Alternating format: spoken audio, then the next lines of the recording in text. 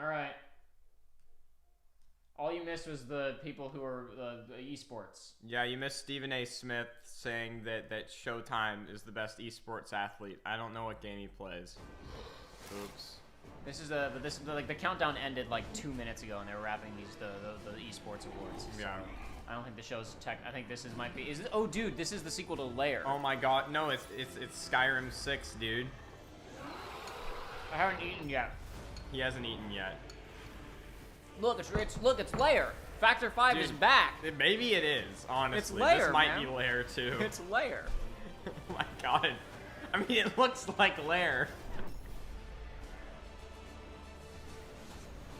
If it's actually Lair 2. Oh, it's multiplayer. That doesn't mean it's not Lair. What if they actually resurrected Lair for PS5 just to give their console the kiss of death? Century Age of Ashes. You can't just do that. You can't just put 2 periods of time at the start of your game's name. It can't be Age of Ashes and also Century of Ashes.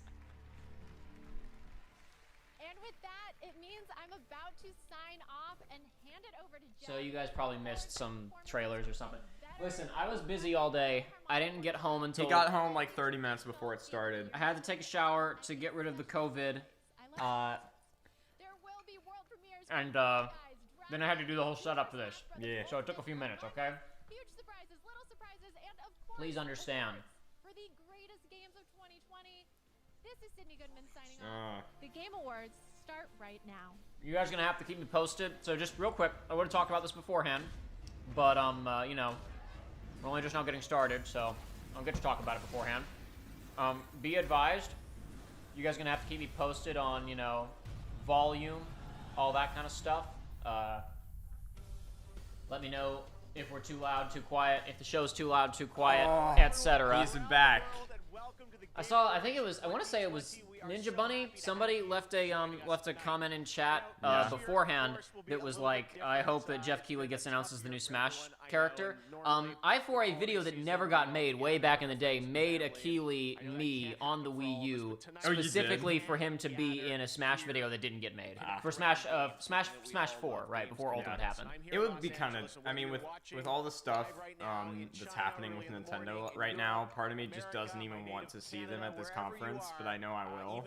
Not conference, you know what I mean. But they announced they're going to show a new Smash character. Yeah, they're going to show a new Smash character. Ago. I honestly, I kind of just want Nintendo out of my sight right now. So honestly, that might just be good if that's it. I mean, it'd be great if there was other stuff, but they're kind of being evil right now. Unfortunately, when you say stream volume, if you mean ours is low, ours is basically just maxed out. I turned up my mixer slightly. Like someone just said show audio. But this is what you get. Show audio is low. I can crank that slightly. Yeah, I can't hear Also, you. do they have subtitles? David Washington, the Swedish I mean, I don't know how they would if it's live, but you never know. No, oh, he just said the Swedish chef. Is Beaker going to show up again? Maybe. Hold on 1 second, folks. I need to make an adjustment on my end. You're going to lose show audio for just a second, but you'll get it back, I promise. Yeah, please. I want to hear it. Got new game announcements. There you go. All there of we the go. things that make the Game Awards special will be here. And what I love about this show is that the entire industry comes together tonight to celebrate. Just like the Justice games. League. Everyone is here. Oh, gotta clap for it. Gotta give it up. And then we have "Come Together" by the Rolling Stones. One of their best tunes. He just said, everyone is here, and then he said, it sounds like you're still expecting someone else to arrive, so we're going right into Smash. Which means, that was like Nintendo. That probably means they have more. Oh gosh. But who knows?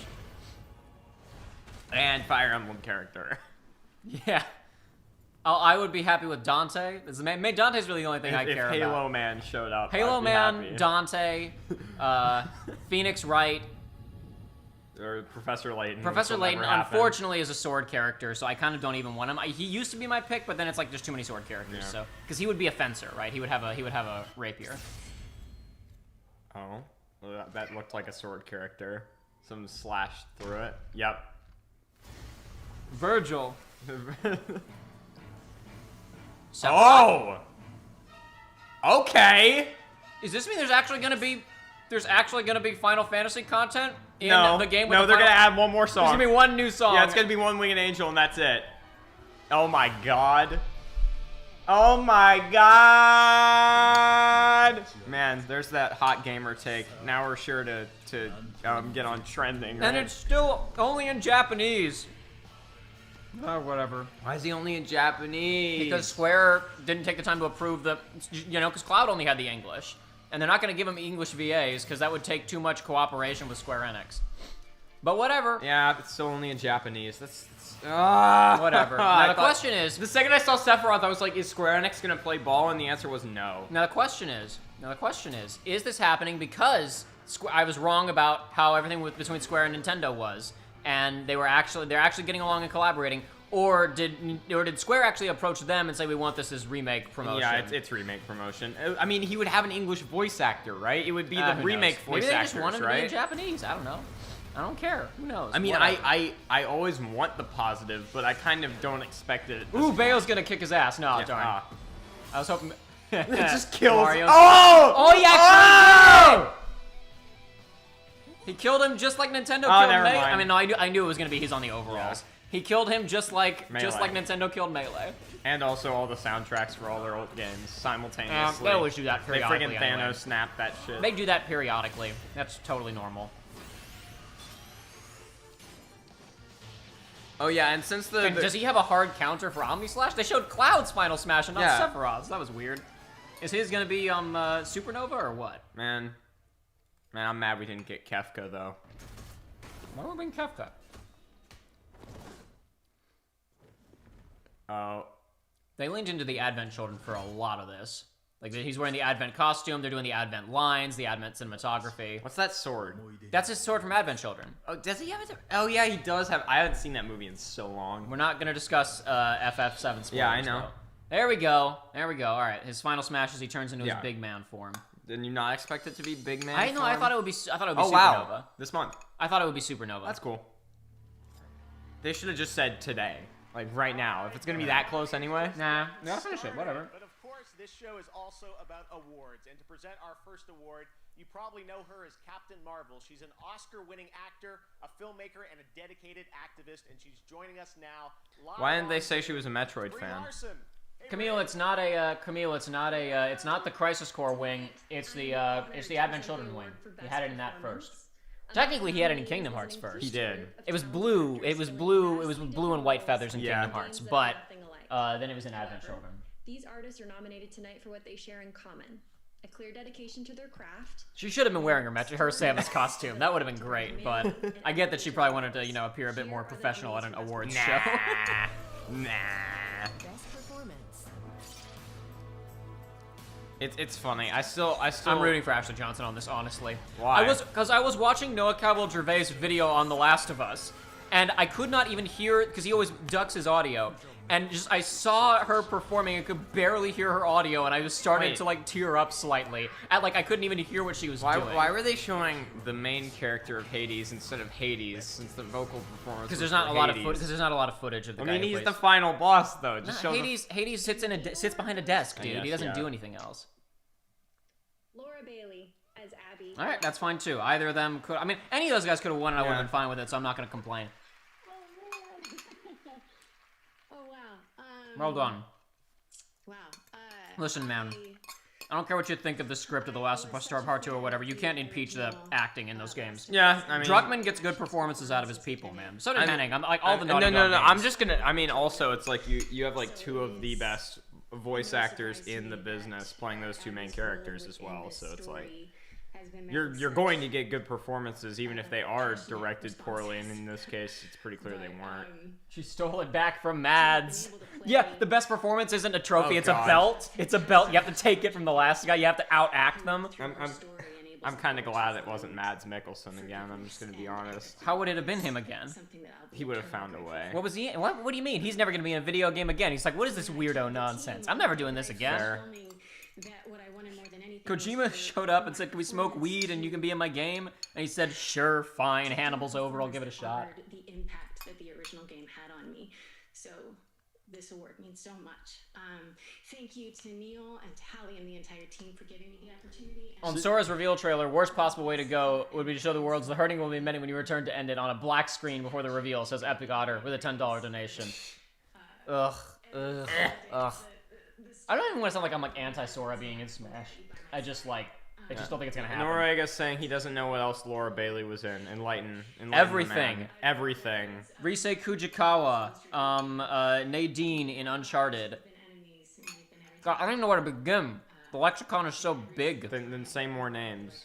I don't even know. Like my brain is like fixing out. Good job.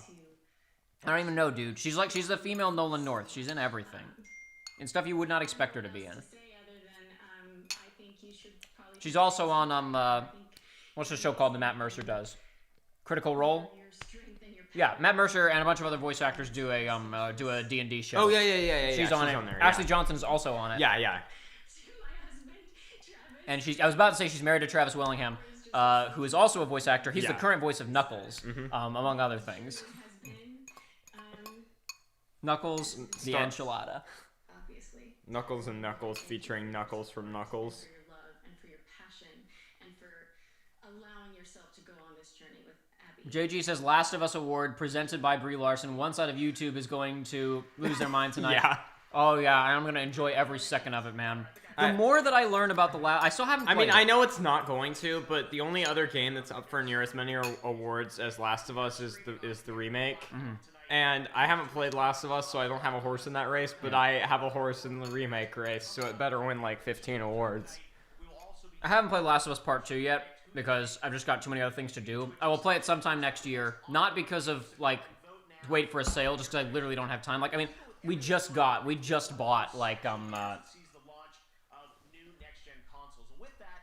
purchased, Star Wars Squadrons, 13 Sentinels, Hyrule Warriors, Age of Calamity. You went ahead and got that. Yeah. I'm the Zelda shill. I and you bought got that the Muso. before the Smash thing was canceled, so, Yeah. Whatever. Yeah. And then before they also shut down Joy-Con Boys. You know about that, right? Yeah. So for those who don't know about all the shenanigans that Nintendo's been getting up to. They've been evil. In addition... Uh-oh. Oh, this is just gonna be talking about how cool new hardware is. Oh wow! Have you ever heard of a solid state drive? It's the coolest, bro. The whatchamacallit, after they shut down FF7 remake already won music. Oh, it did? Yeah. We missed that. We They didn't missed present it. that as a part of the show? Why is that not a part of it? At least they won. That was literally the only award that I had any horse in that race the whole night. If it where hadn't I was have like, won needed to music, win. I would have actually wept openly. I would have on been stream. upset. No, it's not Sora Jop. It's never gonna be Sora. You guys need to stop with this. Oh man, when Sora's getting into Smash, it's never gonna happen. I'm guessing it's mostly because Disney doesn't want to play ball. Let your dreams die. Kill them if you have to. I wasn't going there. Yeah, I was doing the just opposite did it. of don't let your dreams be dreams.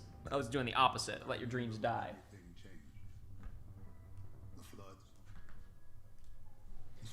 But no, I'm literally after they shut down the Melee thing, after they shut down the Splatoon thing because the Splatoon guys showed solidarity with the Melee guys.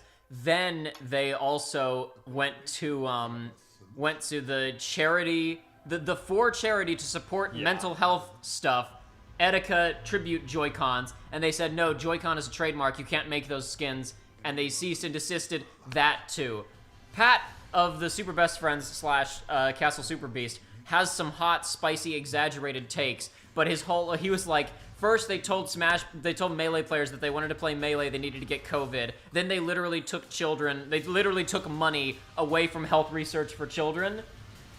The other comparison that he made that honestly I thought was a pretty good thing is like, okay, so you remember when, because a similar free thing related to competitive gaming, do you remember the Blizzard fiasco last year with Free Hong Kong? Yeah. Right? And so it's like, okay, what Blizzard did was morally bad, but like they did have a financial motive. Like if they hadn't done what they did in response to that, they would have lost a lot of money. What Nintendo's doing is both financially it doesn't matter, and it's morally wrong. What is this? I don't know. They said the initiative. I think this is Control. They did Control, Control, right? yeah. I think. Or no. That's kind of the same. I don't remember who. Oh. I don't remember who the initiative is. Okay. I started to say that they were the guys who did. Is that going to be rare again? No, it's the initiative, so it's not rare. Okay, yeah. I guess it's.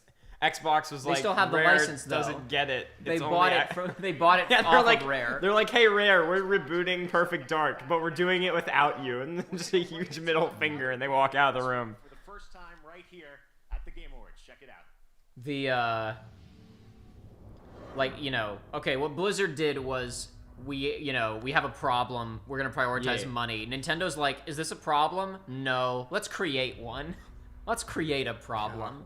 Oh, Quebec City.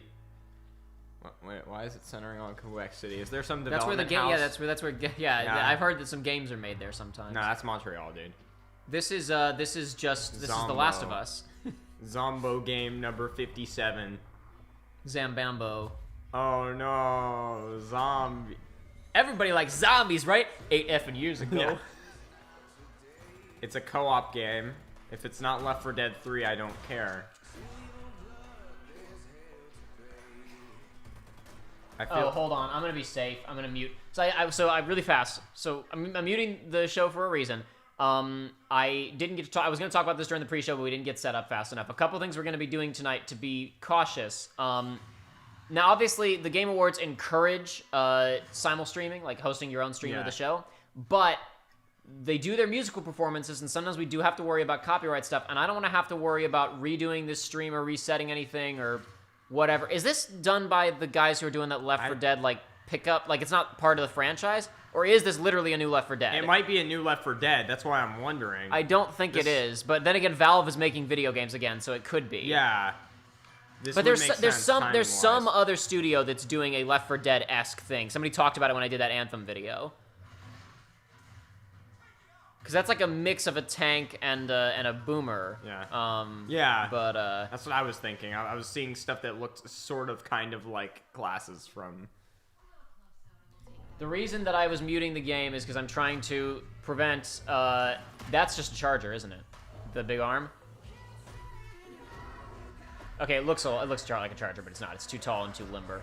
It could be Left 4 Dead again. The reason I was muting it, and I'm going to mute it again, unfortunately, that's the Left 4 Dead pose. It's going to zoom out. It's Left 4 Dead 3. Yep. It's happening. Yep, it's happening. Oh no, it's back. It is Back 4 Blood. This is the tribute game. This is this is somebody else doing it. That's not Valve. Never mind. That's somebody else. It was close enough. They accomplished their mission. Back 4 Blood, and I'm now joined by Yeah, Back 4 Blood. That was the name I was trying to come up with, but Yeah. couldn't. Yeah. This is pretty exciting for all us Left 4 Dead fans. Of course, you guys are known for all the amazing work Left 4 Dead, and now you're building building on the legacy with this new zombie co-op shooter. Yeah, I read about it briefly. I think it's a bunch of people who left Valve and they're doing this, but because they wanted to make actual games. Yeah. Well, hey, you know, they might be making a game now. They made one game. They made un game, and they said Half-Life 3 soon. We swear this time, guys. They didn't say soon. They just said Half-Life 3. We swear. Remember this time, Half-Life 3? It'll be Half-Life 2 episode. They're gonna make Half-Life 2 episode 3. That would be hilarious. It would be really funny. No. If it's like it shows the lambda and then and then a 3 and it zooms out, it's just Half-Life 2, Episode 3. episode 3. Surprise for everyone watching, right? Oh yeah, like Demo on Steam or something probably. But gameplay is king, right? So let's see some of that. Let's see some of that Gameplay. I clapped when I saw it. I clap when they said gameplay. I mean, it should clap. Gameplay's good, except when it's footage of Cyberpunk This is and it's fake. pre-alpha. Oh yeah, pre-alpha. Ooh yeah, woohoo. That means not something. gameplay. Gameplay. There is no game. Sorry, folks. Oh man, Cyberpunk. You know, everything I've seen of that game so far looks perfect. What I was starting No to say flaws. is, what I'm gonna do to try and protect us from copyright issues is, anytime I hear a song with lyrics, You're gonna mute it. I'm gonna mute it or intermittently mute it as a precautionary measure. With the exception of, like, I know Lynn, the singer for Persona 5, is here. Maybe she did their performance in the pre-show, but I know she's here and she's gonna perform a Watch that Persona also 5 have thing. been in the pre-show. I mean, the music was in the pre-show. There was a thing. I can't believe that they No, it announced- wasn't the award. Yeah, Yeah. sure. But no, like, I mean, like when they do like the concert or whatever, like they do their orchestra stuff, I won't mute it. But if folks care about the musical, like last year there was a Cyberpunk musical performance, and I figured, oh, it's safe because it's like from the game, but then it got copyright struck, so I had to, so that like wound up being trouble. Turtle Rock Studios made Left 4 Dead 1. Thank you, JP, for the €5 donation on that one and the extra information. Thank you. The Last of Us echoes Shadows of Pittsburgh. You're saying it's fire. If somebody said it's the Last of Us emblem because you're trying to figure out what game it was earlier. But yeah, so I'm gonna be muting intermittently. I'm gonna be muting if I hear songs with lyrics, just as a precautionary measure, folks. Yeah. And I may even mute occasionally just for protection. Just for Oh yeah, protection. the Persona performance was also in the pre-show. It was in the pre-show? Great, and then we missed that. Whatever. Who cares? You're a dumbass. What do you mean? all I'm a your fault. dumbass. It's all your fault. I was working! You had to take a shower now, didn't you? You didn't care about the gamers. The game. The gamers. The gamers. Man, I can't wait for a bunch of Battle Royale experiences to still be announced now, like 2 years too late. It's gonna happen. Oh, sure, of course it is. But no, Ubisoft announced one at E3, or no, it wasn't at E3. It was at their presentation. Oh, an actual solid release. It was at their presentation that happened while we were filming Jedi Fallen Order in July, and then I haven't heard about it since then. So it's not out. We could see whatever it was here. I remember they announced some kind of Battle Royale experience. There you go, back for Man, I just can't wait for Yosefi Krakowski or Yosefi whatever. Krakowski with flex tape. No, I mean the actual guy. Yosef, whatever his name is, the crazy guy. Oh, he'll be here. Yeah, I guess we don't need to like care about censoring ourselves because he'll make sure that this is R-rated no matter what, right? We will conduct ourselves in the appropriate with manner. decorum, Joshua. I said the F word on a stream last week, and I apologize for that, folks. I don't like doing that. I said it in the heat of a moment while discussing you really enjoy it. the Lady and the Tramp. You enjoy it. Yeah, discussing the Lady and the Tramp. I was. It's clearly the thing that deserves that the most. Oh yeah, Josh, did you realize what day it is today? December 10th? It's December 10th! Oh yeah, yeah. It's not it's Christmas! It's December 10th. I'm gonna hit him over the head.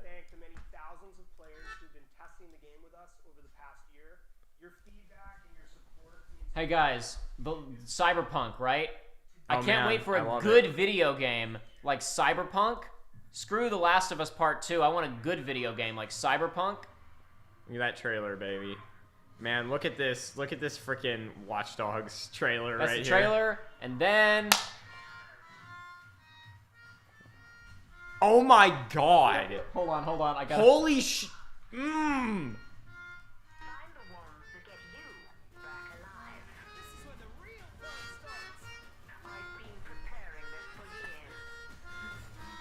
Anyway. Oh god! Oh god! Yeah, it's great. Good stuff, right? Oh, no. Good stuff. Anyway. Some other game's happening. Oh, it's a battle royale. Oh no, is this Apex Legends or is this a new battle royale? This looks like a new battle royale experience. And you will be Gamer Girl Queen. You will be Gamer Girl Queen. You'll have Cheeto Puffs on your fingers. On your fingers. And Twitch Prime will be mine. Yeah. Scavengers, a new battle royale experience from Spatial OS. I know that was the OS for it, not actually the company making it. But it made it sound funnier. Sorry, there's audio back. I turned it off for a second there. My bad. Sorry. PlayScavengers.com. Sign up for free, and we'll see you in the game. I can't wait to drop off the battle bus. Is this what's this? Focus and Sumo? I don't recognize. I thought it was Crusader Kings for a half a second. No, that's Paradox. That's Paradox. That's why. I'm the ultimate Paradox. I know you are. Yeah, no. I'm telling it for the sake of the audience. The two things I shill for are the evil company known as Nintendo and Paradox, the even more evil company. Those are the only two things I shill for. I swear, guys. This looks interesting. I don't know what it is. It's another company deciding they're going to take Assassin's Creed's down. lunch because Assassin's Creed stopped now. trying. Okay, no, it's more of a multiplayer game. Maybe it's like maybe it's more like a whatchamacallit. Is this the guys who do what's that game Chivalry? called? Chivalry. Or no, because Chivalry's out. What's the new one? I'm looking at the chat and see if anyone understands what is happening. No, they don't. Gosh dang it, guys! You're supposed to help me on this. Legends. Apex Legends. Hood. Robin Hood game. Okay. So it's an expansion for an existing game that I haven't heard of. Yeah. It's a good sign. That's always great. No, I mean, it looked kind of cool. We learned something new. Hood. We learned about something new today. Oh. Indie World. Oh yeah, their indie show. They're gonna show off their indie showcase. they're indie games. Don't worry, we'll copyright the soundtrack. I want to see footage of Bug Fables. It's so we can just go buy the good one instead of the bad one. Okay, If they showed footage of I both will fables, say- it would be funny. But they won't. The fact that they They've are... now shown, like, Yeah. they've shown the same They've games shown the same 5 games times. like 5 times. What was that about? They only showed 5 games. I will say the fact that they're doing this, like, now makes me think they're gonna have more later in the presentation. Oh, maybe. But I mean, last year they didn't really have anything, so... Well, I mean, whatever. but they started with the Smash thing, and I feel like they would have put that at the end. Listen, the only circumstance under which tonight I will clap for Nintendo Breath is of if... the Wild 2. I was gonna say if Metroid appears. Okay, fair. You're wrong, though. I'm kidding. Metroid Prime 4 is cool. If Bayo showed up, that'd be neat, but that's really a clap for, that's a clap for, That's a clap for Platinum, not yeah. for Nintendo. Only 3 of our indie partners, though. We don't care about any of the other ones. Only the ones that win awards for us. But you can't. What? Anyways, She was doing the pre-show. Indie Game Awards have She was one. Oh, yeah, hosting no, the what did pre-show. she say? She said, "I thought I bet you thought you could get rid of me, but you can't." That's what she Oh, said. okay, 'Cause she I said it's didn't time hear. for me to sign off, folks, when the pre-show ended, Ah. and we got into the proper show. You can transport yourself to Final Fantasy VII's train station. What? Transform into the Doomslayer, don the mask of the Ghost Oh, of it's Tsushima. Snapchat. It's for the it was Snapchat filters for the 5 nominees for Game of the Year. That's interesting. I don't do any of that social media I don't have Snapchatters. To show off some of your beautiful creations. I don't do Snapchatting. Oh, I love Forza, guys. We're gonna do another level. Guys, the other thing I never mentioned that I shill for is Forza and the. I love cars. Still could be worse. Man, I wish I was the kind of guy who could get into racing games, but I just do not get the appeal. I get it, but I never played get a it, good but one. No, I wish that I could, because I love cars and racing and Yeah. stuff, and I wish that I could get into it, but I can't. Look at the Cybertruck. except for Mario Kart. Look at Tesla's Cybertruck in the it's in the game. Cybertruck. There you go, Forza Cross. People are still asking about what Nintendo did. Please explain. What did I do? What Nintendo did? Which thing? I already talked about the Joy-Cons. They canceled the Smash tournament because they were using they were using a mod to play the game online so that they wouldn't have to meet and give each other the coronavirus. And Nintendo said that's Piracy. modifying your copy and therefore piracy. We're gonna shut you down. Basically, there's an annual Melee tournament that it's not just Melee, it's other Smash games that like always happens. Like it's a yearly thing. Yeah. And basically, so they didn't have to meet in person. They said we're gonna use the network solutions that fans have developed with like rollback netcode and all kinds of stuff, and we're gonna run Melee. We're gonna do it remotely. We're gonna do an online tournament with the systems. That way, we're created. not endangering anyone. That necessitated using ROMs of the games and using fan-made online compatibility, and Nintendo said that's illegal, and so they ceased and desisted the tournament. All right, well now it's time to reveal the winner. The nominees are joining us here. Hi guys. Jack Doubt, I wonder what game you're hoping for in this. Is this a multiplayer game? Yeah, it's a multiplayer. I'll go for Warzone because it's the only one I've played. No Man's Sky. Was it most improved It's or most best improved. community support? It's like Labor of Love, I think. Because there's one for best community support yeah. as well. Yeah, that's the one I think. I was not expecting that. Oh, I Probably remember wasn't. He was you. in the middle of a I drink. remember you. He was in the middle of taking a drink because he thought that he wasn't going to be on camera. He's got a little BB-8 on his shelf back there in the top That right. man, I remember this man. He was the man who said you wouldn't be able to do anything. Remember? Yeah. Can I ride a dinosaur? No. Hey, he put stuff into the game eventually. Yeah, he did. No Man's Sky is such a wonderful game to work on. No, this one, in this category, I believe both of the multiplayer categories, best multiplayer game and best community support. Yeah. Honestly, even though I don't play it, I voted for Apex Legends. That's fair. On the off chance that Respawn might win an award. Fair. Yeah, no, also, to follow up on what I was saying about Smash, then one of these Splatoon tournaments in North America, what did they do? They did something in solidarity with, and then also got cease and desisted. Oh, so no, the official Nintendo-sponsored Splatoon Open tournament, the teams changed their names to include the free Melee hashtag to show solidarity with this other competitive Nintendo scene. And then Nintendo said you are no longer allowed to broadcast the tournament, which is essentially, canceling the tournament. Yeah, canceling the tournament. So they set up their own unofficial tournament with blackjacks and hookers. Yeah. But anyway, yeah. So basically, some people said some people's Splatoon players showed solidarity with Melee players, and Nintendo shut them down for showing support. For how dare they show support. And that was why the comparison was made to Free Hong Kong Watch this with be the an Blizzard ad. situation Watch from this last be an year. ad for Cyberpunk's Day 5 patch. Because the Free Hong Kong thing, like, actually had massive financial ramifications. Yeah. Because they're like 50%. They're like 50% of them. They're is like owned by 49% owned by company, Chinese companies, and China's a huge market for them. So like, it was a bad decision, but I understood the financial decision. Whereas Nintendo created a problem.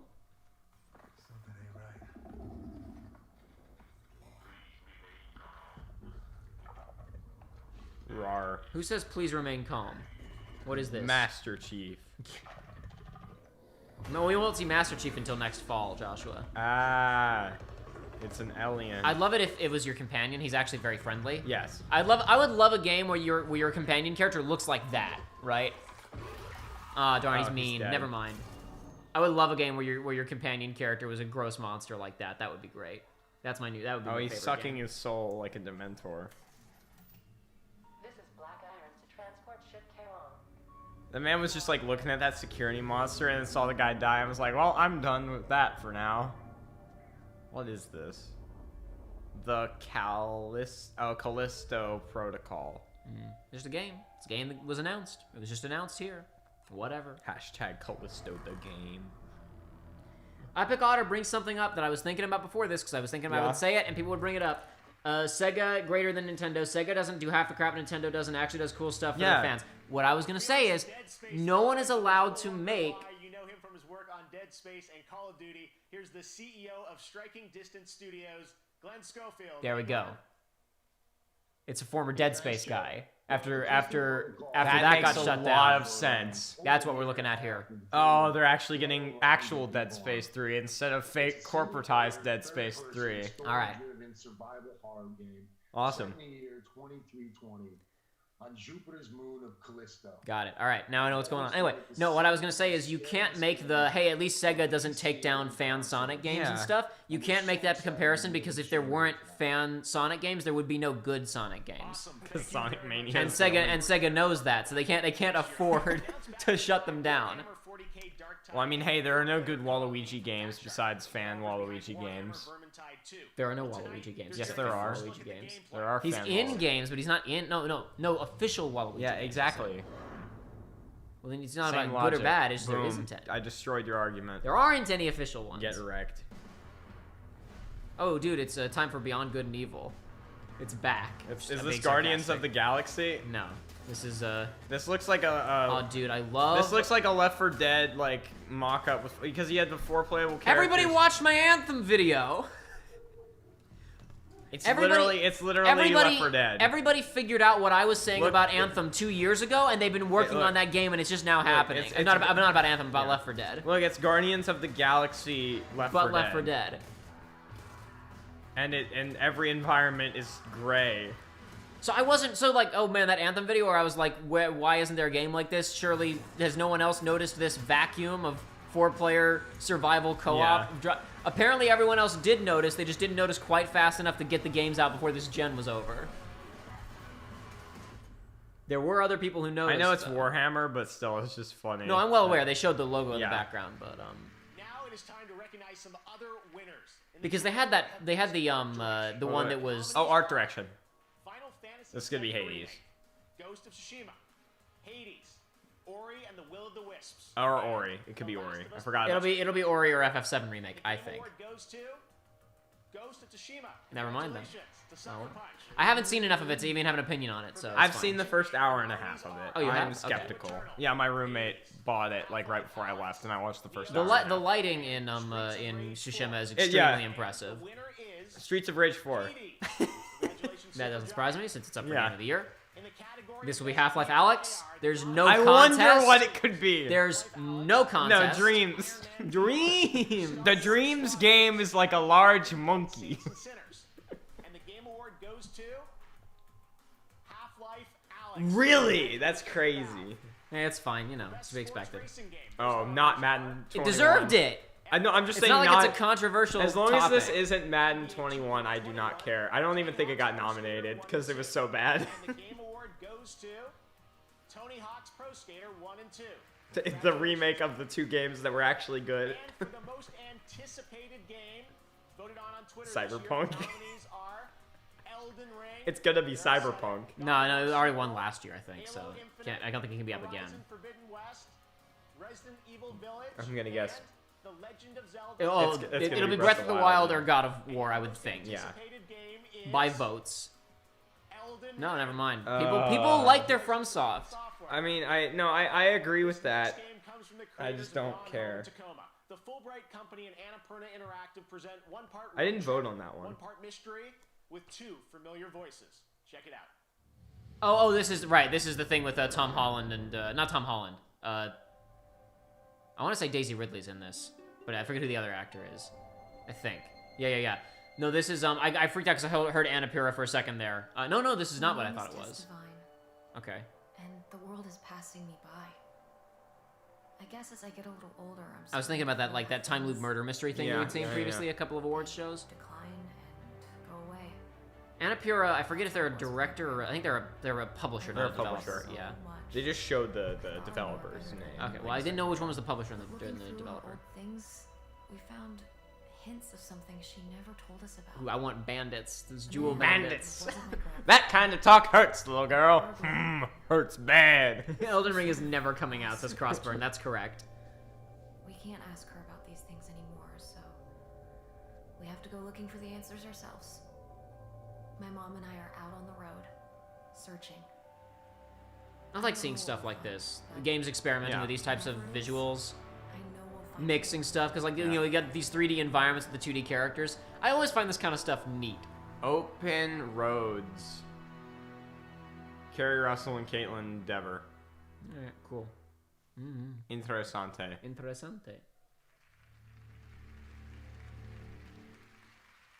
Once again this year, yes, Fury Raid Sephiroth's Smash trailer happened at the very beginning of this thing, and it was the first thing they showed. These are our global gaming citizens in partnership with Facebook Gaming. Our first honoree tonight is Latinx in gaming. How do I become a gaming citizen? How do I become a gamer, Sorry, man? I didn't even get through. I'm kidding. This is global probably going gaming to be cool. Citizen. When I was starting in the games industry as a Latinx person, I felt quite invisible. It still feels like I'm the odd one out. What's that? I felt alone. Yeah.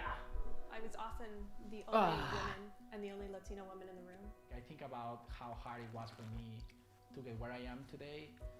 Oh boy, you're gonna get. Oh boy, you're on Halo Infinite. Oh, I feel sorry that you. I mean, congratulations for getting to a really cool studio and a really good game. I'm sorry to tell you that you're stuck on a game that's never gonna come out. Yeah, just try to use your infinite money for good rather than evil. From a really small group. That's literally what Halo Infinite means you know, now. It just means Halo man, Infinite money. Saying I worked on Halo is a really good resume builder, even if it. Oh yeah, I know. And journalists and marketing and fans. Pave the way for people like me. When was Halo Infinite announced? It was 2018. announced. Yeah, it was announced. Yeah. It was announced when it was still the Scarlet, right? Yeah. Because I talked about it in my 2018 video. Yeah, it was announced in 2018. I think. And it's been pushed to. It was supposed to come out this year, right? Yes. And that's been pushed to next. It was supposed fall. to be a launch title. It's a year behind. Hey everyone, my name is Anna Donlan. I am the executive producer of Valorant, and I don't want to act like that's like a terrible thing. Oh, she runs marathons. Yeah. She does the Disney marathons. I don't want to say that that's like a implicitly negative thing or whatever. It just makes me worried. Yeah. I mean, I guess I'm not worried because I'm not invested in the quality of Halo products anymore. But this is literally just WoW Valorant, man. Vital pieces of our community. Honestly, the ones that got us started in the first place. I was very lucky because I didn't get into Halo until after Halo 3 was out. Yep. And then I stopped caring about new Halo products after Reach came out. Yep. So I had the optimal experience of everything is right there to be enjoyed. And it's all incredible. And it's all good, and I don't have to worry about Halo again. Okay, yeah, let's come up with something to talk about. That's what I'm talking about. I just talked about it. Hey, look, it's Valorant. I played that game for like a week. I got this. So this game is Counter-Strike, Jacob. Yes, I'm familiar with Valorant. I know what Valorant is. Do you though? Yes, I've watched a lot of footage of Valorant. I understand how it works. I get it. It's arcadey superpowers CS:GO. I got it.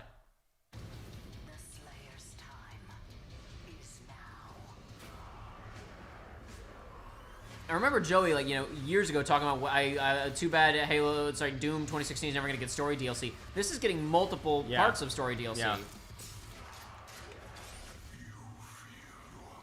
The ancient gods. Yep.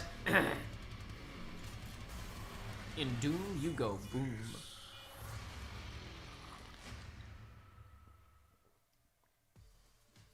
Earlier today, we tweeted out that there is a special event happening right now in Pokemon Go. Well, Yes. I'm so glad. How can you have a special Let me event? grab my Poke phone. How can you have a special Oh, event? it's Whoopers! My favorite Pokemon! How can you have a special Look at all them event- Whoopers! How can you have a special event in Pokemon Go during a global pandemic? No, Sora's not confirmed for Smash Epic Otter. We already discussed this. Please, no. Thank you for your donation, Epic Otter. Sora will never be in Please, Smash. no. Everybody, stop talking about Sora being... Yeah, this might be just doing it to annoy me. I know, I know. and I know that, but there are other people out there who are not. This is Disco Elysium. Yeah. That studio tease they were gonna show something today. I wonder if they'll thank Marks and Engels this time. Who knows? This time they'll just straight up thank Stalin. I'm kidding. Okay, fine. Just an extended edition. Oh, okay. It's at the final cut. Solve a murder with a unique skill system at your disposal. That's fine because this didn't this only got buzz Yeah. because of reviews. You know, like it wasn't Yeah. a big deal at launch. So you know, put out the expanded edition. Actually have a bit more of a push behind it and some buzz. Make some more money. Go right ahead. Do it. Meet and get to know more of the locals. Welcome to reality, baby. Sure thing, champ. Lead the way. If you could only find your gun. It's okay. With full voice acting for every single one of the cities. There we go. That's a big new feature. that is huge. That's a new feature. And machine washable, darling. That's a new feature. A bigger mark behind you in new quests. You're big boys. You can handle it. Casey Keith says Square Enix is too greedy with their properties, so let Sora and Smash has nothing to do with Square. Has everything It's to do with Disney. It's all about Disney. All about Otherwise, Disney. Sephiroth wouldn't have gotten in just now. Spoilers if you're just joining us. Sephiroth is now in Smash. Well, he will be later this month. And he also only has a Japanese voice actor because of course. Probably.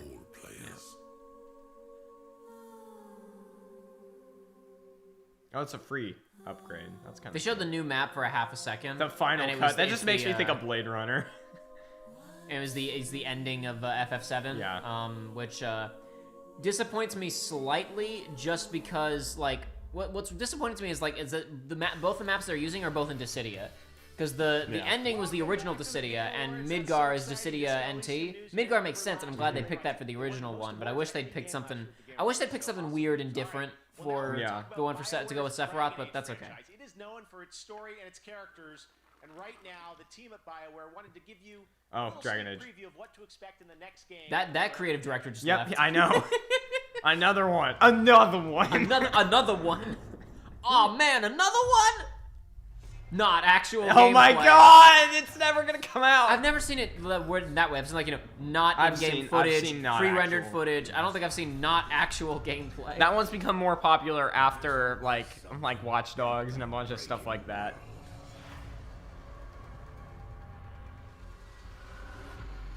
BioWare. It's time for a new hero. No magic hand. Otter, I was joking around about the Sega situation earlier. Let's be clear. I was making big sarcastic jokes about the Sonic fan games and whatnot. I was making jokes, folks. Making jokes. Though actually the Sega and Atlas, Atlas did a pretty in-touch thing recently, but I guess it's because they finally made money, so they realized, oh wait, we can make more money, because I mentioned in the World of the Neo video that Persona 4 Golden had sold almost as many units in 1 month on Steam as it had sold across the PS2 and Golden versions. Are they just showing Dragon Age, not Dragon Age 4? Is this a soft reboot now? Maybe it's gonna have a subtitle, because it was Dragon Age Inquisition was the last one. Right? It's probably gonna have a subtitle, and they're not ready to announce it yet. But he's inside the gamer cube. He is in the no. That's a gamer dodecahedron. Gamers don't know what dodecahedrons are, so it's gamer cube. Oh, speaking of Sega. Best thing is Sephiroth. Oh, hold on. Somebody's singing. I'm going to follow my rules established previously. Yep. I'm going to be cautious, and we're going to mute that. I'm going to finish what I was saying a second ago. As I was talking about in that Neo video,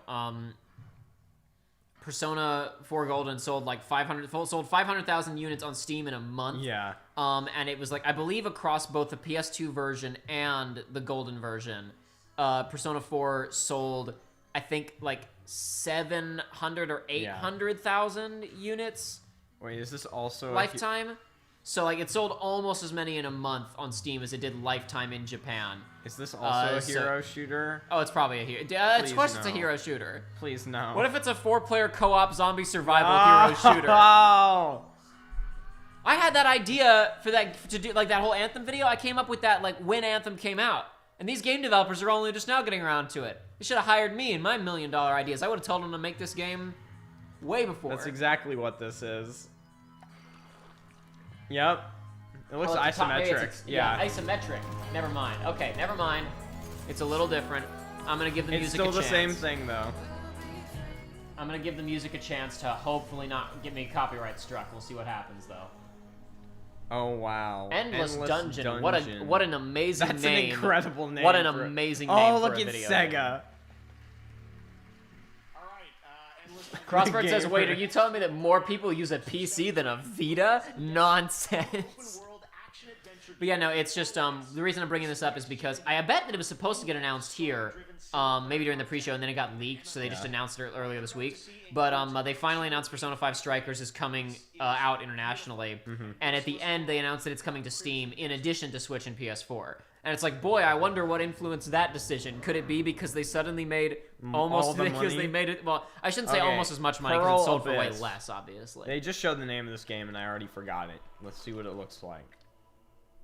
Isn't the name Pearl Abyss, or is this a location in the game? No, Pearl Abyss is the studio? freaking studio. Okay, whatever. Pearl Abyss is kind of a cool name.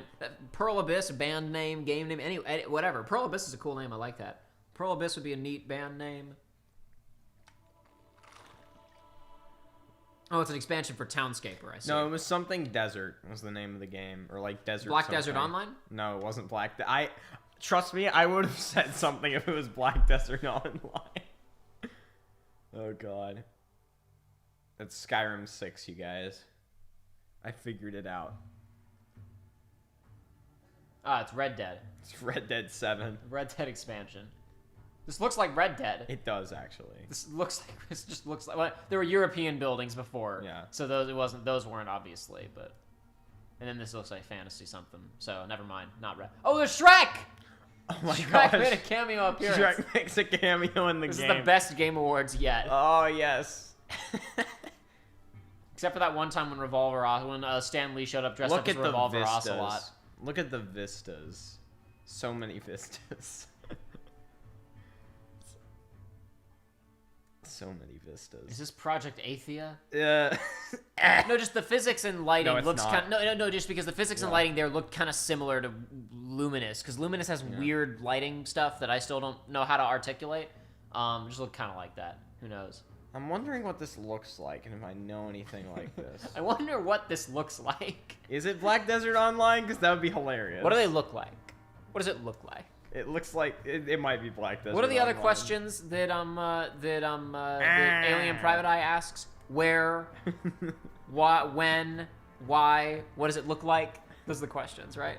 Oh, he died. This looks like Black Desert Online. Welcome to the world of Elder Scrolls. Oh my gosh, he's gonna come into the real world. He walks out of the TV. Oh, this combat looks really dodgy. This looks horrible. Not horrible. Well, it's just the frames presentation were dropping. the presentation's weird. Like this is. Yeah. You remember when people complained about the particle effects in FF7 remake, but it never hurts the readability. There, I was like, I couldn't tell what was happening. FF7 remake is actually incredibly readable. Okay, it's just the frame drops on this keep getting to me. It's a bit weird, but I guess that means it's real footage and not just fake nonsense. Black Desert Online. I actually have no idea what that this health is. bar is real. Yeah. Those meters are totally real, guys. I mean, I don't know. It could also be the stream freaking out. It might not be the raw footage is messing up like this. It looks bad. Just the footage. Oh, it's making my eyes hurt. Might be really good. I don't know. It's Sword Art Online. Exactly. Look, it's Kirito, guys. Rainy Heart says, just got off work. What did I miss? New character in Smash Ultimate is Sephiroth from Final Fantasy VII. I know. I'm mad it's not Kefka, too. What else? What else happened? Trailer for... I mean, obviously, a couple different game trailers were shown, but nothing, like, super-duper remarkable. No, FF7 won soundtrack, which is deserved. Good. I'm not gonna say it's one of the best. Like, it's not like the Hey, best. look, it's Shrek again. I saw Shrek again. Yeah, there he was.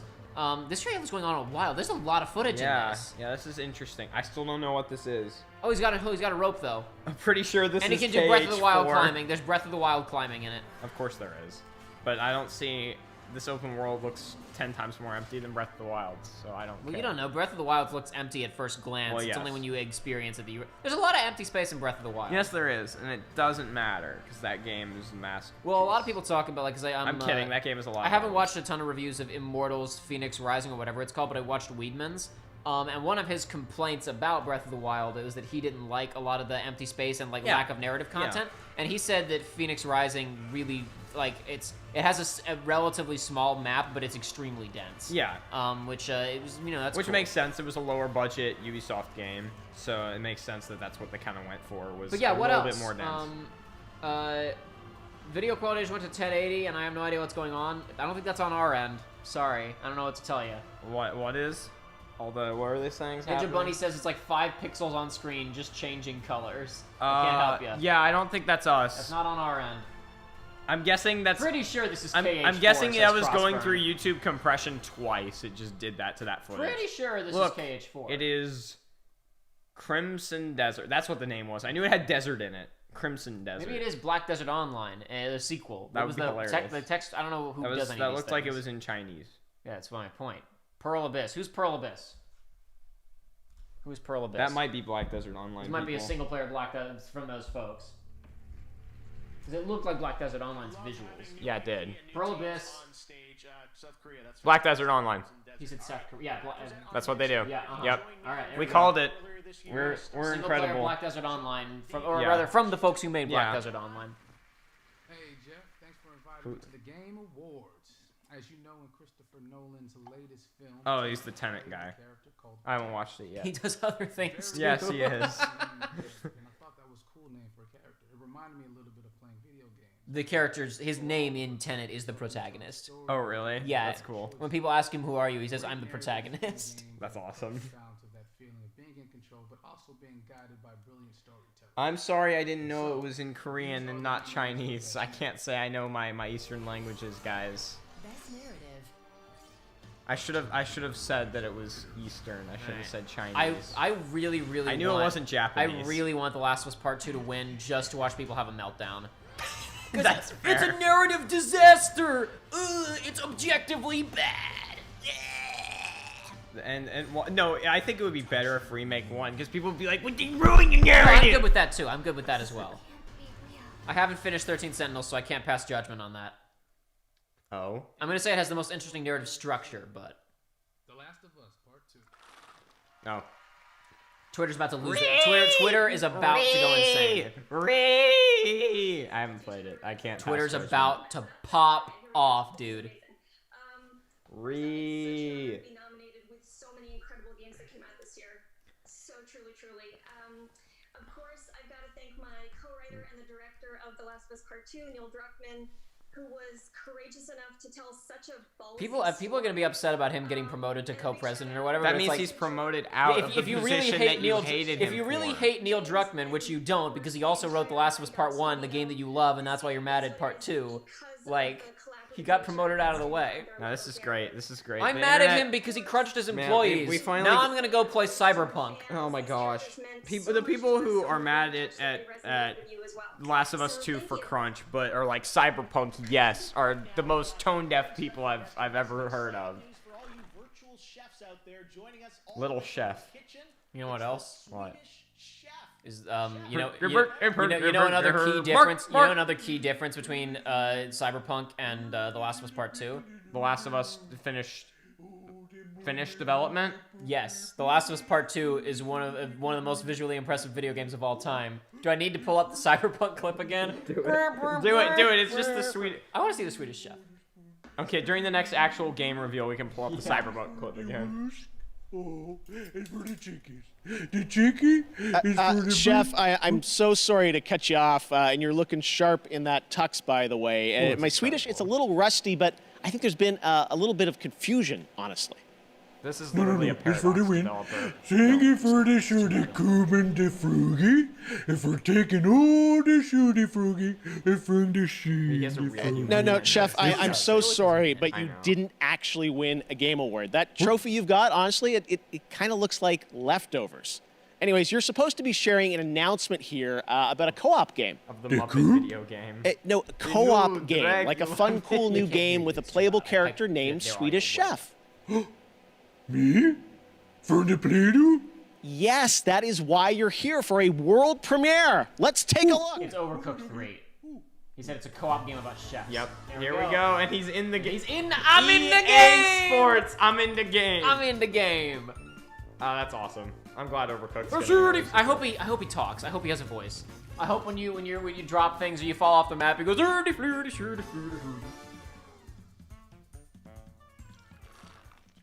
And there you have it. What do you think, Chef? So I was just telling Jacob, this is just what a Paradox developer is. And you make fun of me for saying stuff about Ubisoft developers. All right. Well, congratulations to the Swedish Chef. I mean no disrespect towards the incredible people of Sweden, but I'm sorry. I'm sorry. It's funny. I'm sorry if you don't have a sense of humor.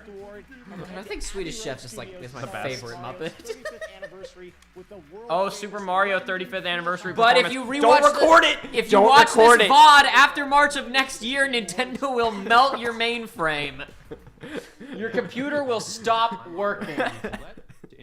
We can go with the VCR with lasers that'll shoot out and kill the person like Raiders. JG, the Disney is doing something with the Muppets right now. There's a new series there's a new Muppets show on Disney Plus right now.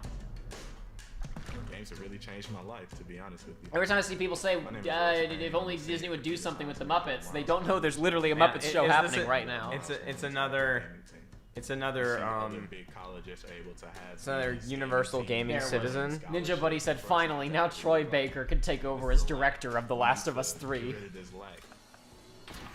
We're just a collection of HBCUs who have different passionate gamers who want to compete against one another. We played against some good competition so far. Just being able to really break into that space and open the door for others to come behind me, that's huge for me.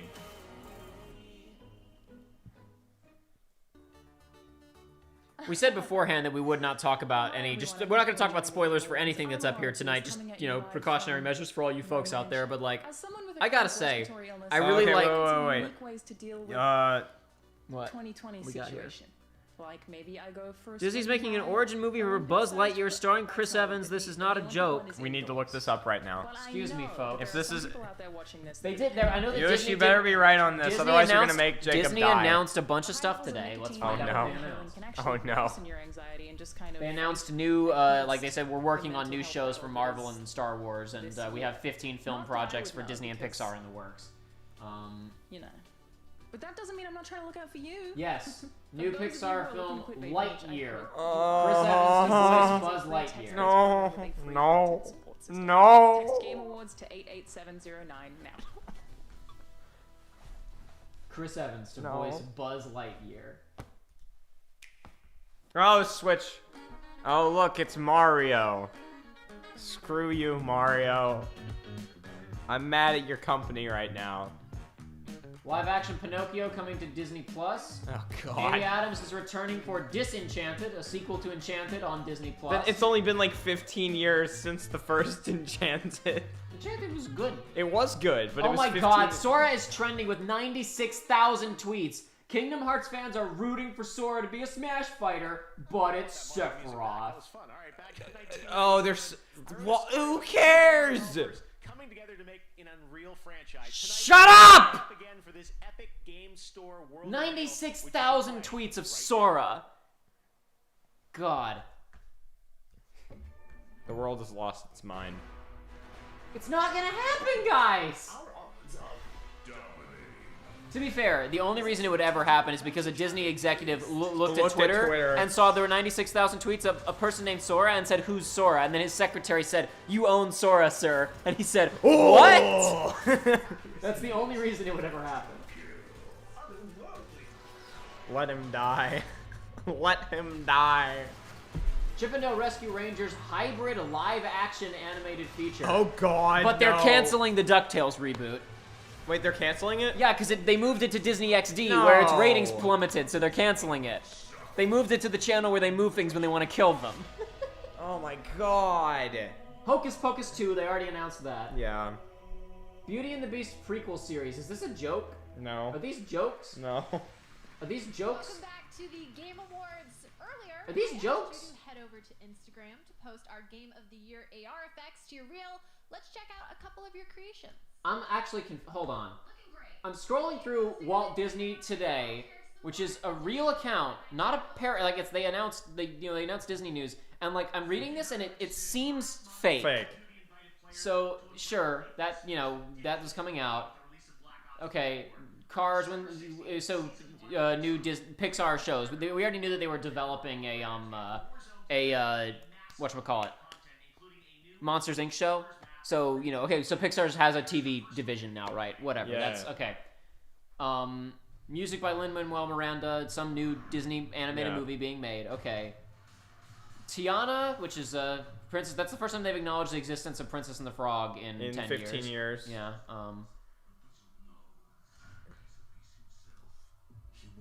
He is a piece of the puzzle, but he does not know he is a piece of the puzzle. Oh, it's that same map from Alcatraz Blackout. from Black, and they're just putting the map from.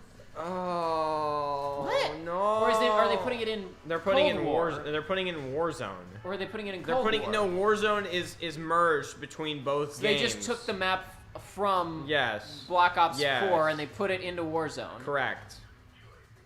Okay, I mean Alcatraz was fun. That was a fun map. Cool, Warzone stuff, whatever. Okay, anyway, back to this. Tiana, Zootopia, Baymax, and Moana series coming to Disney+. Oh, Lord. Amy Adams returning for Disenchanted. Pinocchio, Chip 'n Dale Rescue Rangers, Hocus Pocus, Beauty and the Beast prequel series. That was when I stopped. That can't and be I said real. this must be a meme. That's when I stopped because I felt that it was a joke. That can't be real. That was when I stopped and started pulling the stuff over here. Indiana Jones in pre-production. We knew that, yeah. Star Wars Visions anime series. So we're finally going to get like a 2D animated Star Wars show again for the first time in 15 years. That could be good. There hasn't been a 2D animated Star Wars show since Genndy Tartakovsky. Yeah, I know. Hayden Christensen to return as Darth Vader in new Obi-Wan Kenobi series coming to Disney+. See, I read that and this, and I was like, is this a parody? Is this real? Is this happening? Is this real life? Is this just fantasy? Wasn't going to be easy to pull off, but we had to try. I know how much we all love video game music. Well, I'm really proud I screwed up. What we've got for you right now. Copyrighted. This is an anniversary year. No, watch the Game Awards stream just stop. Nintendo has flagged this for copyright reasons. Oh my god, if it got shut down midway through, what are you doing, Jeff? We didn't say that you could show Mario. We didn't say Mario could come to your event. Put Mario in the game. When did I say that you could invite Mario to the Game Awards, Jeff? When did I say that Mario could come to the Game Awards? I didn't say that. I would know that I said it because I would remember saying it because I would have been the one who said it. No, this will be great. They're only going to play, like, the original Mario theme. And no, like, it'll be this and Gusty Guardian Galaxy and nothing that'll else. be it, exactly. I was about to say that. Sizzle reel for the Andor series, which was announced like 2 years ago. Wait, that man, Guy McAxon is getting his own show? You didn't know that? Yeah.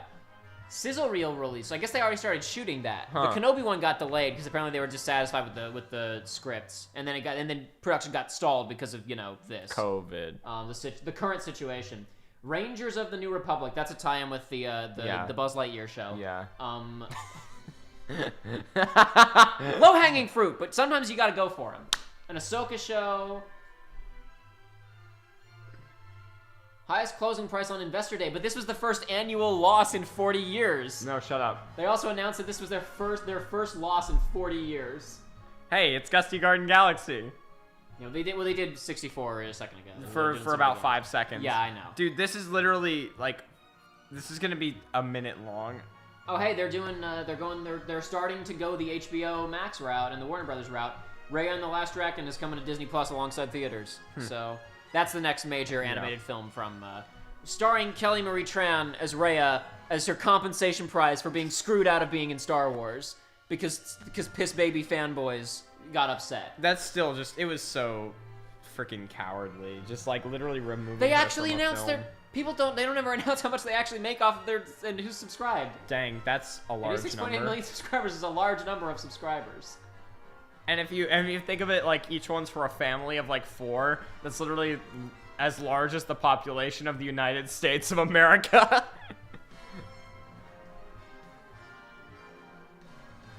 Alright, that looks like that was all some of those felt fake. That was a wild ride. That was a wild ride. Now, I didn't mute that performance, but honestly, that was so, wait, it's already over? Yeah, we talked through the whole thing. It was lengthy. No, it was okay. They did 4 pieces. Shut up. They did 4 pieces. Shut up.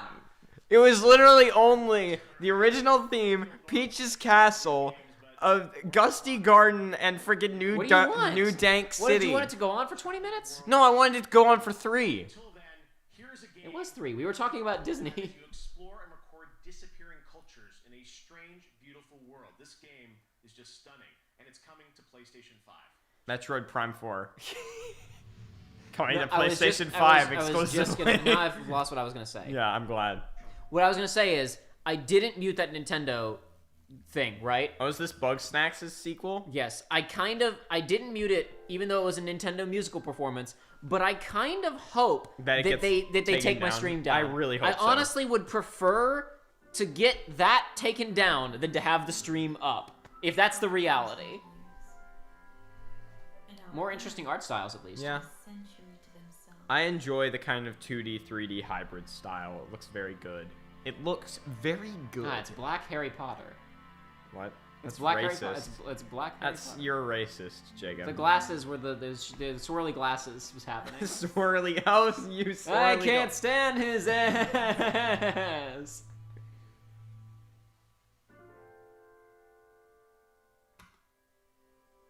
Man, remember when the Zelda 30th anniversary orchestra thing happened? It was 45 minutes long. Joshua, it was a performance at the Game Awards. I don't care. They're all short. They're all short. I don't care. They're all short except for the embarrassing ones that go on for 10 minutes. Are you ready to rage? Are you ready to die? That wasn't at the Game Awards. I don't care. There at E3 it makes even less sense. Now it's time to present another Game Award. She's the star of the upcoming film Wonder Woman 1984. Here is Gal Gadot. Hey, Gal. Thanks, Jeff. That's also going to that's all on HBO Max, right? Well, yeah, because it was supposed to come out in spring. That's supposed to come out in March, dude. Yeah, I know. Yeah, it's supposed to come out around the same time that James Bond was. Yeah. They focus on subjects that can. That James Bond movie was too expensive for its own good. Well, it's Yeah. I don't even know if because I'm sure some of these other movies were really expensive and they're still going Yeah, here. I'm sure Dune was really expensive. Dune. I would guess that the problem with why No Time to Die can't come to streaming services is because of the it's too expensive. No. Aston Martin, Heineken, and Omega all paid for international theater audiences. You're right. That's why. Is this? I forget which award this is. We were talking over it like Games assholes. for Impact. Games for Impact. Nothing good comes from stirring up old memories. We don't really have a choice about that. I voted for Kentucky Route Zero on this one personally. I had no horse in that race. I consider. I don't know. I haven't played it. I've watched a decent bit of it and I've read about it a lot. Tell me why. I was I hoping. don't know anything about that. I was hoping it would be through the darkest of times. That way, I could joke that they have a World War II bias, just like the Oscars. And on behalf of the entire team from both Don't Nod Entertainment and Xbox Publishing, thank you so much for this award, and thank you so much for all the love that you've shown Tyler and Allison and their journey. I'd like to express our team's deep admiration for all of tonight's nominees, especially those that have used their platforms to tell stories about trans and queer people with sincerity and heart. That's what theirs was covering. Okay, I gotcha. Again, all of these are specifically about like they're all message games. And see, that's why I was like the World War II one, because that way they can show that they also have World War II bias. Games for Impact, Fury Wraith. Games for Impact. Us live. The tech is working. This is amazing, and it's so. This is like well, no, I mean it is. It hasn't. There haven't been any screw ups yet. There haven't been any screw ups yet. Nintendo's gonna win an award, and it's just gonna go into like a propaganda message. It's gonna cut to Shigeru Miyamoto going, "Is this computer? What is internet?" Slapping a desk. It's the Croods.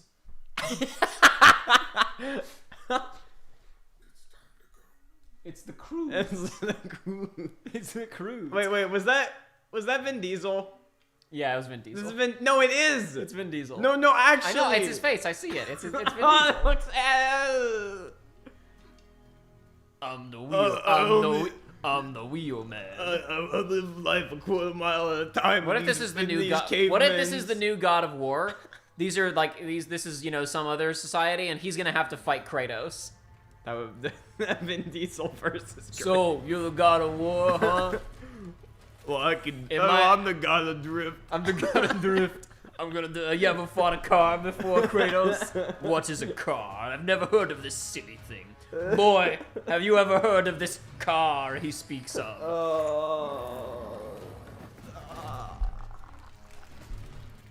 You know what they say about street fight? Wait. The street always wins.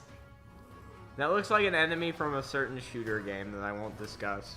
Because spoilers. Vin Diesel was here last year for the Fast and Furious game that was bad. Yeah, I'm just saying this looks like the enemies you fight at the end of that one shooter. This sure looks a hell of a lot like Vin Diesel. It is Vin Diesel. But it could be a coincidence. Shut up. You want to know how to die? It could be these guys are gonna get sued by Vin Diesel tomorrow. You don't know. Yes, that's. They could just. You Vin don't know. Diesel starring in his own Monster Hunter game. Is this gonna be Turok? Oh my! Is this gonna be Turok? Holy shit! This is Turok, isn't it? Is this a Turok revival starring Vin Diesel? Because I am here for it. I haven't seen a gun yet, and there are guns in Turok. But, Well, they would hold that till the end. Because with the aesthetic, it would have given it away. We'll see what happens. Turok Origins, he only has spear. Turok Origins starring Vin Diesel. Vin Diesel is Turok Origins. Vin Diesel is Turok N64. It's probably not Turok, it's just the Dino game. It's a Fast and the Furious prequel, says a Ninja Bunny. A deep prequel. The deepest of prequels. This is the new Fast and Furious. They get in the Animus, and this is about his ancestors, how they learned to be both fast and furious. In the old days, to survive, we learned we had to be fast and furious.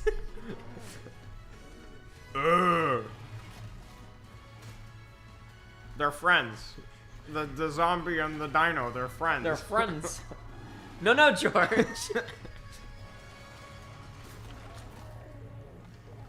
No. Maybe it was. It's not Turok. That's depressing. It's legally distinct Turok. Yeah, seriously. The Nakmar, Oh, is this possibly. Ark? That thing in his Ark hand Survival. is from Ark. It could be a that single diamond player campaign. Yeah, Ark no, thing. that diamond thing is how they craft things in Ark. I've seen gameplay of it. Maybe it's some kind of single player This is expansion for Ark Survival. Yeah, this looks. Joey's finally gonna get, because he's always talking about there's no good dinosaur games. Ark is decent. He may finally get his dinosaur game. Yeah, this is Ark though. Maybe, who knows? No, it is. Or it could be that's Turok. literally the thing. Or it could be now Turok is ripping off Ark. That's an engram or whatever it's called. I forget what it's called. Or Yes, maybe it is Turok. Yosh says the animation looks so weird. There is something kind of weird going on with some of the pacing here. I don't know what it is. Can't quite explain it to you. I don't know what's going on there.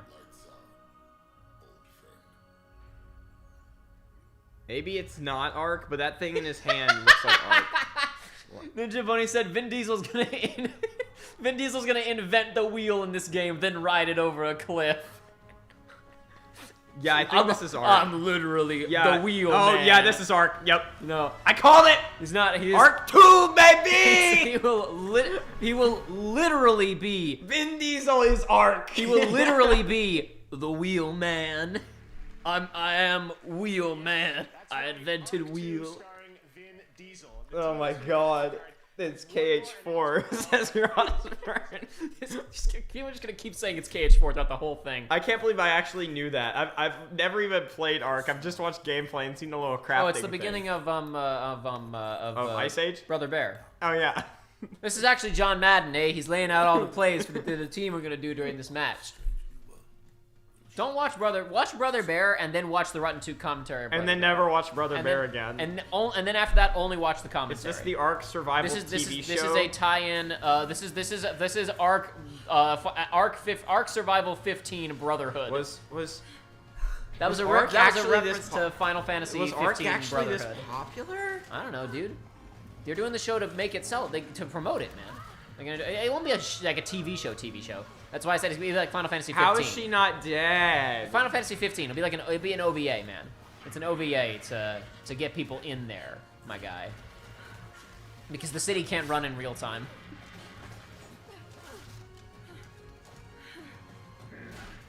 Dino Man. That was nice. That was good stuff there. Yeah. That was alright. That was better animated than the Vin Diesel part.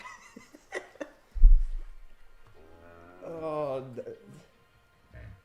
Go ahead and say it.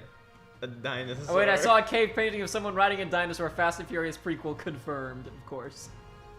The animated series. Madden, John Madden. John Madden. He's right Go Madden. there. Go Madden. Go Madden. David Tennant is in it because David Tennant will do anything. He was in that freaking show that Rooster Teeth did. Oh yeah, he was. He won't do anything. I'm being a little bit sarcastic. And Vin Diesel. He's also game in the to do TV stuff. show. David Tennant was in. What was it even? Vin What was it Diesel even was like, called? I'm really into this dino thing you got He going plays. on. He likes video games and nerd stuff, dude. He plays D&D. Oh man, Fall Guys. What's the name of that show that they did? Rooster Teeth. That wasn't Ruby or Red vs. Blue, but was animated. You mean Genlock? Genlock. I thought it was Re something, and I couldn't think of it. You're a dumbass. Gen::Lock. Yeah. Well, yeah, the title's gotta look all weird. Starring Michael B. Jordan. Yeah, Michael B. Jordan. And probably financed by him because he just really wanted to be in an anime. I'm sure he had a good time and he was like, the only people doing Western animes are Rooster Teeth. Oh no. Oh no. Well, guess gotta bite the bullet on that one. Wait, Gray's writing it? Oh no! Maybe this is a Oh wait, what am I doing? Oh my god. Oh no, we're screwed. We were talking a lot. We talked a lot. Hopefully, Hopefully I won't get content ID'd for that. Lord, we might. We're screwed. Oh, we could be in big trouble there. That's right, just mute it. I didn't process that enough to like. Okay, you might want to delay. You might want to delay before you actually like upload it. Oh, I mean, no, Josh, it goes up automatically, and if it gets, I'm not gonna get sued for it. It'll just get like demonetized or blocked or whatever. That's unfortunate.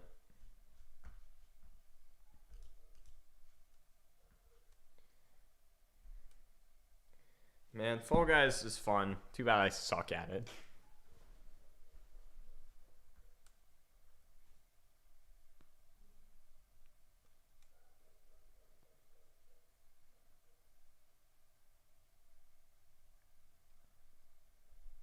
All right, enough of that. Enough of that. Enough of this. Device you own with GeForce Now, you can check that out.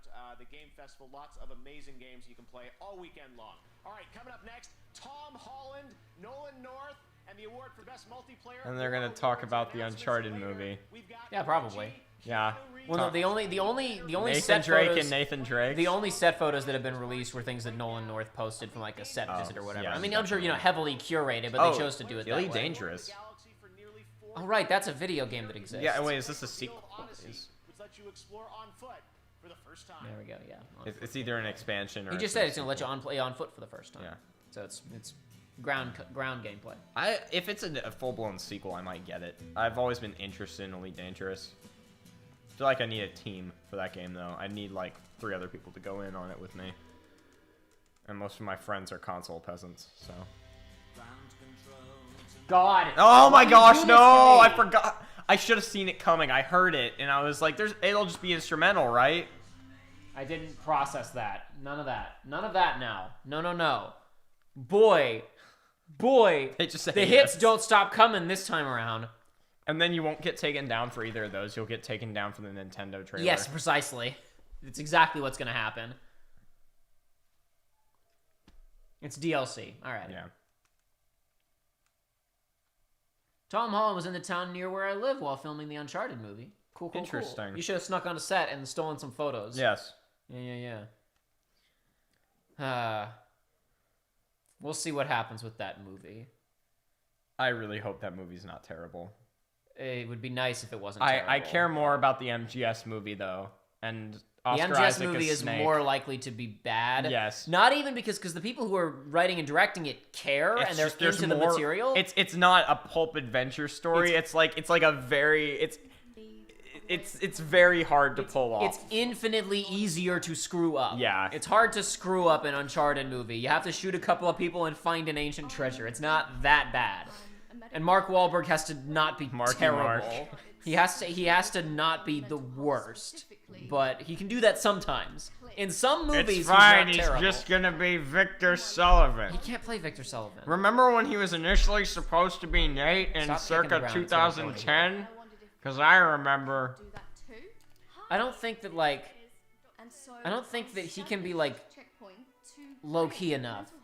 I think whenever like Wahlberg's not like that bad of an actor or anything. No. Like there's movies where he performs not great and there's other ones where he does fine. But it's like he's always going to an 11 most of the time. Like he has a hard time toning down. And Sully is like kid, I'm gonna sit here while you go do all the work. People are freaking out. Yes, there is an MGS movie, and Oscar Isaac is attached to play Snake. Because he's got a huge ass! According to him. And also, he had said in the past he would have loved playing Snake and a bunch of other things. There was an interview where he said that he was uncomfortable for him to sit in the chair in the Millennium Falcon because of his big ass and big hips. And then I'm not making this up. And then in a later interview, he said he would love to be a part of an MGS movie, and when asked who he would play, he said, obviously, Snake. Snake, who man! else? Snake, man, is what he said exactly. Oh, this was announced at E3 last year. What is this again? It's a cover shooter from People Can Fly. Gosh, did they do Gears? It was like, I think it might be some former Gears staffers. Pop? I don't remember. Did they do Gears Pop? No. Damn it. I remember that when we saw this, when we were watching Square, we looked it up. I want to say it's the guys who did oh god, what's the game called? Help me out here. Bulletstorm. It's the Bulletstorm guys. Oh, really? Yeah, okay. Yeah, it's the Bulletstorm guys. That's who it is. That's a bit more interesting than Gears Pop. But I think Bulletstorm might have been some former Gears guys. I don't remember. I don't remember, dude. I don't know this stuff.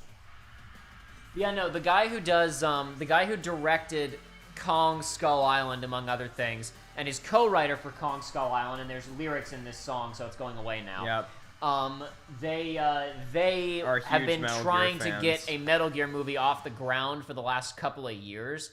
And in order to get groundswell to show there was interest, the director put tons of concept art out that he had commissioned while he was developing the pitch. And he talked a lot about kind of his whole idea of what he wanted it to look like. And it's like, he's leaning into the surrealist fantasy stuff. Like, he's like at least his vision of what he said, I'm trying to make what we're trying to write, is like not watered down. At one point he was talking about, I don't know if they're going to do this because I think it might be unwieldy and I kind of hope they don't. But at one point he said that there was an idea to basically do a split storyline where it's cutting between the late 90s / early 2000s with Solid and the 60s with Naked / Big Boss. Oh god, Like it was going to be a split narrative please, between the two. Please, no. I think that's too much, but whatever. And look, it's a funny rabbit in a beat-em-up game. Is that the rabbit from There Professor wasn't music Layton? during that trailer, but whatever. I still protect was myself. Was that the rabbit from Unwound Future? I forget his name. The Cockney rabbit. Oh, well then you just go into another song. Oh my, it's another like super copyrighted song too. It's just for the Xbox Bone series, Bone X. Look, there's computer parts inside, you see? Yeah, now you want it more than you wanted the one, right? Please God, tell us you wanted more. It's an AMD card. Wow, amazing. It has the exact same AMD card as the PS5. Now here's a question. Here's a question, right? If you look at that and you say, wow. Yeah. I know that that's quality, right? Yeah. You already own a PC. Yep. Correct. Hello. The next Spider-Man film, but I am honoured to be a part of the Game Awards tonight. You know that for the past few years I've been working on the Uncharted movie, which did involve some extensive research playing the games. I'm honoured to be playing Nathan Drake. What I can assure you is that we really want to honour Naughty Dog's amazing games. So this film tells you how Nathan Drake became the character we all know and love. It is now my honour to introduce my good friend Nathan Drake. Please welcome. Are they gonna show? Are they gonna show a trailer here? Because they haven't. I'd be interested if they did. Oh, God bless. He's actually there too. Remember, he won Best Performance a couple of years ago for 4. Nathan Drake on IMDb. Deserved. And you are the first result. I will only be remarkably bitter. You know, video games allow us to connect with friends, family, and complete strangers. We can share memorable experiences beyond the confines of our own homes, or even travel to vast new worlds with our buddies on the couch next to us. Of all the years I've been grateful for multiplayer games, they've never been more important to us than they were in this historically crappy, rotten, no-good, cursed year. These are the nominees for Best Multiplayer. Best Multiplayer Game, presented by Instagram. Presented by Instagram. Yes, JG points out that Tom Holland was in an ad for FF14. Among Us came out like 5 years ago. Yeah, we talked about that. Like, yes, on the game. Yeah, it literally came out 5 years ago. It shouldn't even be on the. It shouldn't even be a contender. Like, I'm not saying like, oh, Among Us is dumb. I'm just saying it came out like 4 years ago. It should not be. It should shouldn't not be allowed to win. And the Game Award goes to Among Us. Among Us. Yup. Wow. It came out 5 years ago. Are they gonna say it? I wonder if they're gonna comment on that.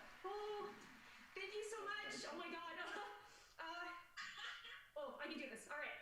Thank you, Game Awards, and everyone who voted for us. And also, congrats to all the other games nominated. It's an honor to have won Best Multiplayer category. Among Us Tuesdays. No, he's done. He's done with Among Us Tuesdays, so he can focus on Among Us Thursdays. Remember the Lord, JG. And then online and PC, and the rest is history. Now more than ever, finding ways to connect with friends is increasingly significant, and we're so happy many of you turned to Among Us to play with friends and family. Big thank you to Robot Teddy, Jewel Studio, and our other partners for helping us navigate all the excitement. Thank you to our moderators and the fans who have been on this journey with us for the past 2 years. And big thank you to our friends and family. You've helped us test and been incredibly supportive through it all. Thank you so much. Thank you. Tonight you've been using Instagram. Let's be very clear, though. It's nice to see an indie game win an award other than Best Indie Game. Yeah. So, you know. I would have given it to Fall Guys since it actually came out this year, but that's fine. Whatever. It's, once it's on the ballot, you know, whatever. They made that decision. They made that call. Congratulations to those guys. Seriously. Among Us. He just said Among Us. He was listening. Let's go, Jeff. He was tuning into our stream. He heard us talking about Oscar Isaac. A bloody good time. Bloody Biscuit? Bloody Biscuit got his own game. Bloody Biscuit got his own game finally. It's called Just Cause You're a just cause you're a speedrunner doesn't mean that you're better than me. And it's a bunch of people just screaming at him. Actual pre-alpha in-game Oh my footage. God.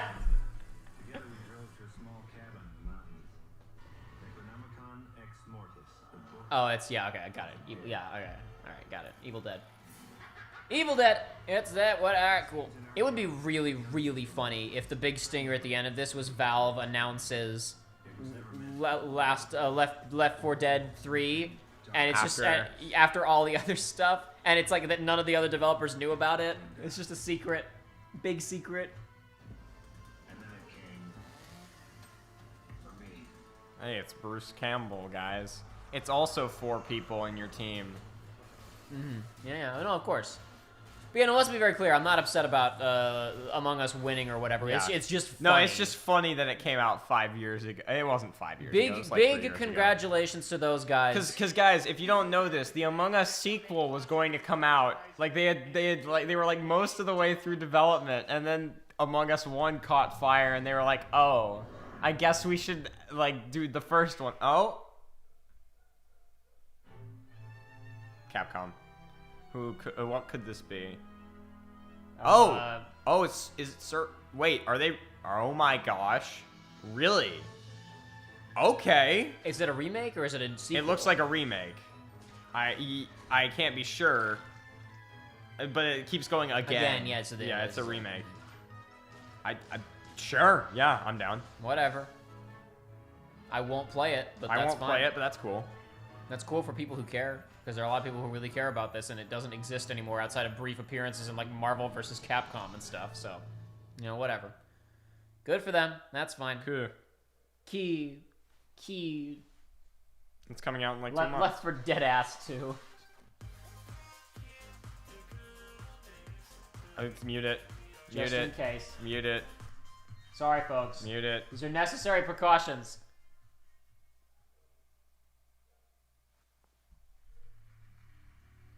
Wait. Yes, Ninja Bunny, but Persona 5 came out in the States in 2017. So it's fine. Yeah, it's it couldn't fine. be judged by the international community until 2017. That is true. We already know what's going to win. It's the one that's nominated for Game of the Year. And the Game Award goes to Hades. Congratulations. That is the funniest category. Is like if there's an indie game nominated And for there always Game is of the one. Year. And There's always one. Well, there only like a couple of times does it happen. Best audio design. On these, like I voted for Alex. Yeah. But Eternal or Part 2. Yeah. Either of those is fine. It should be very clear. I don't know enough about Tsushima to pass any kind of judgment on it. RPG. If it's not FF7, I'm gonna be kind of mad. It's FF7 remake or Persona 5 Royal. They can't give it to Persona 5. Sure they again. can. Sure they Like a can. dragon. Yay! If Persona had gotten more awards, I would have been very happy. But He just would have started laughing. I wouldn't have started laughing. I would have been like, yeah, and I would have gotten going. Crusader my Kings copy 3. Of Persona 5 I don't care about with it. Microsoft Flight Simulator. Give it to Crusader Kings 3. Just do it now. And the winner is Microsoft Flight Yeah. It's a technical I don't care. milestone, I Joshua. don't care. It's a technical I don't milestone. care. A feat of software engineering and data accumulation. Yeah, Microsoft has infinite money. Your point? Precisely. Marvel's Spider-Man, Miles Morales, and The Last of Us Part 2. Players. What? It goes to Tsushima. Because it's already been announced, yeah. Because there was a concerted effort. Yeah, there was literally a campaign. There was literally people organizing a campaign of we cannot let The Last of Us Part 2 win because it's ruining the games industry. I don't know what that means, but how is whatever. it ruining the? What is it because done? because if it does well, then other people will copy it.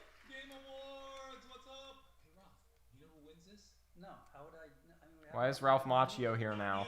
Because I'm not in a game. Oh, come on. It's in the game. It's in the game. Ralph Macchio Karate Kid game. I'm ready for it. Karate. It's a tie-in with Cobra Kai. Cobra Kai, yeah. Listen, whatever. Okay, why don't we just read? I'm mad it wasn't CK3. Best fighting game. Brand Blue. I'm sorry, Joshua. Versus Mortal I am. I'm sorry. I was making jokes about Microsoft Flight Simulator, but I know you like Crusader Kings. It's not as good as Europa Universalis. I apologize. I'm sorry that it happened that way. I'm sorry that it went down that way, man. Yeah, I know. It's sad. It's basically just a giant spreadsheet. I understand why it didn't win. Sorry, it's stuck. Somebody glue this thing? I got you, Macho. And the winner is Mortal Kombat 11 Ultimate. Congrats, guys. It was just a bunch of like remakes, wasn't it, this year for fighting game?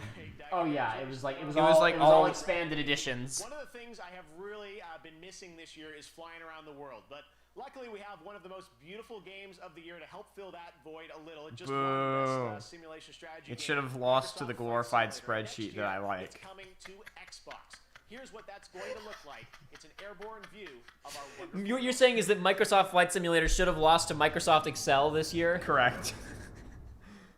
I have a question. Yeah? I have a question. Uh-huh. Will anyone still be using Microsoft Flight Sim in 15 nope, years? But everybody's going to be using Microsoft Excel. CK6 will be using it. You can't beat that logic, guys. That guy was about to crash into the Golden Gate Bridge. No, he was going to dodge it and just... Shut up! Oh! They just want us to get. I need to macro a mute for. You just need to have a giant audio. red button. I have one of those little stream decks, but then I lost the ability to stream, so I never really got to set it up. This game was just invented so people could just crash into world landmarks. Tell me I'm wrong. Tell me I'm wrong. Let's not go there. I need to get that stream deck set up only so I have one button that I can press to mute every audio feed automatically, just whenever I need to. Shush, we gotta talk. I didn't mute the actual TV, the stream, the TV audio. Did I ever show you that? I gotta show you a clip of coming to the all-new Xbox. They didn't even say the name because the name makes the name's terrible. The all-new Xbox. The all-new Xbox. All those poor kids who got an Xbox Series S for Christmas because their naming conventions are... You remember when pre-orders for Xbox Series X went up on Amazon, sales for the Xbox Series S increased by 700%. Well, no, the Xbox Series S is another type of Series X. Oh, it is? Yes. What's the one for then what was the expanded edition of the one? The Xbox One S. Whatever. The Xbox One X. Oh, look, it's PT. The Xbox One S orders went up like 700% the weekend that the Xbox Series, because nobody knows what the hell anything is. Like this is that game that was shown at Sony's presentation last year. It's the astronaut lady. Or not game. last year, this summer. Yeah, the astronaut lady game. This summer. It's actually been really prominent in their marketing. It has? Yeah. Like in all their ads, it's in there. This summer. Like regular people ads, like ESPN ads and stuff. This game is in there. Gotcha, as part of the montage stuff? Yeah. Ooh, she's got a katana. That means good game. This looks a bit like, some of the visual, I mean, that game was an action game. When she pulled out that sword, the visuals and animation looked a little bit like, there's gonna be 3 people in the chat who have heard of this. Lost Soul Aside. Never heard. Which was like a one-man Unreal 4 project that a guy in China was making. I think it vanished off the radar. Returnal is about on the same level as Eternity. It's not a great name. The Lost Soul Aside was a fan game somebody was making because they wanted to play Versus 13, basically. That's funny. It was an action game that was just, I wanted to build Versus. A meme, a legend, Reggie. He's going to join us. We've also got a new look at a game from a guy you might remember from one of the craziest, most... Just call it Xbox Sex, Xbox Ass, or whatever. I agree, Norawega. That's real brand building, okay? It's like when Donkey is playing Game Maker's Studio or whatever, and he names his game Kill Ass F. We'll see you right after this.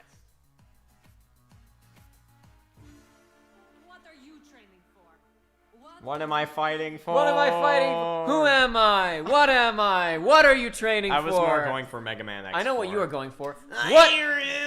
What floor are you getting off on? Whose shield is this? Whose gun is this? That looks like the one from Halo. Is this Gears Pop? That looked like a Magnum from Halo. No, it's Fortnite, you fool. It's probably Fortnite. What is Fortnite? Why is Fortnite? Why do you play it? I've never been so disinterested on about anything before.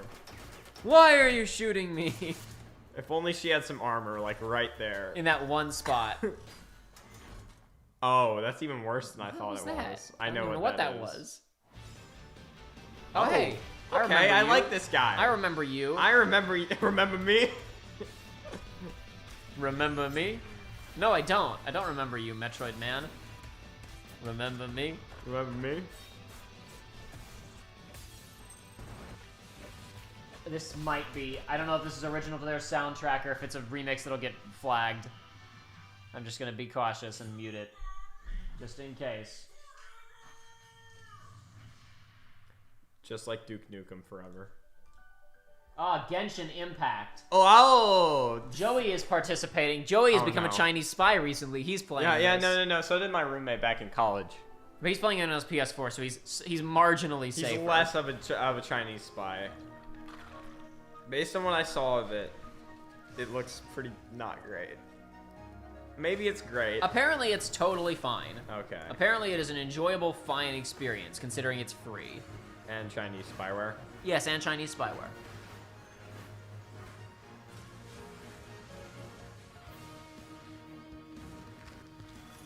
Hey, you know what? At this point, if China feels the need to outsource their spies to weebs, then that must mean their spy program is in dire straits. Maybe we need to throw them a bone a little bit. You know, whatever. It's fine. Look, somebody somewhere was like, what's the plan? Okay, we're going to make a game with anime girls, and and it's gonna be like a Zelda clone, and we're gonna use that to manipulate the election. I'm just kidding. This is Abby versus Ellie from The Last of Us Part 2. Brian R says, please tell me that Joey isn't putting money into it. I couldn't tell you. Could not tell you. Watch him be putting money into it. All day. What? Oh, yeah, she's like a perfect physical specimen. If she gets a nap and some Ninja Bunny said, I'd also like to point out that Jacob said only 3 people in chat would know what game he was referencing, and then 3 people in chat said they knew it. So 3 people knew what Lost Soul Side was? Dude, that over-under was perfect. Listen, man. What can I say? What can I say except that I'm pretty good. You're a man of the people. I'm pretty good, dude. I know what I'm talking about. Is it you? Procedural road trip. Everybody's making road trip games, and I don't mind that. But like, everybody's trying to capture. I thought that said Kingdom Hearts, not Valiant Hearts. Valiant Hearts was. I know what Valiant Hearts is. It's the World War I game. The Ubisoft thing that they did. Yeah. I thought it said Kingdom Hearts, and I was about to walk out. It's Kingdom Hearts 4. Look at Kingdom Hearts 4, guys. I'd take this. Because people are attempting this type of stuff. Like, you know, there's been a lot of people who tried to do stuff like this, and there's been a lot of different approaches to it. We saw another. I'm trying to cross the board. Oh, finally a road trip game, but none of them have had guns. There hasn't been a single road trip game with guns yet so far. Unless Kentucky Route Zero has guns at some point, I wouldn't know because I haven't seen enough of it. And Kentucky Route Zero goes some weird places. Wait, is that the Turtle Rock from Zelda? No, that's the Turtle Rock from Final Fantasy 15. No, that one was actually a Turtle Rock. I know, that's my point. What? What are you upset about? That was the perfect layup, dude. Yeah, but it wasn't called Turtle Rock. It's called an anime toys. No more FOMO. What's FOMO? I don't know, dude. Can someone explain what FOMO means?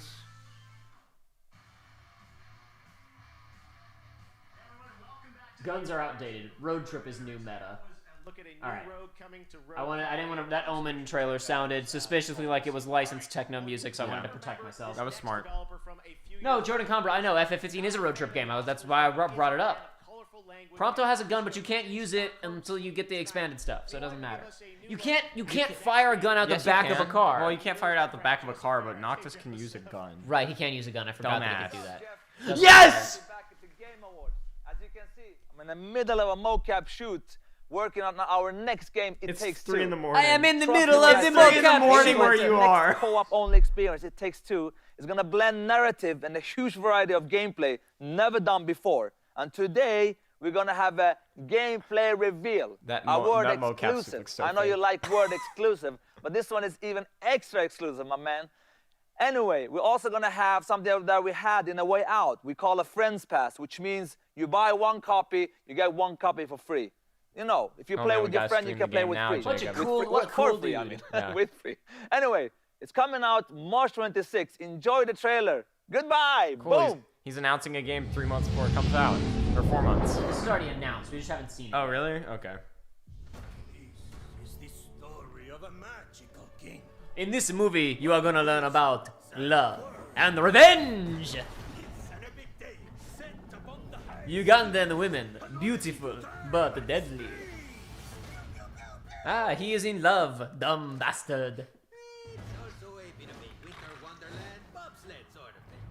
I like the art style of this so far. So different. This is so different. I was expecting A Way Out 2, basically. It's so like it's interesting. Like clearly the design philosophy is just on cool single-player thing you can play with your friend. Oh, hold on. What a twist. What a twist. So you want to know what this story is really about? It's a split reality experience. It's a story about androids.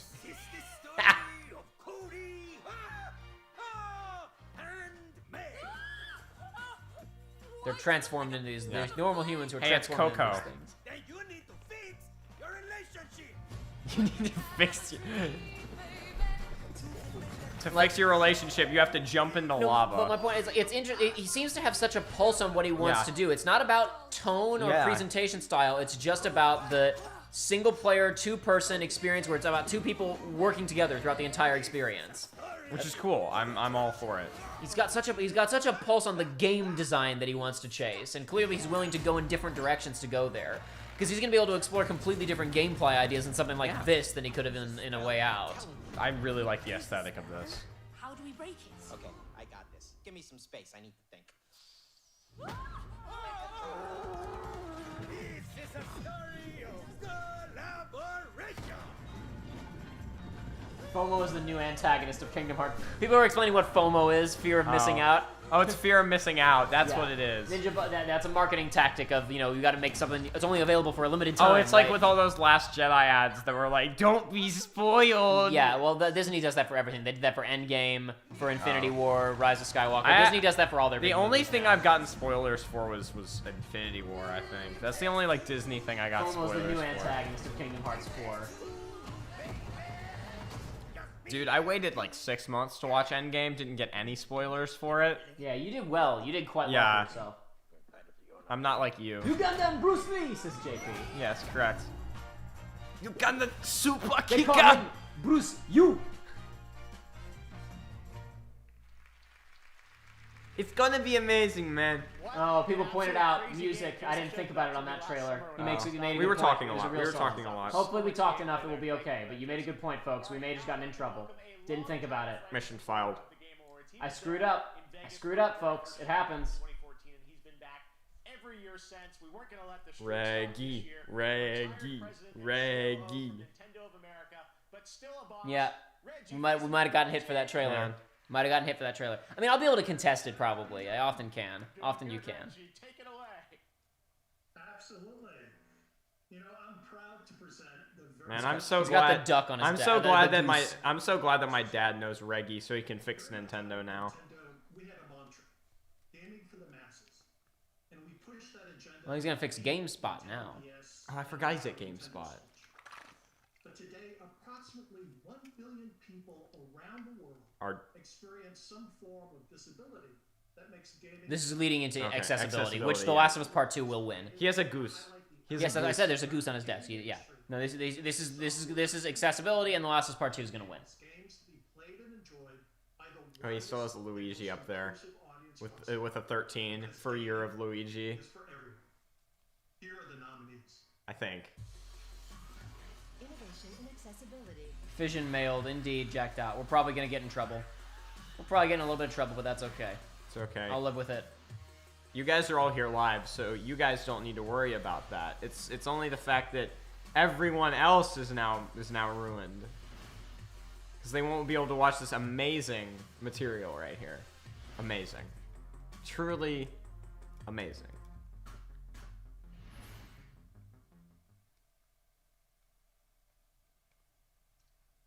And the award goes to The Last of Us Part 2. Yeah. That was a foregone conclusion. Well, what did they do for accessibility again? I'm forgetting. Dude, since from Uncharted 4, it started with The Last of Us original. Uncharted 4, they're just doing a lot of stuff in terms of color blindness, in terms of one-handed, in terms of limited vision, like people who are like vision impaired, who have motion impairments. They have control schemes for single-handed. They have a lot of stuff to help with visual impairment. No, I remember the single-handed control scheme for Uncharted 4. The extent to which you can customize the experience of The Last of Us Part 2 in particular at this point is staggering. Gotcha. It is literally, well, not literally. It is like, unless you're Anne Frank, you can, not Anne Frank, that's the wrong person. That's Helen Keller. Helen Keller. Dude. I misspoke, okay? Well, listen, Anne Frank can't play it either. But Helen Keller, unless you're at that level, you wouldn't be able to play it. Group of accessibility consultants, and we absolutely could not have done it without your insight. Shut up. You're a terrible person. We'd also like to thank our partners at Worldwide Studios, our senior producer, Sam Thompson, the user experience research team. Camille said, can Cyberpunk 2077 get nominated for worst accessibility? I wish, dude. I wish. For those who, if you don't know, it's giving people seizures. Wait, yeah. Really? Yeah. Oh my god. There's a point where you put on 9 out of 10. There's a point where you put on a headset. There's a point where you put on a headset and it does like borderline what they do for seizure tests, strobe of red and white light. It does the freaking scream saver from Incredibles 2. Not quite. It's worse. It might be worse than that. So wait. How did this game get a 9 out of 10 on Metacritic? What? Cyberpunk. I don't know. Like, I think they all play. I don't think anybody reviewed it on console. I think they all had to play it on PC. I think that was like part of the deal. Oh my god. First glimpse at next year's big adventure for the Elder Scrolls Online. Enjoy. Welcome to Skyrim again. They do a Skyrim expansion again. I don't even know what. Well, that's regions. Hogwarts. I don't even know. That was Hogwarts. I don't know what regions are in this game right now, so I don't know which ones they're gonna add. Oh, are they adding Black Marsh because it's the lizards? I feel like that was already in, but I wouldn't know for sure. Okay, well now it's just an elf lady. Why would you play this when FF14 exists? Is the real question. Somerset is in it. I actually know most of the Elder Scrolls freaking like region names, even though I've only ever played Skyrim for like I don't know, not as long as everyone else.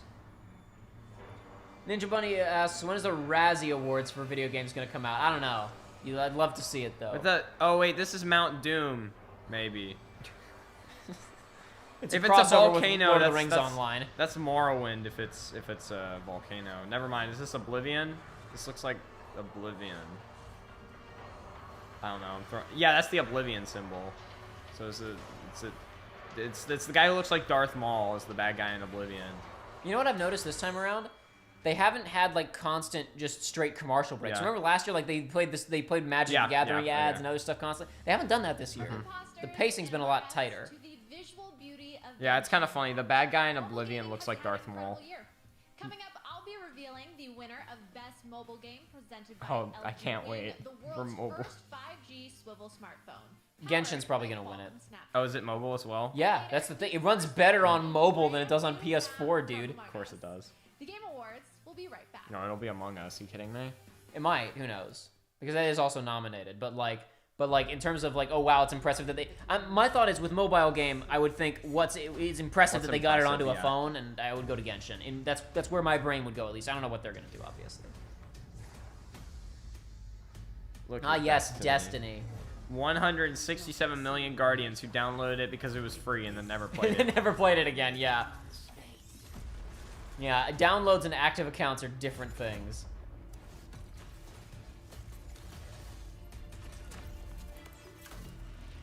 I love that, like even people who play Destiny perpetually, like all they do is complain about it. Dude, I swear the only thing I've ever watched of Destiny 2 is the greatest thing of all time. The Salt Raid, the Achievement Hunter Salt Raid. Boy. Who's been carrying you through this goddamn raid? It's been me! It's been me the whole time! What a fun-looking game. Yeah, exactly. What an enjoyable experience. Alright then. Where Ryan Haywood literally starts trying to kill people in real life. I'm kidding, he doesn't try to kill people in real life. Go watch the Salt Raid, people, if you haven't. Watch the highlight reel, maybe. Don't watch yeah, that's what I mean. Watch out for language, though. There's quite a bit of language in that video. Ryan Haywood's been banished to the Shadow Realm now. So. Has he? Oh, you don't know about this? No. Oh, I guess you missed that. He's gone. He got kicked out. Sexting minors. He was sexting fans. Oh God. Yeah, he got kicked out about a month ago for sexting underage fans. He pulled a Pro Jared. Oh yeah, he pulled a Pro. I don't think he slept with any of them, but he was sexting with minors apparently, so he's gone. Oh jeez, didn't realize that me talking about Ryan Haywood was gonna be a hot topic. I figured you knew about that and just didn't want to talk about it. That happened like 2 months ago. That's damn. There's something wrong with this place. Is this Star Wars Connect too? This is a VR experience. I don't even know if EA is making these, but Disney's made a bunch of like VR, they're really pushing VR experiences for some reason. There's a couple of VR Star Wars things, there's some VR Marvel things. I don't know what's up with that. They seem to be, they're into it for some reason. I don't know why. Do they have a VR headset? Does Disney sell a VR headset? No. I feel like, I don't know, whatever, it doesn't matter. Anyway. Maybe they've invested in Oculus or something. I have no idea. Oh, Fire Emblem. Hyrule Warriors. No, it's Hyrule Warriors. I saw cannons and I thought Fire Emblem. Okay. Watch us get copyright struck for this somehow. Oh my God.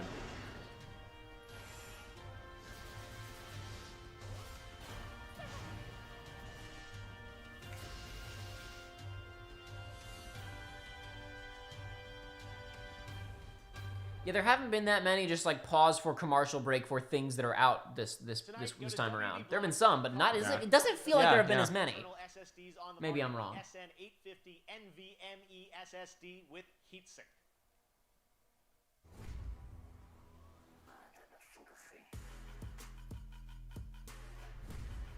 I'm gonna just, as a precautionary measure, go ahead and mute that. Yeah. We don't need to hear it anyway. They're just,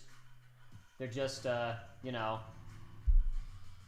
they're just telling us about a card, so we don't need to hear the techno music for this. We don't need to hear that. It's fine.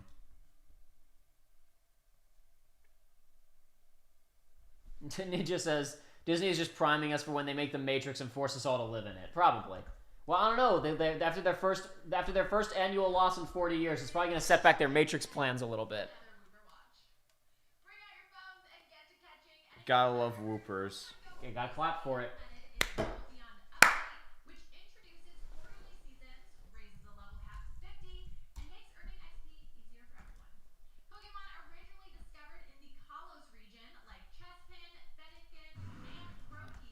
I actually know that generation, and it was not good.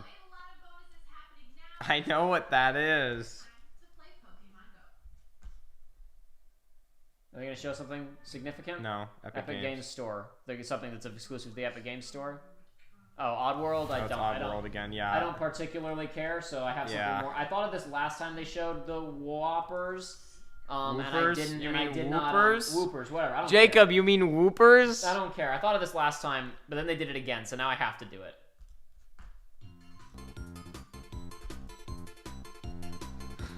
Oh my god.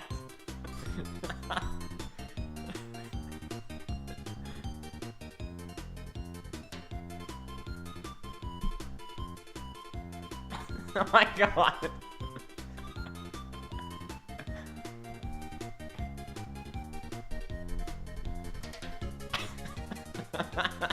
Oh my god.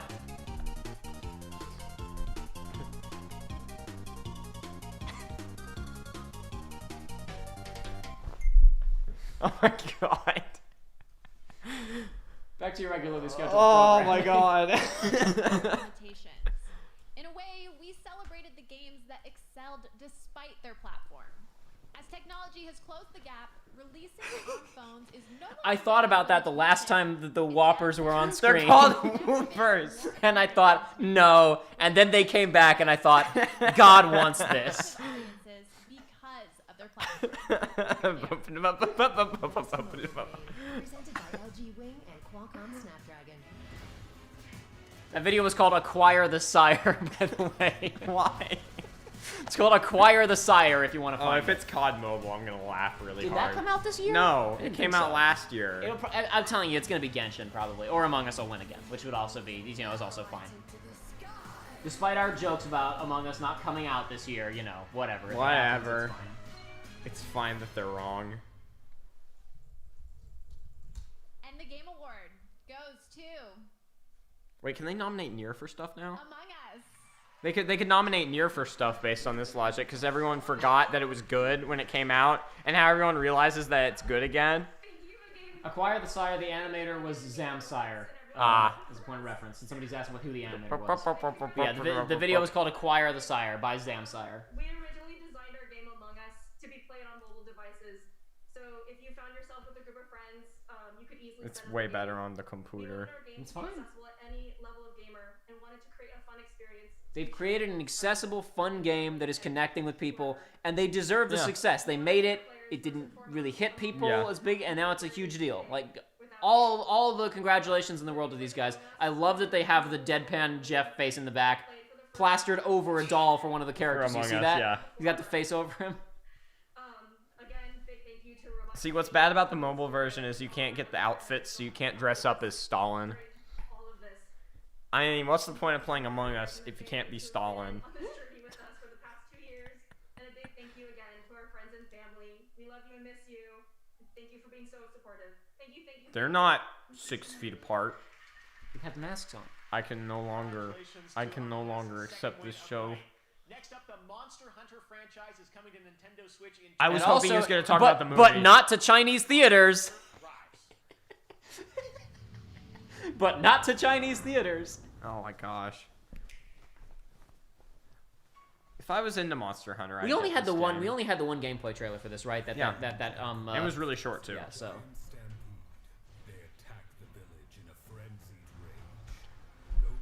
Watch it be like it's not even a Monster Hunter game, it's a tower defense game. Wait, is this a tower defense game? I said that as a joke. No. It's probably a mode. It's probably a mode in it.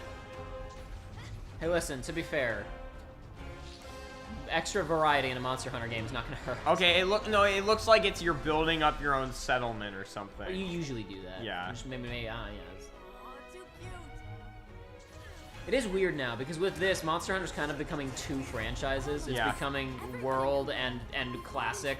It's finally... Because, like, Classic hadn't changed for 10 years, but then World was, like, this whole other thing. So now Classic is also continuing, and it's like... It's like Zelda. It's splitting into two timelines, and then the timelines are going to converge into Mila Jovovich is the Monster Hunter. Jacob, there are 3 timelines. Yeah, shut up. In Zelda. The timelines split, and then Rise and World are going to converge into the shared canon of Mila Jovovich as the Monster Hunter. All right, over on Twitch, the next poll is for Content Creator of the Year. Vote now for who you think is going to win, and we'll find out a little bit who wins that category. But next up, he's one of our industry's great performers, and he plays Joel in The Last of Us. Here is Troy Baker. The betrayal! One day on the set of The Last of Us Part 1, Neil, our writer and director, asked me and Ashley what we would have been if we weren't actors. I thought about it for a second and replied that I always imagined I would have been a singer. I thought he was going to say I would have been a gamer. In a charming and offhanded way said, I would have been an astronaut. And there's Monster Hunter stories, US points out. There are 3 timelines. It's just like Zelda. You're right.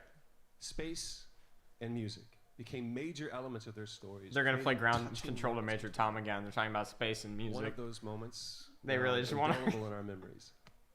Incorporated Neil's story as well. Not as a writer, but as a father.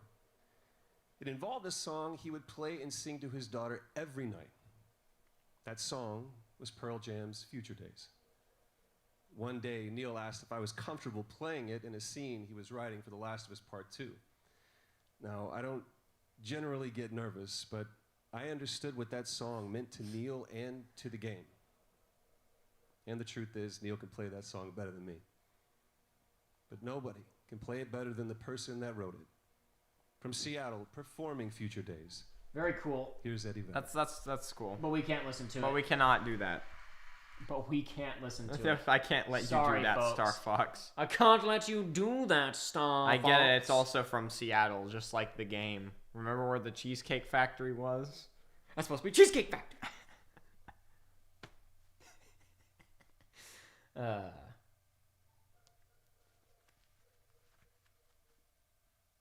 Oh, well. What are we going to talk about now, folks? Is this Kingdom Hearts 4? It'd be cool if it was. I saw someone writing something about, like, they, I think there's been, clearly, I have discovered that no matter what I say, I will always be misunderstood by somebody when I'm talking about Kingdom Hearts. Yeah. But I've obviously said before that I think Nomura has a lot of crazy ideas, but the Kingdom Hearts isn't the right place to explore them. Mm-hmm. And someone was like, I think they could do that in Kingdom Hearts. There's what I mean when I say that is 2 things. Number one, he literally cannot do stories about breaking people's arms and using them as human shields. Yeah. He literally is not allowed to do that. And then even a lot of the tamer ideas that he has that probably would be appropriate to Kingdom Hearts, Disney won't let him do. Yeah. I wasn't saying that the franchise of Kingdom Hearts can't have wackier ideas in it or whatever. It's that the franchise is not allowed to have wackier ideas in it in many instances, unfortunately. Because he has to get approval from people who don't understand the baseline of what's going on in those games. We need to unmute it, and he's just going, when you walk away. You don't. We find out this is the reveal of Kingdom Hearts 4. New theme song. Udada's out. Pearl Jam is in. Oh, baby, don't go simple and clean. Stop. That's how he would sing it. Yes, anyway. I know it is.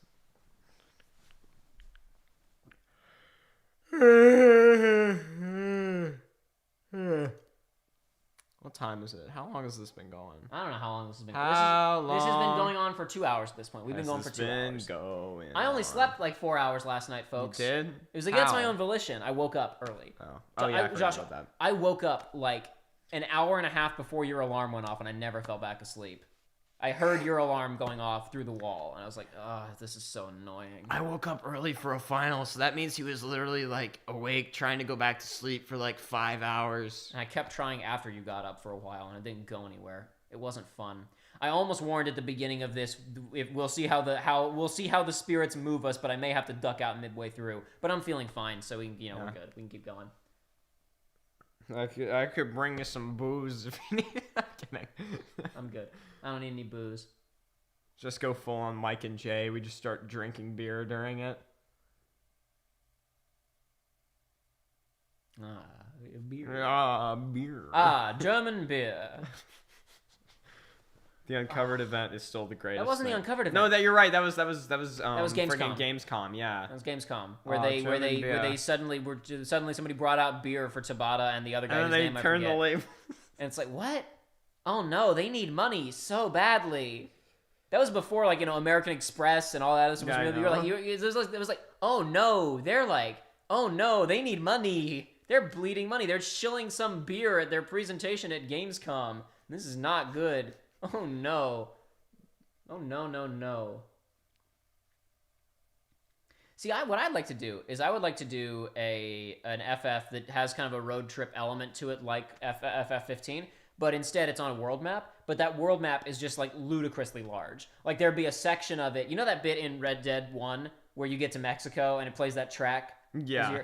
Imagine, like, a part where, let's say it's set in America-esque, and when you're on the world map, it's all, big scale, but it's much bigger than a normal FF world map. It's like there's a part where, okay, we have to drive across, like, the desert in Nevada equivalent or whatever, it plays right? Old Town Road. Yeah. Yeah, it plays Old Town Road. No, it plays, like, there's just a bit where you just have to drive down a road for, like, 10 minutes. But, like, the day-night cycle happens, so, like, in-game a couple of days pass, and there are even some conversations between the characters, and, like, maybe pull over at a gas station or an inn a couple of times, but there's, like, just this 10-minute long, like, lengthy stretch of, like, meditative reflecting on what's going on in the plot as you drive through the desert, right? Yeah. But since it's presented at, like, kind of a a world map scale, you're not literally building a level of that level of. You're not actually building a map of that level. Our Dorito Pope is back. Yeah, I see him. Brand new game to show you for the first time. A brand new game to show us for the first time. That means it's not Breath of the Wild 2. I'm mad. I'm not. If they don't. Oh, it's Red Dead. We were just talking about it. Is this Desperados 5? It's it might be Juarez. There hasn't been a Call of Juarez game in like 7 years.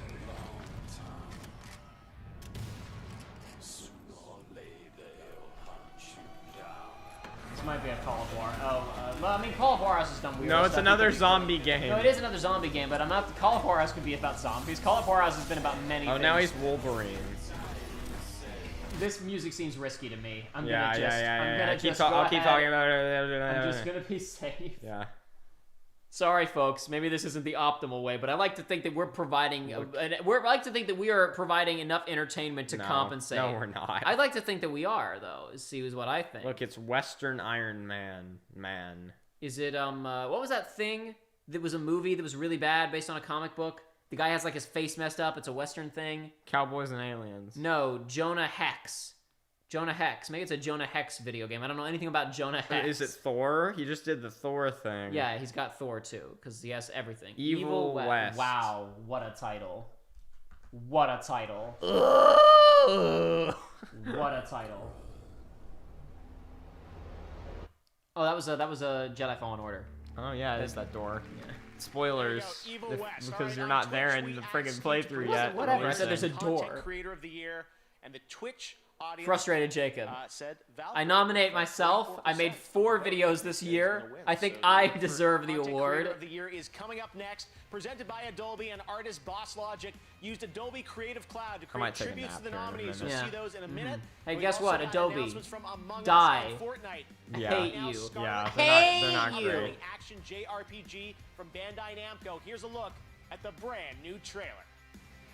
For what? A new action RPG from Bandai Oh, okay. Namco. I thought maybe they said the name. Did they get the Grand Blue Fantasy game? I don't remember, because that was with Platinum, and then it went somewhere else. I don't know. I love that. Oh, okay, there was. Is this? The art design kind of looks like Tales, but that's not Bandai Namco, is it? It looks kind of like Trails of Cold Steel, but that's not. I don't know what this is. Something about it, like the aesthetics look kind of Trails of Cold Steel, but You're gonna be able to jack into the Matrix. Literally the Matrix. Kutaragi, you're the coolest guy I've ever made. Hey, look, it's the Triforce. Zelda confirmed. I don't know what this is. Never seen that. I mean, it might just be literally, it might be a new IP. It's the lifeblood of our industry, after all.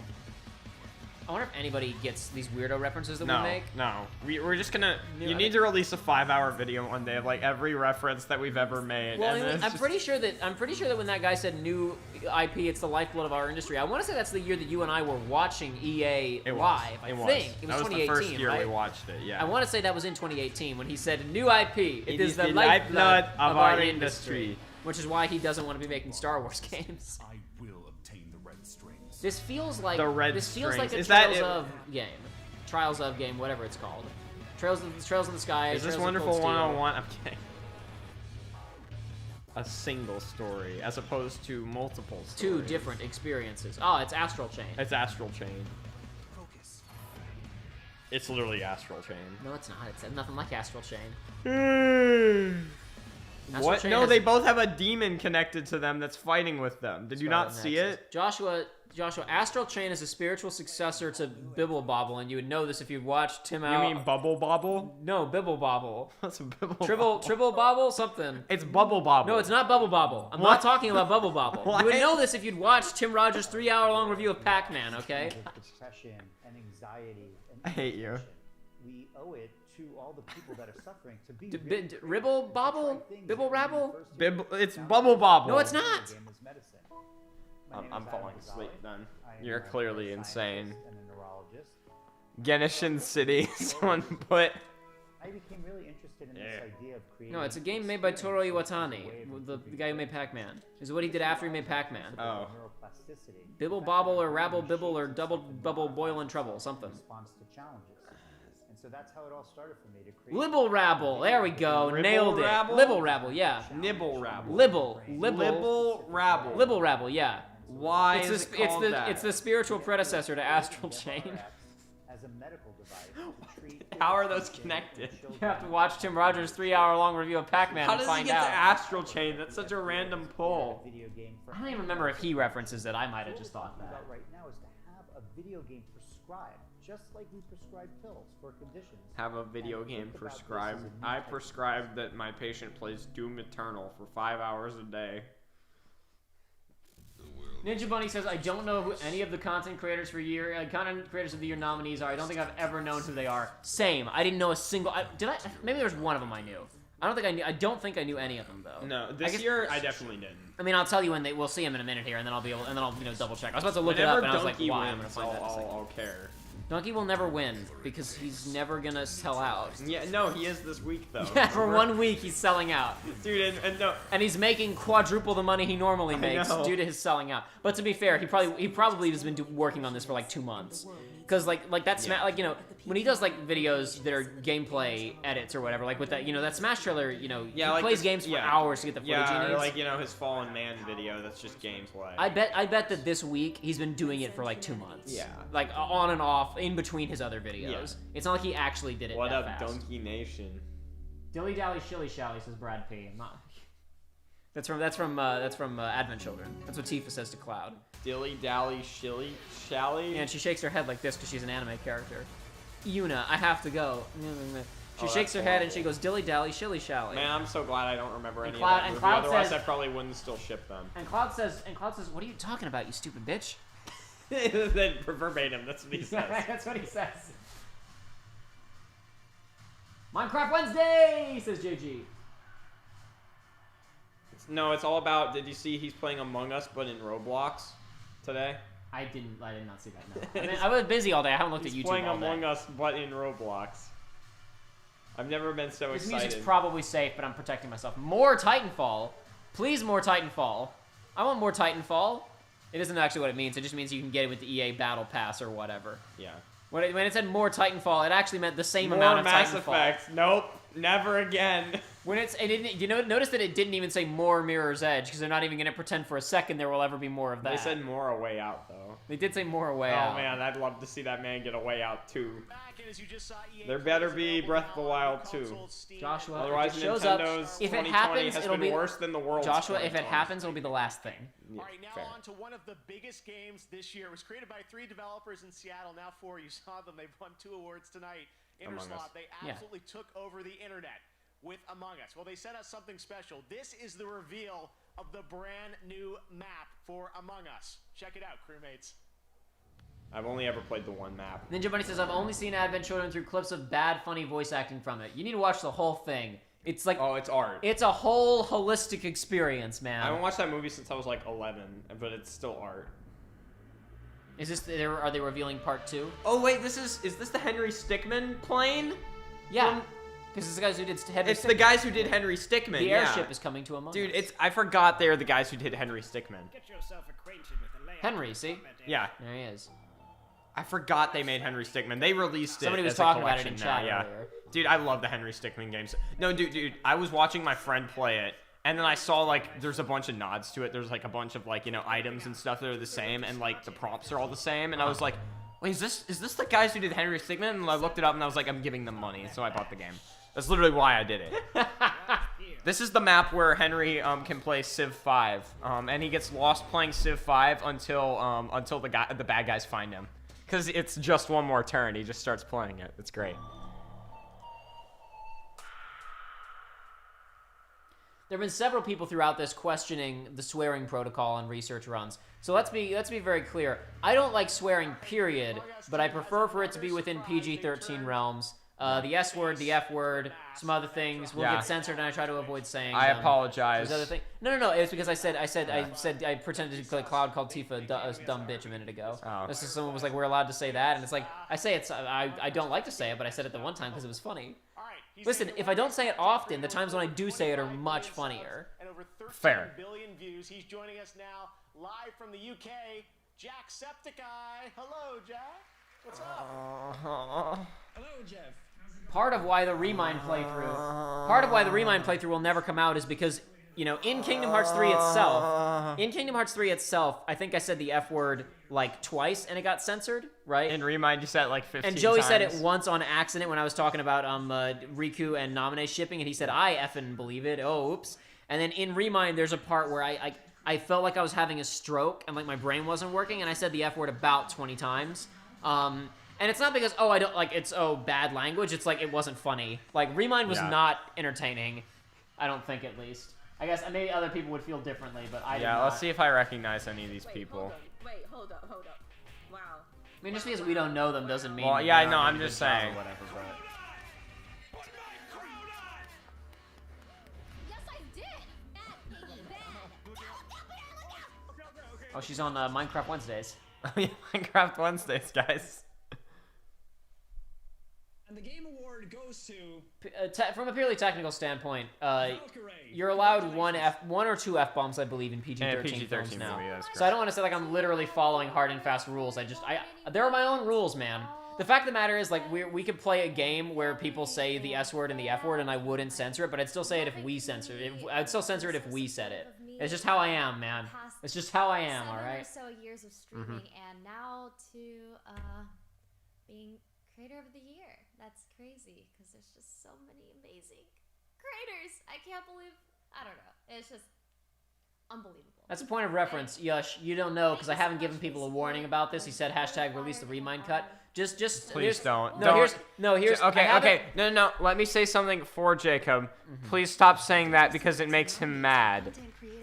Anyway, continue. I haven't had the opportunity to issue my warning yet. Once I make it known, I haven't been able to tell everybody yet, so it's not active yet. But once everybody knows, understand that if I see that, you will be blocked.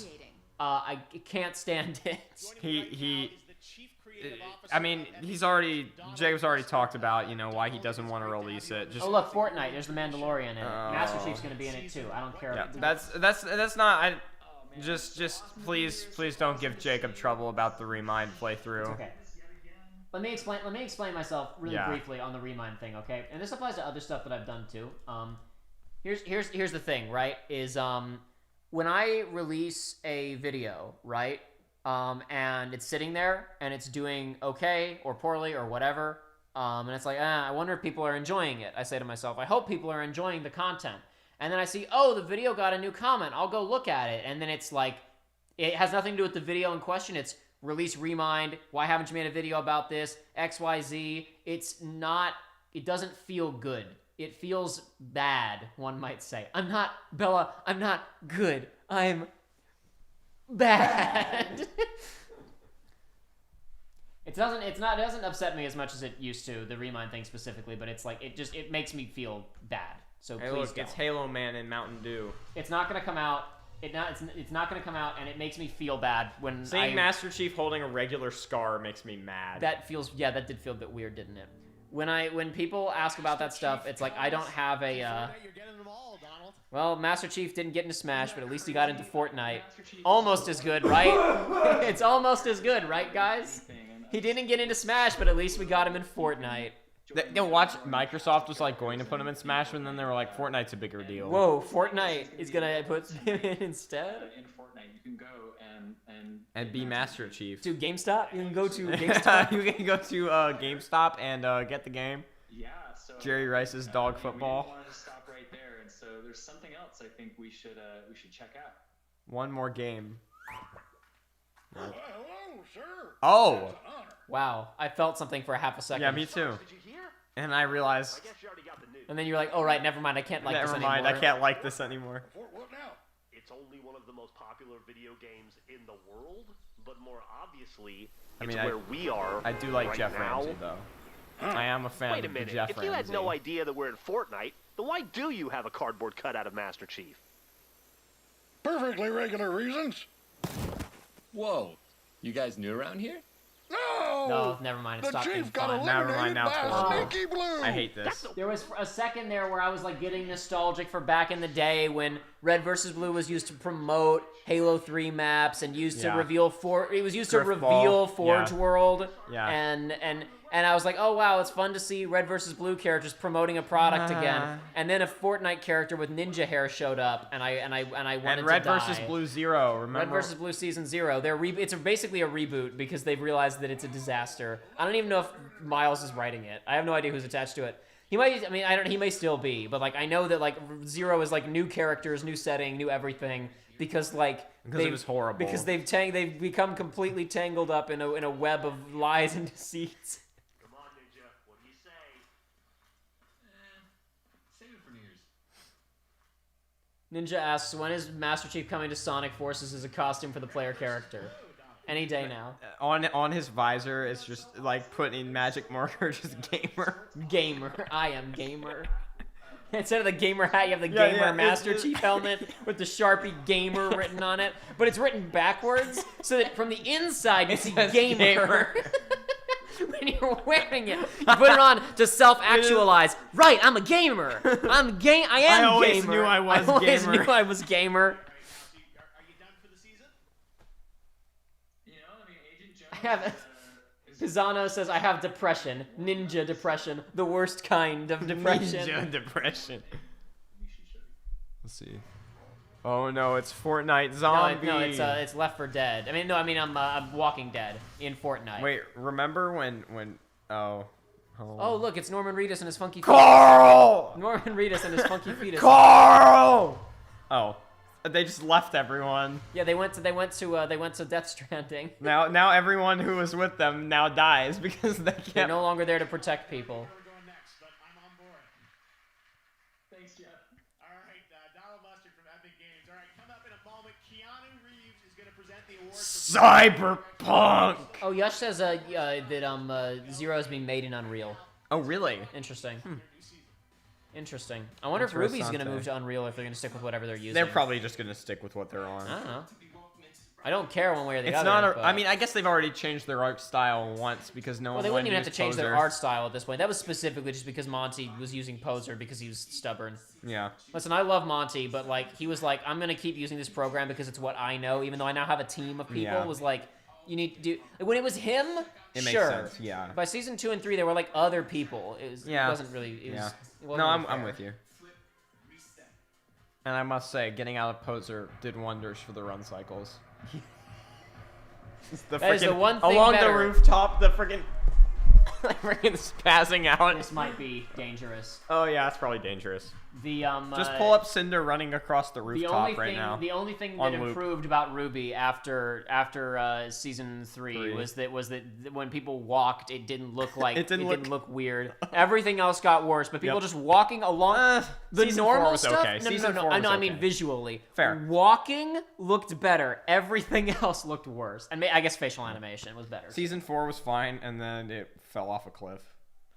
Season 4 was like, oh, did they learn? And then season 5 was like, no. No, they took all the wrong lessons.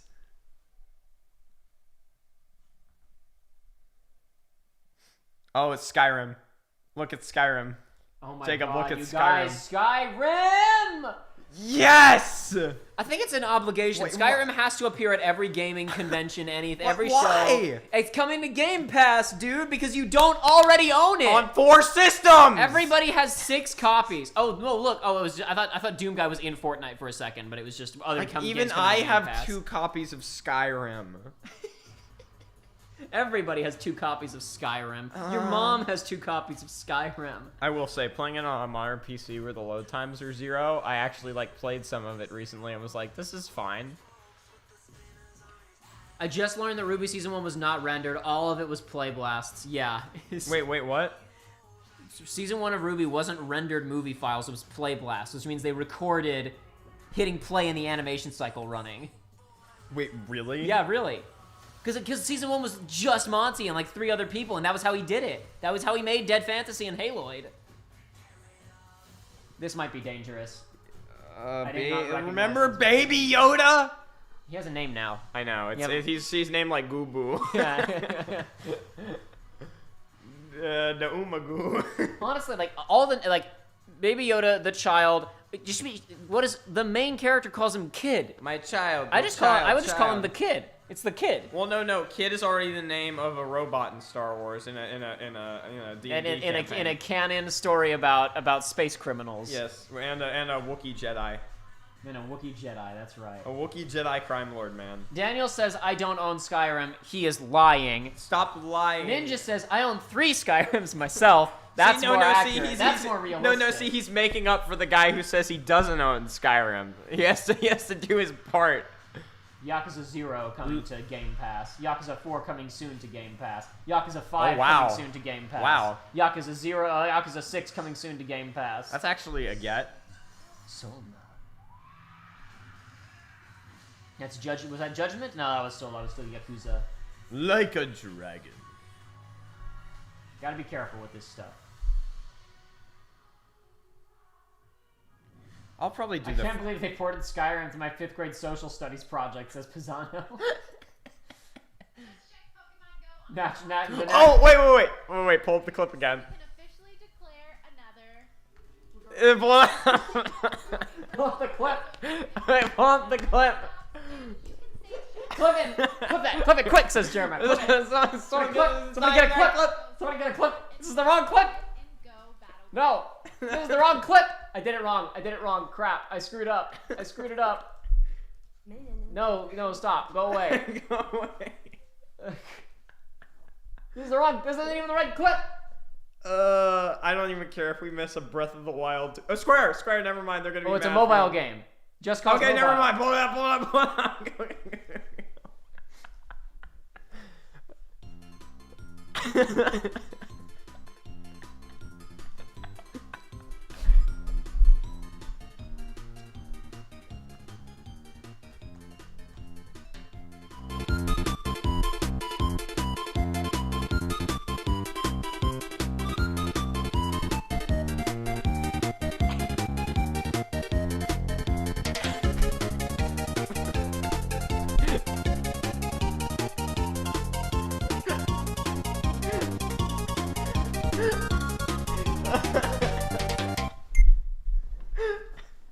Wait, there's a sequel? Wait, there's a sequel? Oh, Just Cause multiplayer maybe? Or is it just for the mobile game? The mobile game. Because if there was actually Just Cause multiplayer, it'd be good, but it's just a mobile phone game, so who cares? Oh, that was beautiful. Remember when people modded multiplayer into Just Cause 2 and it was the best Oh thing no! No! Get out of here, Bethesda. Oh dude, oh man. Best multiplayer games? I was waiting for a bathroom break. Oh my god. This might actually be copyrighted, who knows? Oh, Don't be too sure. who cares? JP says just put JP with a €5 donation. Just put Acquire the Sire on screen every time there's copyrighted music. Might be a good option, honestly. Commercial for Smash Bros. Ultimate Fighter Pass Volume 2. Is this gonna have Sephiroth in it or not? Is the question. Steve. Like, are they gonna have? Is this gonna be like? I assume if she's showing it, but maybe and then Sora shows up. Min, yeah. There's a double reveal. Double hack. And listen, maybe I'm wrong. Like, I mean, if Sora gets in, then it's like, oh, then Disney agreed. It's just, I don't think that's gonna happen. I don't think it's gonna happen. If he shows up, I'm not gonna be like, oh, I was wrong. Blah, blah, blah, blah, blah. It's just like, oh, so, wait, that was it. It was just Nintendo being like, look at Smash Brothers, aren't we cool? It was just a commercial break. Oops, I hit the wrong button. My bad. Christopher Nolan and so much more. And of course, we've got the Game Awards sale happening on all the platforms, including an awesome discount on Destiny 2. So make sure to check that out across all platforms. All right, for the next 30 minutes on Twitch, you can get a free Cosmic Wrap for Fortnite. There is a Twitch drop happening. Ninja asks, how do you make Just Cause a mobile game? I'm sure we would have learned if we watched the footage, but we had more important things to do. So wait, what was that video called again? Acquire the Sire. Acquire the Sire. Thank Acquire you. the Sire. Oh my god, it's KH4. Okay, one second, I'm pulling it up. I'm gonna watch it on my phone again. A League of Legends story. Everybody's adopting the Star Wars nomenclature. Because it sucks. Honestly, I don't think a brand name story is that bad, honestly. I don't think it's that bad. It's not a terrible naming convention.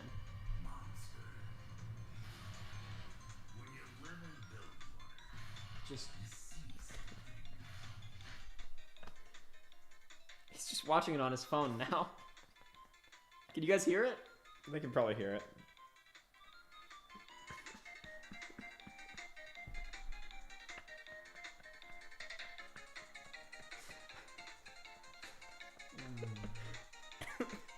I love this. Mike, I love this. Yeah, Brie Larson presented Games for Impact at the or no, she didn't. Brie Larson presented Best Performance. Yeah. And to be fair, Brie Larson is an Academy Award winning actress. Yeah. So that's appropriate. She was the first presenter of the night. Performance was the first award handed out. Obviously best known as Abed's girlfriend from the Best Gas League Abed's season. Girlfriend. No, she was only in one episode of the Gas League season, and then she was in like 3 episodes of a good season. Season 5, people say Season 5 was the weakest other than Season 4. Yeah, I think that season's good. I think Season 1 is the weakest besides Season 4. I think Season 1 is good, but it's so different from the rest of the show. Yeah, it's like Troy is a completely different character. Season 1 of Community is fun, but like comparing it to the rest is a complete apples to oranges comparison. Like it has completely different goals. Yeah.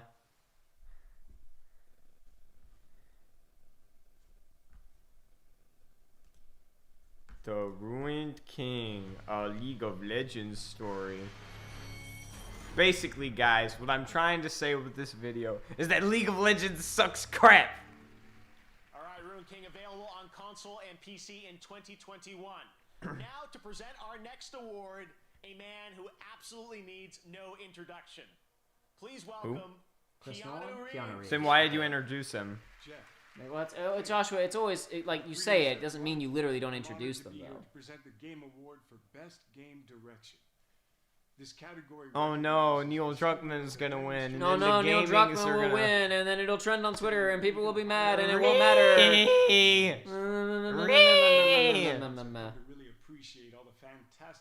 I disagreed with narrative decisions in a game, and that means that every other aspect of it is bad. And also that the people who made it are evil. I had an amazing experience playing Johnny Silverhand in Cyberpunk 2077. Cyber. Thank you. And now, here are the Cyber. He has more energy in this than he did in Bill and Ted. That is correct. Excuse me. What? This is a one-time gig. When it's done, we're done. God, I love FF7 Remake so much. It's really good, man. I don't remember what I voted for Best Direction. I might have actually voted for Half-Life Alyx because it's such like a just. Yeah. God, it's like Valve came out of nowhere, said, "Oh, you guys are doing this thing. That's cute. Let me do it better than everybody else." And then they walked away again, out. and we won't see them for another 20 years. And they're gonna come back, and when Sword Art Online gets made, they're gonna go, oh, that's a cute thing you're doing there, and they're gonna make the best one. The one that kills the most people. Yeah. Congratulations. No. Let me get on Twitter. Grr, Neil Cuckman, SJW. That's a real thing to say. Shout out to our game directors, Kurt Marganow and Anthony Newman. Technically, Nomura was co-director on FF7 Remake, so... Man, what a year. Wait, yeah, hold on. Actually, that's worth pointing out. Sorry, Druckmann. I am more interested in... Was Nomura on screen? Like, there is no... How many things were nominated? 5. 5? Yeah. Who's Square? Oh, there's clouds in the background. That's a North American marketing guy. That's the guy who was on stage at E3 last year. Like, no. Well, no, it's just like they probably didn't have a Japanese anybody do it, or maybe they do. I was curious. It's like, wait, who was gonna accept it? So it was gonna be a North American PR guy was gonna accept it. That's a little disappointing, honestly. Yeah. Well, they probably didn't think they were gonna win it. They were probably like, The Last of Us will win, even though I hate Neil Druckmann. Yeah, the Nomura's really invested in Neil Druckmann's SJW politics. Orchestra back at Abbey Road Studios. Game of the Year is coming up next, but right now, GTA. Honestly, the silliest thing is that the Abby is trans thing is still going around. Like, that confused me because I haven't played the whole thing, right? Because it was because of the leaks. People were like wrong. Yeah, the leaks were just. And I was like, okay, so is there something in the game that implies it? Because I still heard people saying, "Oh wow, GTA 5, time to mute." Oh my god. Because there's gonna be copyrighted music in this. People are complaining there's no way that Abby could maintain that physique in the post-apocalypse. She must be transgender. Like, yeah, because you could maintain the hormone medication necessary to be transgender in the post-apocalypse. Dumbass. What are you talking about? Yeah, I don't get that one. It was because the leaks said that she was, and the leaks were wrong. Wait a second. There is a sequel to Acquire the Sire. It's called Whooper Trooper. Yeah, I know. There's only Josh, we can only do it so much excitement in one night. Stop hiding this Joshua, from me. Another Whooper might show up before the end of this, okay? I'm just watching.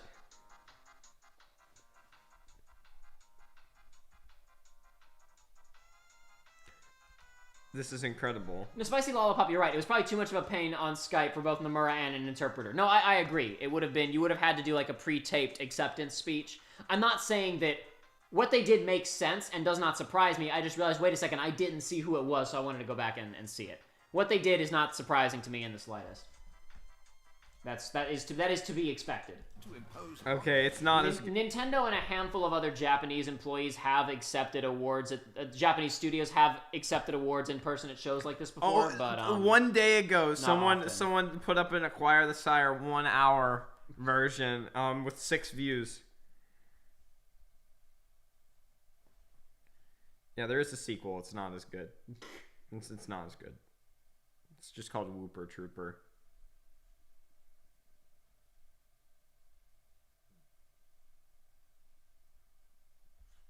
What is it with the samurai fighting Frenchmen? Is this For Honor 2? Is the French army circa World War I versus the samurai? And I unmuted it thinking maybe it'll be safe, and there's a remix of classical stuff playing that's probably copyrighted. You never know. But it went away pretty quickly, so hopefully we're okay. How far will you push humankind? Oh, it's the Civilization clone. What is that track that's remixing there? Yeah, which overture is that? I forget. Is that the 18? No, 1812 overture. Yeah, no, yes, my mistake. I knew that. I knew that. And coming up, we'll find out who's getting a real-life Game Award trophy for Game of the Year. Well, we already know it's gonna get it. It's gonna be The Last of Us. Oh, it's intended for mature audience. Respawn's making a video game, Wait, guys. what? Oh no, this is that VR Medal of Honor thing. We already knew about this. Never mind. This doesn't matter. Yeah. I got excited for a second at the idea that Respawn might be making a video game. On the ledge! Shoot them! Dimitri! Once again, you cheat them! What are you doing writing in that journal? No one will read this! Maybe someone should read this. So dumb. It's so bad. I love it. Please tell me you brought bazookas. No. Didn't bring any bazookas, Charlie. Thrilling. Thrilling VR Look at this multiplayer, modes. guys.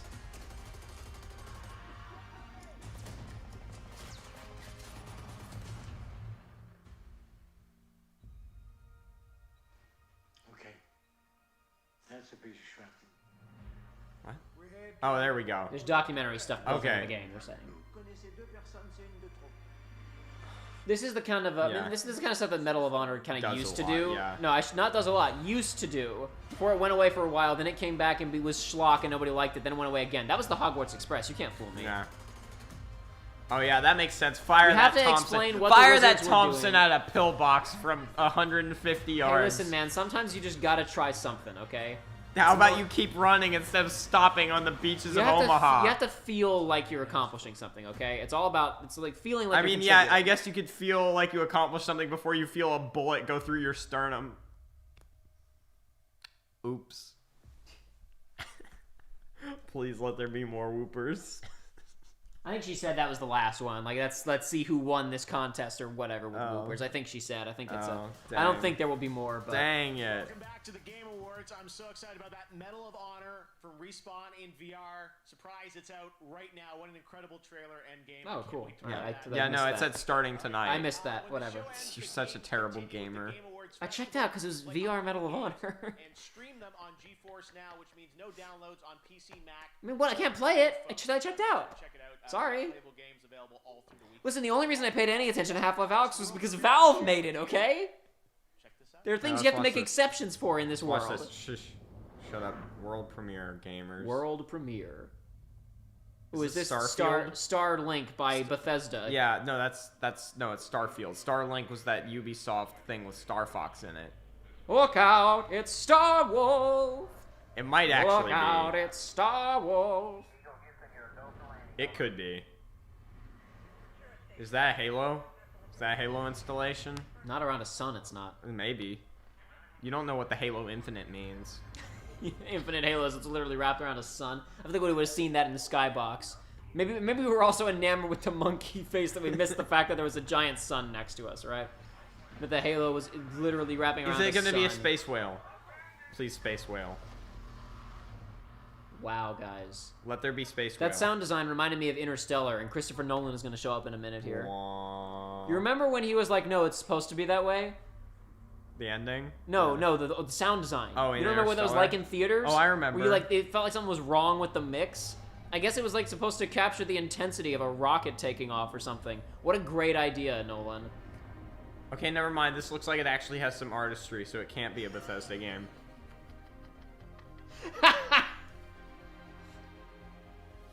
There was one cool shot. Oh! Is this a sequel or the collection? This looks like a sequel. Yeah, it probably isn't though. It's probably just a really fancy trailer for the collection. Collection? It's just a fan. No! Will continue. I've never seen a That's trailer it? quite like that before. Like the ending of credits, James Bond. Never will mind, return, it's an the EA Avengers game. It will doesn't have return. artistry. I lied. I'm sorry, Yeah, guys.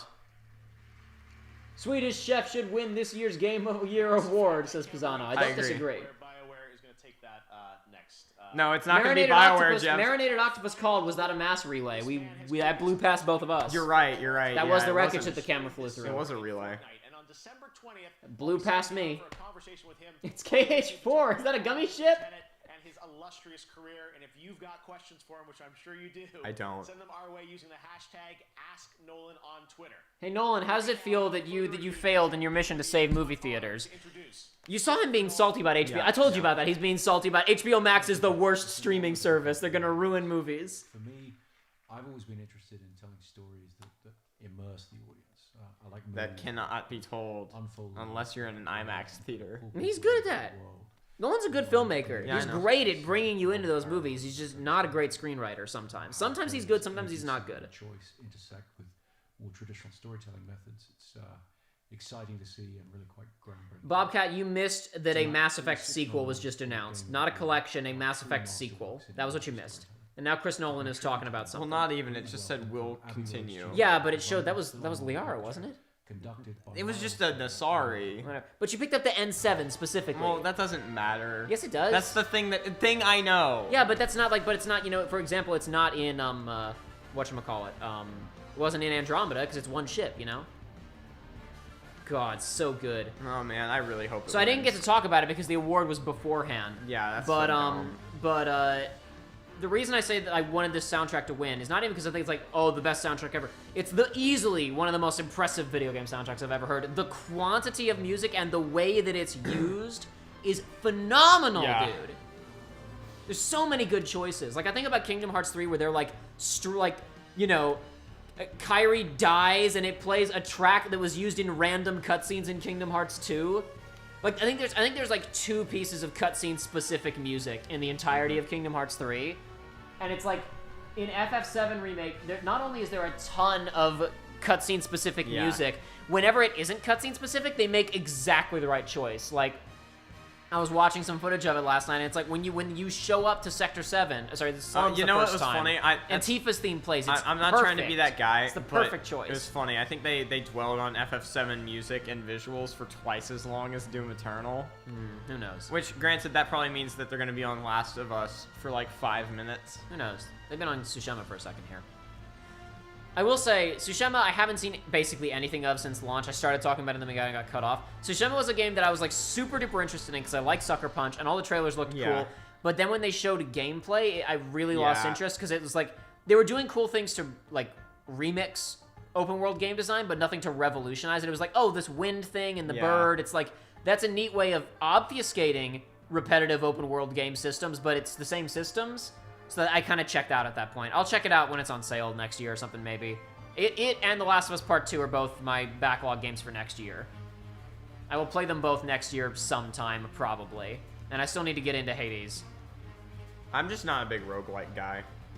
I'm a huge Supergiant Games guy, though, so I will play that soon. Well, that's in Yahtzee's review. He's like, it's a roguelike, which means I hate it, but it's also by Supergiant, which means I can overlook that. Yeah, the only roguelike I've ever actually kind of gotten into is Enter the Gungeon, which I still haven't even beaten the last floor of. I'm fine with any of these except Animal Crossing, honestly. Any of these could win, and I'd be like, well-deserved. I do not want Animal Crossing to win, because Nintendo cannot win an award for a game where everybody said in the week 1, hey, could you do this one thing to the UI? And they're like, Easter eggs! Bunny Day! Can you do this one thing to the UI? What's the thing with the UI? I'm a dumbass. You can't craft more than one thing at once. Wait, what? There's all kinds. The UI in this game is a disaster, dude. Oh. There's so many systems in this game that are just incredibly cumbersome. You can't craft more than one thing at once. Inventory management is a hassle. I mean, inventory has always been. There are fan-made fake updates. Like, there are multiple videos of like somebody like a fake Nintendo Direct presentation of, look at all these user, like there are multiple 5-minute long, look at all these quality of life improvements we made to the game just to demonstrate what it could be like, and no one's done it. Goes to The Last of Us Part 2. Yeah, that's fine. Go ahead. Whatever. Well deserved. And now Twitter explodes. Yep. Remember when it crashed because everyone said the word from the ending of Castle in the Sky? Yeah. It's just gonna be that, except everyone's screaming the F word. Balls. Yeah. Everyone at Naughty Dog, I can't wait to hug and high five and get drunk with each one of you. That's gonna have to wait till next year. I want to just thank every person that worked on this Ambition game and within Naughty Dog and outside. Shout out to our Sony partners again, Scott Rohde, Connie Booth, Herman, Hulst, Sean Layden, Jim Ryan. Your support and trust in us means the world. And more than anything, and I know that I speak for the whole team when I say this, we'd like to thank our friends and family that stood by us and supported us throughout us making this. Well, let's be very clear, because I've been mostly positive about The Last of Us Part 2 today. It's got problems. Well, no, I was going to say specifically, that does not justify the weirdo behavior in post-release of, like, defending the game and, like there's been some, now it also doesn't defend people sending Laura Bailey death threats. Oh god. But like some of the like sometimes it's better for the game creators and studio to just not talk and let the product speak for itself. And there was some attempts to like come out and be like, hey, stop being mean to our game, and it's like, just leave it, just shut up, let them be mad. Also to Pluful, who is voted by the fans as their favorite emerging Valorant streamer. Let's all go rate her stream right now on Twitch. Emerging Valorant streamer. Psycho Mantis. Psycho Mantis. It's been a very unique year, but one thing that never now there will never be ethics in games, exactly. The gamers are really gonna rise up. The gamers are truly the most depressed. Good job, Nintendo. You did nothing yet again at the Game Awards. Prove me wrong. Do it right now. Yeah, nah, it's done. I could have stood for Hades to win because it would have been cool for one of the non-big games to win. I could have stood for FF7 Remake to win, but you know, whatever. It's fine. Nintendo is yet again a disappointment. Yeah, yes, this is true. This is true. Nintendo once again disappointed, but that's okay, folks. Because honestly, what if they had shown something, we would have been like, cool, free Melee. Cool, let them sell those Joy-Cons and give those kids money. Yep.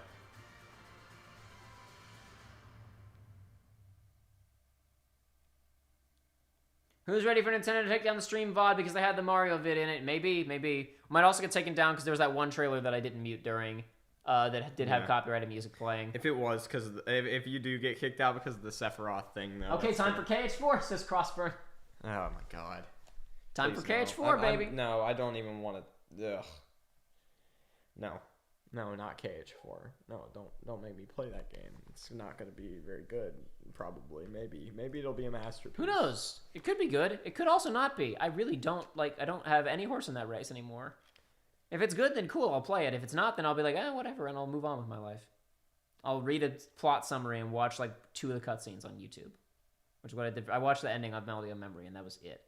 And the only reason I did that was because copies got out early, and I was like, if it had just released normally, I wouldn't care. But because it leaked, I'm gonna go look. You have problems. It's possible. It's possible that I have problems. You never know.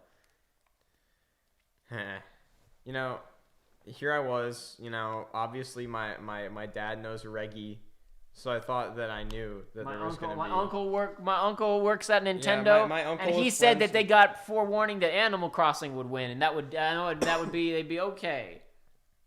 Boy, that sure was the only thing Nintendo released this year, huh?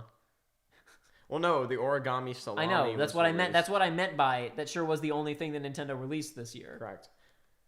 Everyone go watch Arlo's hour-and-a-half long Plinkett review of Origami King. Oh, let's watch Celtic Phoenix's Fixing Ruby.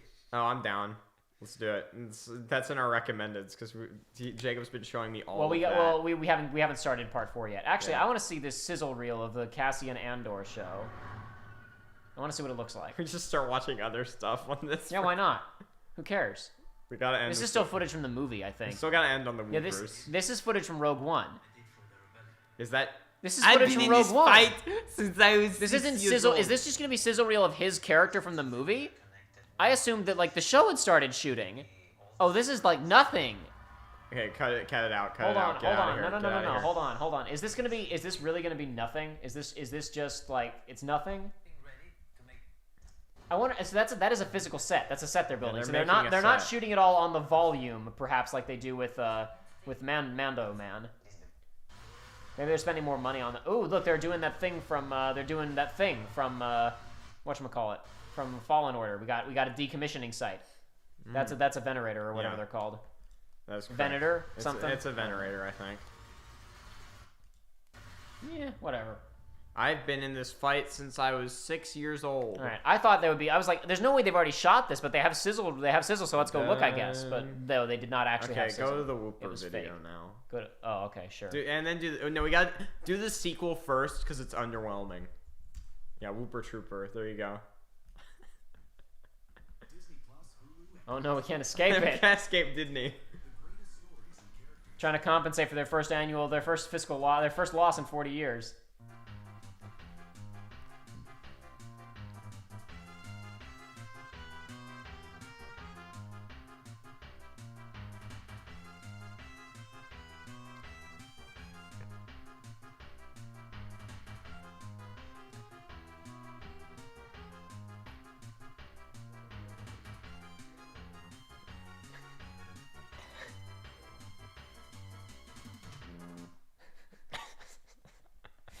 Oh my, oh dear. Oh dear, oh my. Yes. Yes.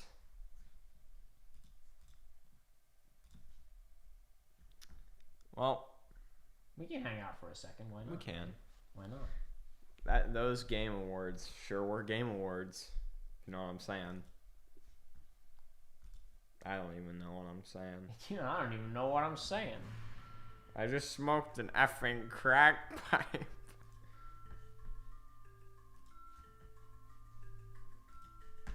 You come back over here now.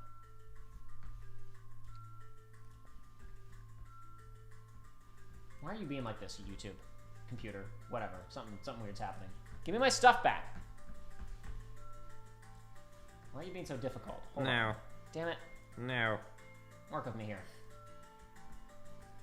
Well, that was the show, folks. That was it. That was the show. Yeah. Not a lot to report. It was kind of eh. I kind of expected there to be. Oh my God! Stop.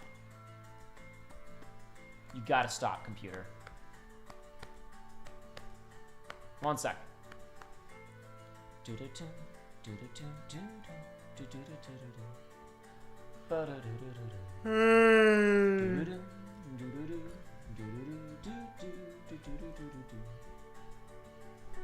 Yosh asks, do you think The Last of Us 2 will become like MGS2, not truly appreciated until later? Let's be very clear. I still haven't played The Last of Us Part 2, so I don't want to act like I'm passing. We're not trying to say it's a masterpiece by any means. Neither of us have actually played it. I don't have a fully realized opinion on the title. I am in a position where I've watched positive and negative reviews, and I've watched enough of the game that I feel confident that I will like it when I get around to playing it.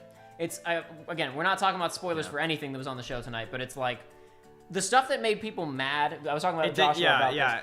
It's not only did the stuff that made people mad not make me mad. It's like I did not want a sequel to The Last of Us Part 2. Last of Us. When they announced it, I was like, I don't care. When they showed it, I was like, I don't care. Nothing is gonna get me interested in this. And then when I found out what the plot of the game was, I was like, ooh. Oh, that's interesting. Like, I had zero interest in returning to that setting and those characters. And then like, the thing that everybody was, like, mad about, like, the thing that was necessary for there to be a plot is, like, oh. See, that was the thing for me. I was like, where would the plot go from here? And I was telling Jacob this, like, even before the leaks came out and people figured out what the plot was. I was thinking to myself... I didn't look at any... I only heard, like, one of the leaks. I knew. About the big thing, but like when I heard about the big thing, like even before I heard about it, I was like, that seems like the only thing they could do to make a sequel. Nintendo did technically release Xenoblade Chronicles Remastered. That's something they did this year, technically speaking.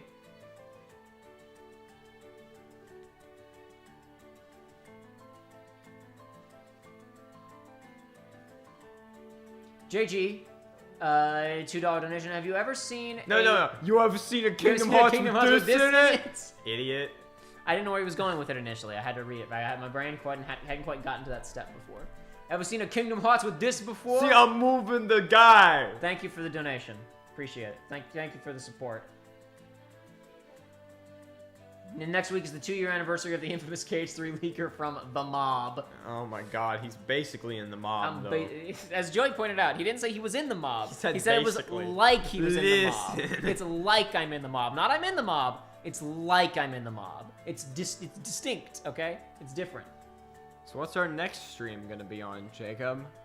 I don't know. I don't know what I'm gonna do. Yeah, again, no spoilers. He said The Last of Us 2 is a surprisingly risky game. It's like, to me, I just like, how do I put this?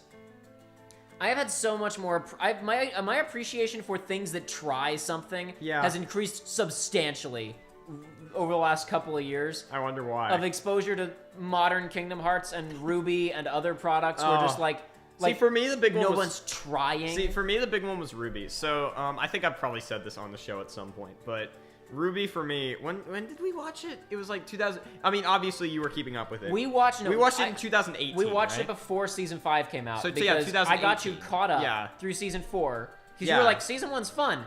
It's fun. No. As we were watching it, I was like, season 1 ended, and he was like, oh, not much happens, and I was like, yeah, not much happened, but I'm sure something will happen. Next time. It's like okay, you said foolishly. These characters are kind of archetypical, but I'm guessing they're gonna be built upon. Like this will be interesting. And then season 2, I was like, okay, nothing happened. Nothing happened that time either. And then they ended the season with an ex machina of someone who could just kill everything. Who then the next season can't kill everything because they realized they broke their own continuity. And wait, hold on. there are two characters you could be talking about from the ending of Ruby Volume 2. Are you talking about Glinda Goodwitch or Caffeine? I'm talking about Minigun Girl. But that's my point. There were two separate Deus Ex Machinas who kill everybody, and then they just don't do that next time because they realize they were too powerful. You're right. Because Coco kills all the Grimm, and then Glinda kills all the civil rights protesters. What are you laughing for? That's what happened! That's what happened! She commits genocide. The good guys, ladies and gentlemen. The good guys, ladies and gentlemen. Ruby, cinematic masterpiece. Listen, I ain't saying that two white guys can't write a story about racism, but I'm saying that two white guys, the two particular white guys who have chosen to write a story about racism cannot write a story about racism. And then season 3 was like, okay, things are happening now, but this is still more like one thing happens at the ending of the season, which leaves you on the promissory note that more will happen next time. And you're like, more will happen. And surely at this point, okay, now we've done our setup. Now things will happen. And in season 4, things start happening. Well, I wouldn't say the baseline of things happening in season 4 was low because the plot of that season was the characters trying to get to a location. Yeah. So as long as they are walking, they're accomplishing something. Yeah, exactly. Which was mind-boggling stuff for the writing of Ruby. And then they get to season 5, and then nothing happens. And then, oh god, season 5 of Ruby. That was because you and I watched that one week to an week actual together. Dumpster fire. Insane. It was wonderful. Anyway, what I was gonna get to was just that, like, I just feel that I've gained so much more respect for just things that try something, even if the attempt isn't perfectly executed. Brady Burlinson, I'm probably screwing that up, sorry. Have you played Melody of Memory, and if you have, what are your thoughts on the game, story developments in particular? I haven't played it. The gameplay looks like a lot of fun. I've been saying that, like, so basically since the demo came out, the gameplay looks actually quite entertaining. But I personally have no interest in playing it, and I don't, well, I don't have any interest in, like, He's not a rhythm game guy. No, that's it. I really don't have any interest in playing it. It looks really cool, and maybe I'll try it out someday, but it's not on my priority list, and I really have nothing to say about the narrative. Everything that I have to say about Melody of Memory at present time, I said in the variety test stream of Doom earlier this week, or was that last week? I don't even remember when we did that now. There's a section in there where we talk about Melody of Memory for like 30-40 minutes. So if you want to hear what I have to say about Melody of Memory, check that out. Thank you very much for the support. Hey, Jacob. Remember when they make the White Fang Nazis? Joshua, there's only the one guy, okay? The one representative of all of the civil rights protesters. But he's just one character. He's not a representation of all of them. There are other characters, even though you don't see them. The civil rights protesters Nazis? That's my favorite part of Ruby. They were like, oh wait, they're not evil enough because they just want equality, and so they're like, oh, we'll make the main guy Hitler. That'll make it work better, right? And also a rapist. And then we'll have... So the only range of... And it's important to remember that the writers and crew have compared it to... They picked the civil rights movement in the U.S. because I don't think they know about civil rights movements in any other countries. They don't. There's no way they know about, so it's like, important, South Africa. It's important to or remember that at else. any point when talking about the faunus in Ruby, you should be able to swap out the word faunus for black person. It's important to remember that when discussing their writing style. And then when you start doing that... And then to remember that the only black people in Ruby are either Black Panthers or Uncle Toms. Seriously. And there's no in between. And you're like, I feel like you're missing... I don't think they understand the whole racism It's not even them thing. not understanding it. It's like, why have you picked this hill to die on? Like, you could have written anything, and you chose to write this way. You could have written whatever. It's that bit where, H-Bomber guy's like, I don't think you guys had as much to say on this as you think that you do. I really don't think that you have as much to say. Their hot take on racism was racism is bad. Racism is bad. But also, violence is bad. But maybe we should all get along. Would be better if everyone got along. Let's build the story around that. God. And also, Nazis. Sometimes. Sometimes they are Nazis. Maybe Nazis. Maybe sometimes. Maybe sometimes Nazis. And they're all the standard grunts who they kill en masse in the first 3 seasons. Anyway, yeah, Brady, to give a very, very brief, since you donated, and I know I directed you to go to another thing, and you just gave money for it, so I'll talk about Melody of Memory briefly. For me, hopefully you're still here and you didn't bounce after you donated money, and then I said I wasn't going to talk about it. You're good. But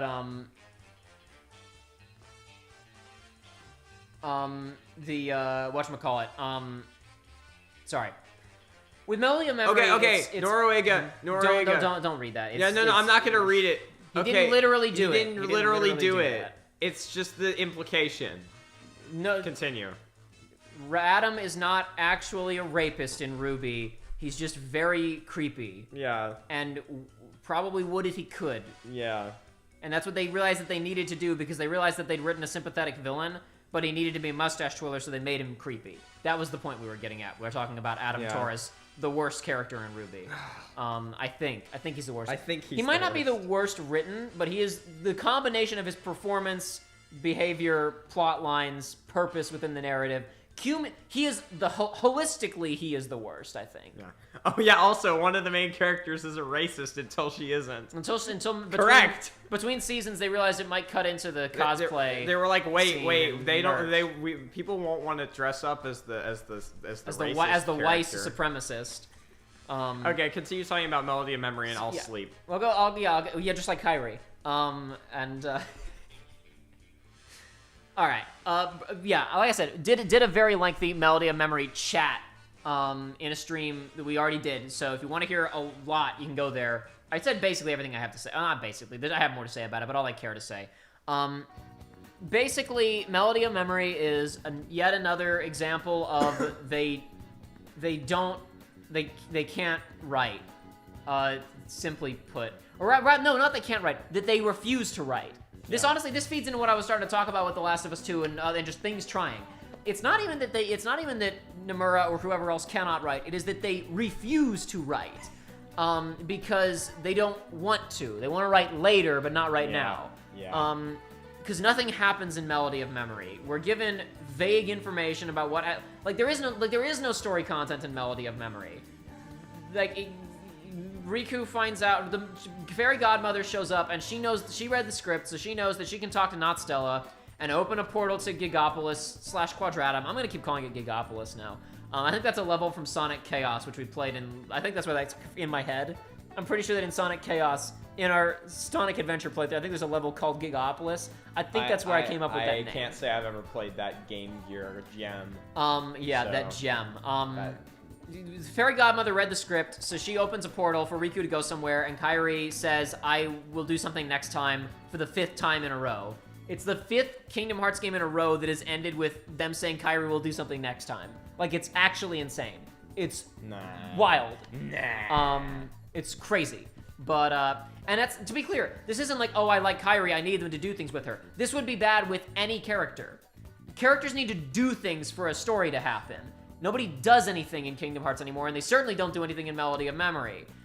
Kairi fights a dream version of Xehanort and loses. She has to get saved by Sora's ghost, because even in the Kairi game with Kairi on the cover, she can't be allowed to do anything. Even though Xehanort was just trying to kill her a second ago, he says, since I'm your dream, I'll help you, and he gives her information.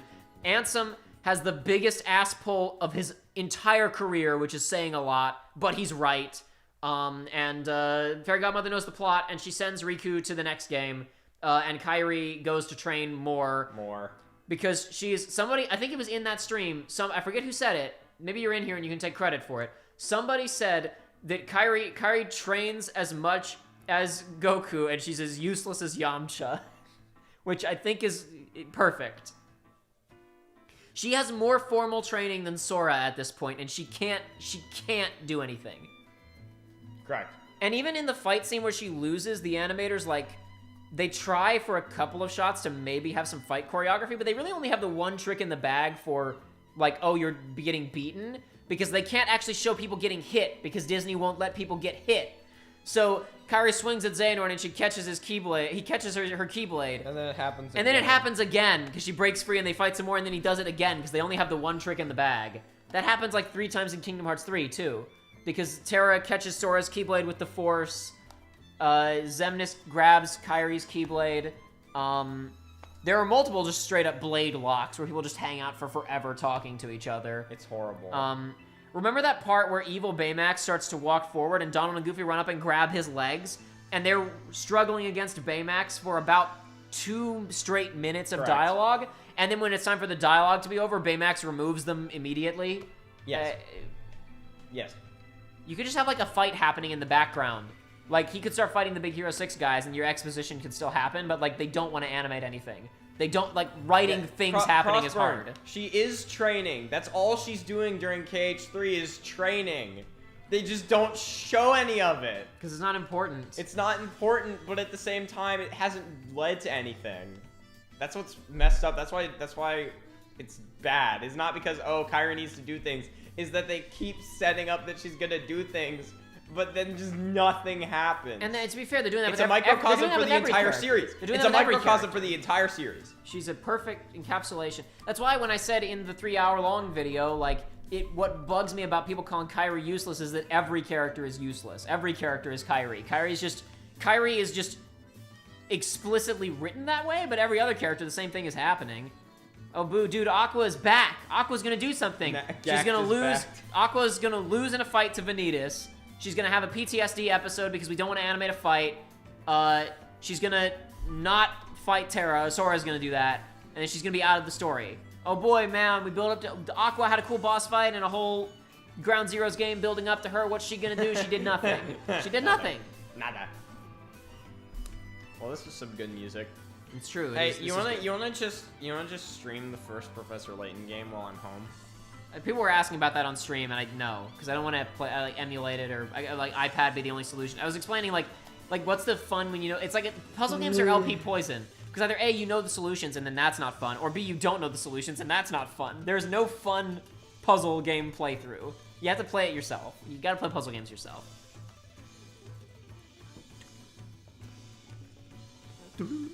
Man, Last Spectre is not very good. But this theme's pretty good. You gotta play the theme. Play the theme for Unwound Future right after. Like, actually. I'll play whatever's in the playlist next. No. Play the Unwound Future theme. We'll go out on the Unwound Future. No, do it now. Happy to do that. We'll go out on it.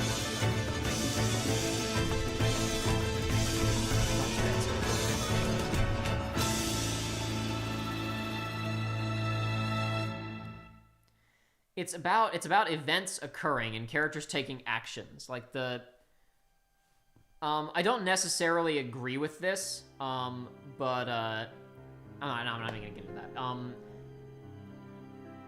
This is another thing where people got confused in that 3-hour video. I saw some people who were like, Jacob thinks that, I think people thought that I overcorrected with that video.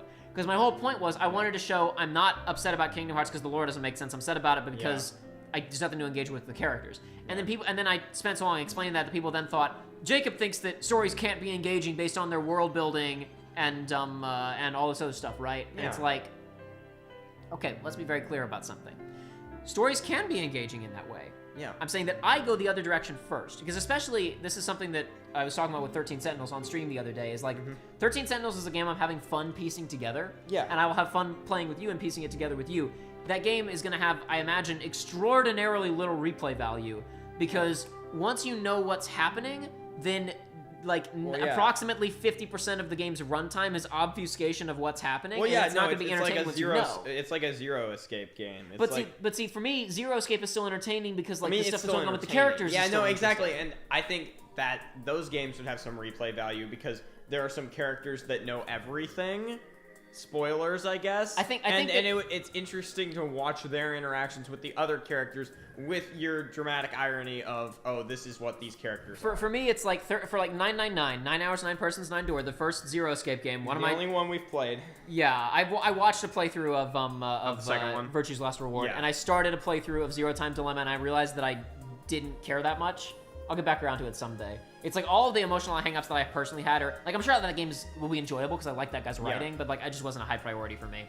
But like 999 is like starts with the baseline premise of people trapped in a location and have to escape, which is literal and what's happening and you get it, and then mystery stuff gets layered on top of it. And then once you beat it, the whole thing gets recontextualized, and maybe you could go back through and try and look for pieces of it. Whereas 13 Sentinels, from minute 1, is like something weird's going on, try and solve the mystery.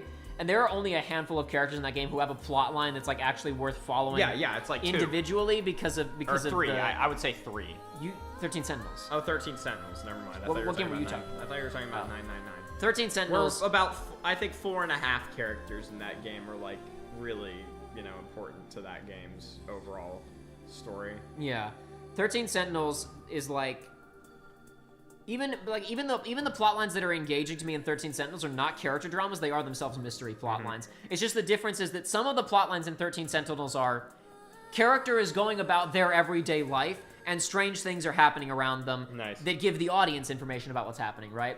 But then there are a couple of characters who are strange things are happening, I'm gonna investigate what's happening, and then they're on the same page as you. So those are the more engaging plot lines to me, but all the same, it's like when they're done, it's like I'm gonna know, and there's not enough character stuff going on where it's gonna be like, I really wanna go back through this and experience Natsuno's character arc, because she doesn't have one. That's kind of the issue.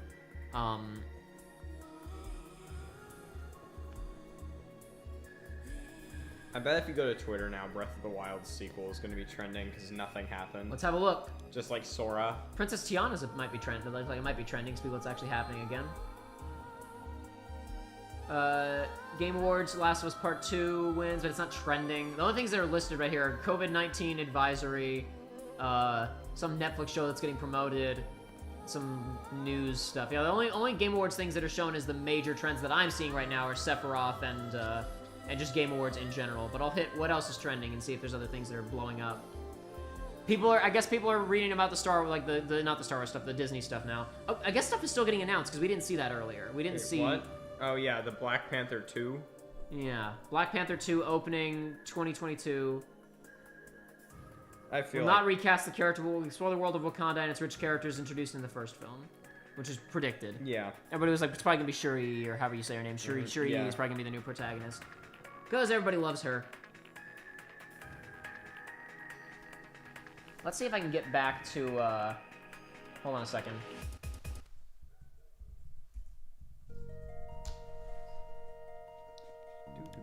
Okay, let's look at those Disney announcements again. See if hey Jacob, you want to stream Chrono Trigger while I'm home? No. We could get through it. No. In like a week. No.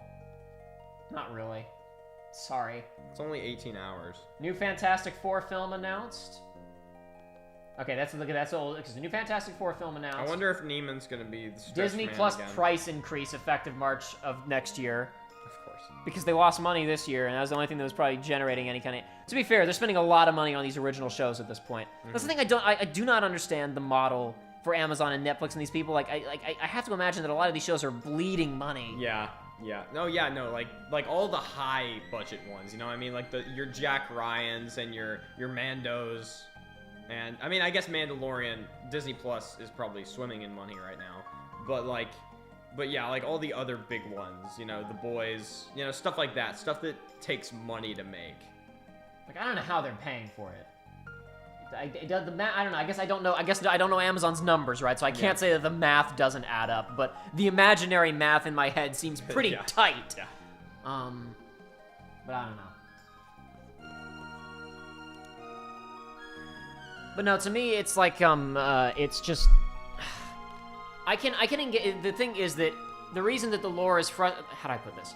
No one is wrong if they engage with Kingdom Hearts on the grounds of, I'm into the backstory and the lore and the piecing together the stuff, right? Like, for whatever reason anybody enjoys anything is a valid reason. It's just that... How do I put this? When I engage with something, I'm going through something and I'm not personally being, like, pulled in by it, then I say, okay... I'm either going to disengage or I'm going to look for something else to be engaged by, be it like for example, with, just because we were talking about Nolan earlier, with, Interstellar, that movie's story is kind of like, so instead I disengage and I'm like, production value is pretty good, some cool special effects, some neat sci-fi concepts, decent performances. Yeah. When one thing doesn't activate, I look for something else. Like, when you're watching a comedy, you're not necessarily looking for deep character involvement. You're looking for the movie to be funny, right? So when you watch something, your brain is always going to activate looking for engagement in different ways, and maybe you're not going to find it where you looked for it initially, but you might find it somewhere else.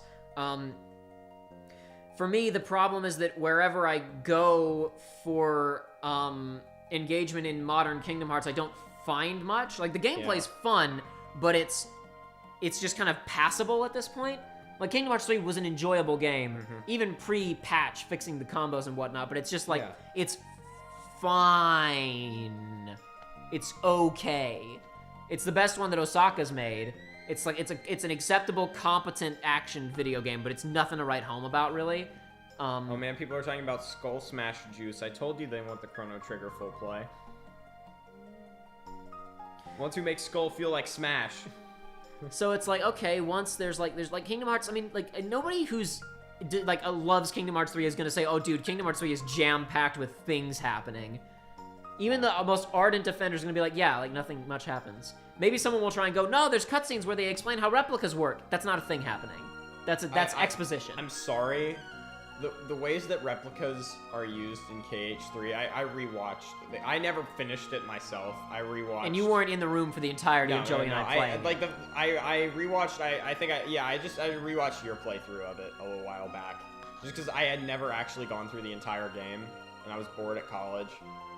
And the way replicas are used, man. They didn't know what to do. They didn't know what they didn't have another idea. Like, oh, well, just they're robots. Yeah. No, I like robots.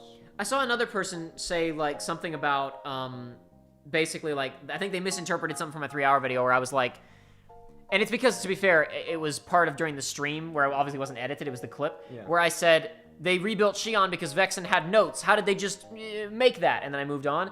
And I think this person interpreted as, how did the writers conjure these notes from thin air? Because I saw somebody leave... No, that doesn't matter. It's the fact that how did they create life from notes? It's beyond that. So there's multiple things. So this person was basically saying, no, like, it makes sense for Vexen to have... Why wouldn't Vexen have had notes? And indeed, the notes are even in the secret reports in 358. We know that they existed, right? That's not the problem. The problem is much more holistic than that. The problem is, we kill Shion and present her as the most unrevivable anybody has ever been. She's not just dead. She was big dead. She's erased from history. She was large dead. And her existence is entirely dependent upon Sora's memories of Kairi. Like, she can't exist if Sora remembers Kairi, right? Like, this is an unsolvable issue, right? So there's that. So, in the first place, you would hope that their explanation of how she comes back would be something pretty interesting and in-depth, right? So that's step one of why, oh, they had some notes is weird. Step two is, everybody forgot about Shion, right? But at some point, written documentation of her did not go away. Axel had a journal where he talked about this stuff. Now, to be fair, following Shion's death, there were the 7 days of Roxas and Twilight Town, and then after that, Axel was on the run. So I will accept that he did not, leaf back through his diary and see this name and go, who's the Shion person? Like, I will accept that, right? I will also accept that if the new organization wanted to use replicas for time travel shenanigans, because they're sending hearts through time into new bodies, right? Yeah. I will accept that if they're doing that, they needed to do replica stuff. So they went and found all the old replica notes, and along the way they went, what are these notes on this imaginary number thing, right? Yeah. I'll also accept that. All of these things are fine to me. What does not make sense is that Vexen dies, I think, before Shion even speaks. And Shion only self-actualizes and gains her appearance and her voice and her personality because of memories of Kairi leaking out of Sora, which only happens in Chain of Memories. Yeah. Which happens after she was built and after Vexen has gone and is dead, right? Has gone over there and then died. So whatever notes they have would be on her base lifeless doll form, which only self-actualized due to the combination of Roxas treating her like a human being and leaking memories from Sora into Roxas through to Shion, right? So creating a replica from Vexen's base notes would have created a lifeless doll that does not have Shion's voice or personality or anything. Additionally, they have no motivation to do this.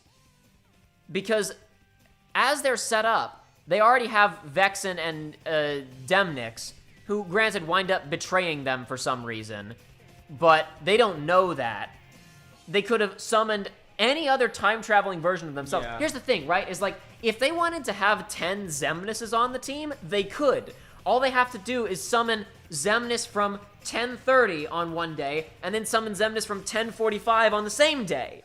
Yeah. That's how the time travel works. They can have 10 Xemnases. So the idea that they decided... That would be horrible. Imagine 10 Xemnases all spouting exposition at the same time. That's too many layers. So the fact that they found random notes on imaginary number, an experimental replica whose purpose is yet to be defined, and they said, this is a good idea. Yeah. Let's kick Demnis, and let's bench Vexen and Demnix, and not get anybody else. Correct. And let's do this wild card random thing that we don't know what it is. Yes, correct. And then it backfires on them immediately. Correct. But Remind implies that they knew there was a chance of this happening because Remind implies that they did no, Remind implies they didn't remember her. Base Game implies they did remember what she was. Because Remind says, we all forgot about her, but Base Game says, oh, that's right, you were friends with Axel, then you take his life. So,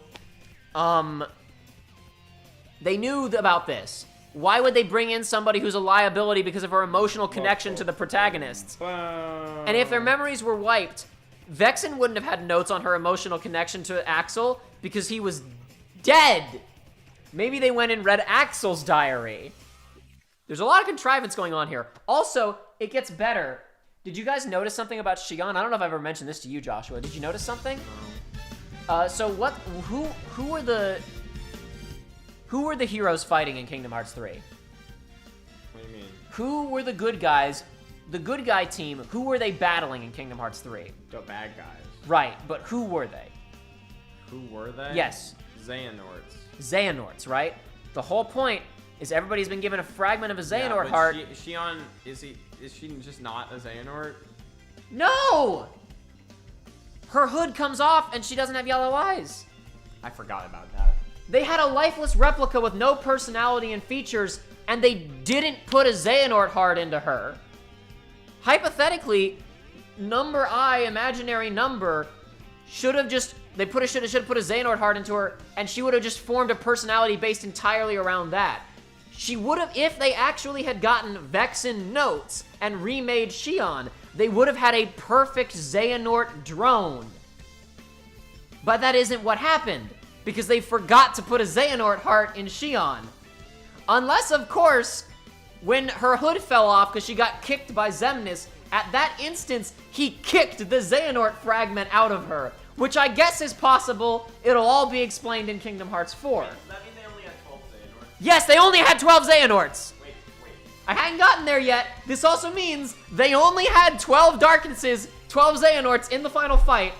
They literally, they couldn't, that's what, remember when I was talking about, when I was talking about in that 3-hour video, in that stream, What do you mean? They had 7 years to figure out how they were going to do this ending, and they Yes. couldn't get it. Explain. They literally did not have 13 Xehanorts, because Xion wasn't one.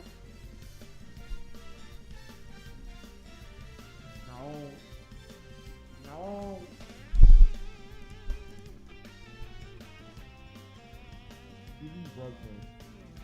Joshua just said, I just broke him, which surprises me. I didn't think he cared anymore about Kingdom Hearts. I thought he was, because you've been, completely... No, I just can't believe they're that bad at doing the one thing that The one had to thing! happen The one in their thing! freaking game. I expected one thing. You literally had one job to have there be 13 Xehanorts at the end who fought 7 good guys. And I'm still outraged by that. Oh my god. Oh my god. What? No. No. No. No. No. No. Ugh. Anyway, yeah, and then Xion can only exist if she has Sora's memories of Kairi, but in Remind, they literally they hope you don't remember that, because when Sora's inside of his own mind palace, there's a bunch of JPEGs of 358 over 2 days that drift past him, and he goes, the memories, they're returning. She didn't lose her memories of 358 days over 2. Her entire personality, physical features, capabilities, and existence was based upon Sora's memories of Kairi. So I guess he doesn't need those anymore. I guess that's why he doesn't care when Kairi dies, right? Because he doesn't remember who she is. He's like, eh. Who was that? Who was that person up there that was just killed? Do I know her? She seems vaguely familiar to me. Is that Naminé? This is perfect music for this revelation that we just had. It's the freaking upbeat Sonic Heroes first stage music. Nora Vegas says just have Xehanort clone himself. So this is also what I'm talking about, where Yeah. it's not the lore not Just making make the sense. 13 Palpatine clones from the Legends canon. It's not that would make more sense. It's not the lore not making sense, though there are instances of the rules contradicting each other. It's Yeah. about the characters not using the rules intelligently. It's about not using the rules intelligently. It's a different matter entirely. So now you're playing the Azran Legacy theme. Yeah. Just get to the good game. It's just in I don't know where they are in the playlist, This Josh. It's one's just a the playlist worst that one. You still haven't played it. Whatever you say. You started playing Bravely Default again, and you're like, but I can't play Azran Legacy. I didn't say I couldn't. I only just started playing Bravely like a week ago. I haven't been playing any video games lately, man. I only started playing Bravely. Dude, the only reason I thought I should check out Bravely is because Clemps is doing his videos on it, and I was like, I'll go back to Bravely. It's fine.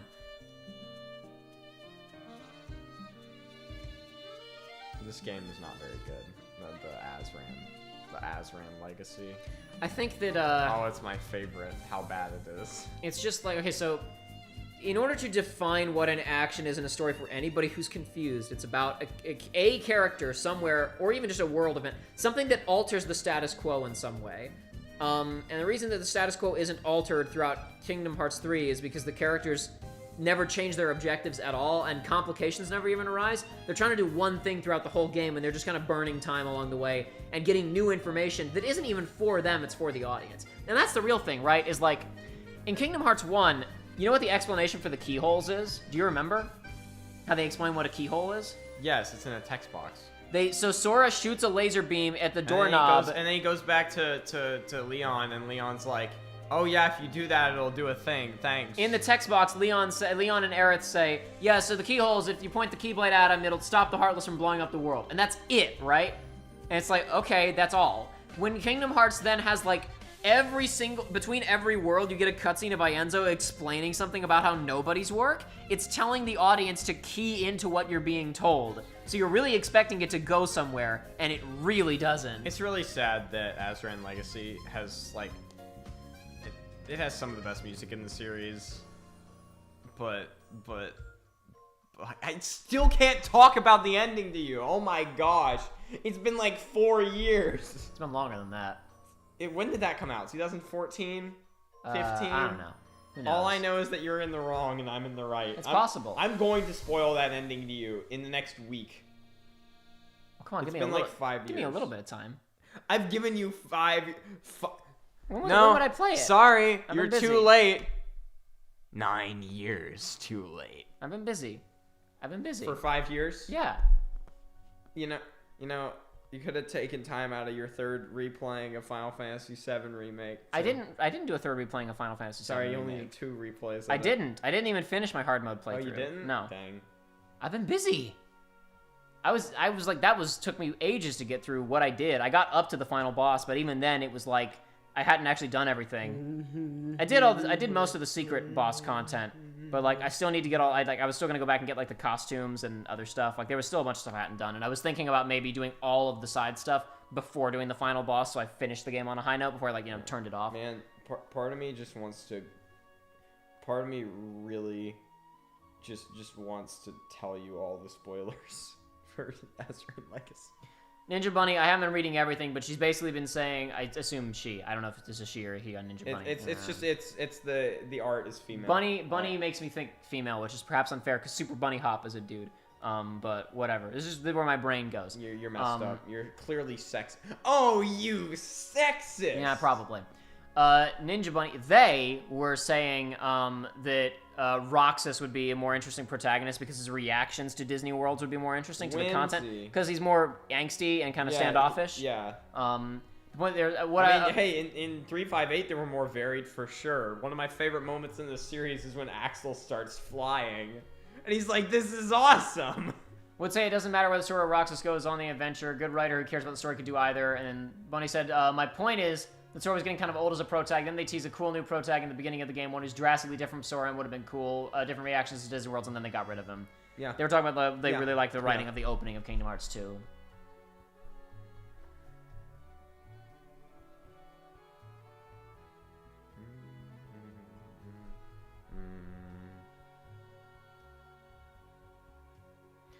Onimax says maybe those memories from 358 replace the need for Kairi memories because of how she had a template outside of Kairi. Then why did she die at the ending of 358? Exactly. No, they literally killed her as hard as any character has ever been killed in fiction. I'm not saying you're wrong, like maybe that's the explanation, but here's my point, right? If they spent all of those scenes explaining why replicas work and then they didn't explain that, like they aren't actually trying to have you're trying to come up with a reasonable explanation of maybe this is what was going on. They don't care enough to do that. Oh, there was a robot, so she came back. That's the problem. So it's like, why am I engaging with the lore? Because they're not. So then, okay, the character's lame, story, nothing happens, lore, inconsistent and lame. Like, you know. Again, that's my opinion. That's how I feel about this stuff. If anybody else likes this stuff, it's not a problem. It's how I feel. Ninja Bunny is saying you've seen the last cutscene of Azran Legacy. Because technically the last cutscene of Azran Legacy is the beginning of Curious Village. That is correct. Yes. I forgot about that. Mm-hmm. It all has to come full circle. You know, Obi-Wan and Yoda have to go to where they're hiding, and it just all felt so stupid. Anyway, Yoda goes to his new home, and Palpatine brings Anakin to his home.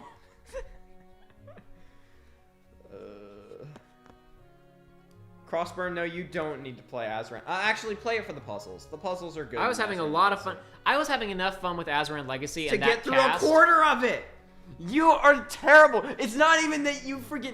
It's not even that you haven't played it yet. It's you got a quarter of the way through, and you were like, I'll wait for 5 years. No, it was just at a time I didn't feel like playing it. And then I did try replaying it. I did go back to it. I was playing it on a trip when I was on a business trip. Yeah. I was playing it in the car, and I played it for like 3 hours.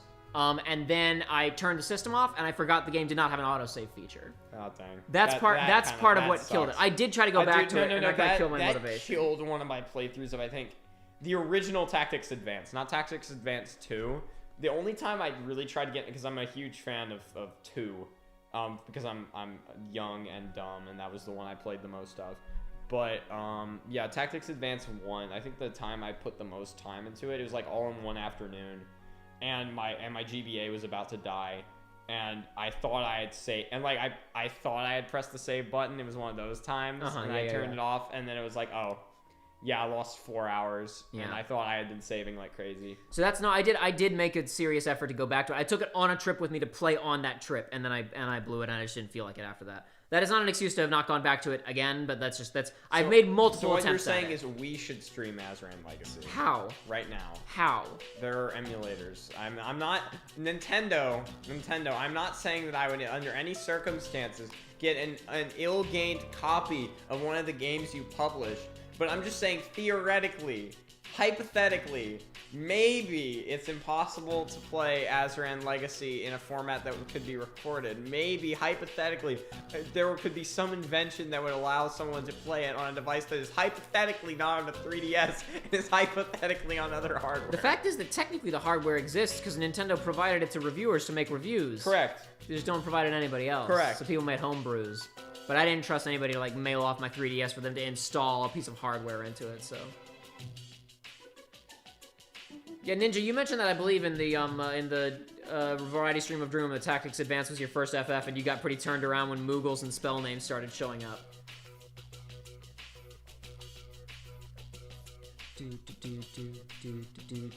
Yeah, my first Final Fantasy was A2. Shows how young I am. I was a youngin'. But that game is still pretty darn good. The amount of quests in that game is insane. Or no, I guess Kingdom Hearts would be my first Final Fantasy game. Jack Ward asks, have you ever seen One Piece? Feel like it'd be a good contrast for you from KH, given that the series actually cares about its lore and rules to a T. I don't think I'm ever gonna get into One Piece. I think it's probably just too much at this point. I watched half the PCP lecture on One Piece. I watched the full PCP lecture on One Piece, and it seems very interesting, but for the same reason, I'm like, man, that would take literally a month of my life to get into. And let's be very clear. Something can have bonkers rules that don't make sense, and that's not a deal breaker for me if it's like fun. Kingdom Hearts is so low energy is the other big problem. Like if Kingdom Hearts... There's no drive. If Kingdom Hearts was using its... That's what I talk about. If the wacky insano rules were used for wacky cool concepts, then I'd be more into it. But like, nothing if Kingdom Hearts just had cool stuff happening, but usually when something happens that isn't explained, it's to remove something from happening. Like when people, you know, shoot an inexplicable laser beam that solves a problem, or they teleport to where they need to be, or they get a magical power boost that lets them defeat the enemy, that's the opposite of the story becoming more fun. That's using zany, wacky, weirdo lore to remove fun.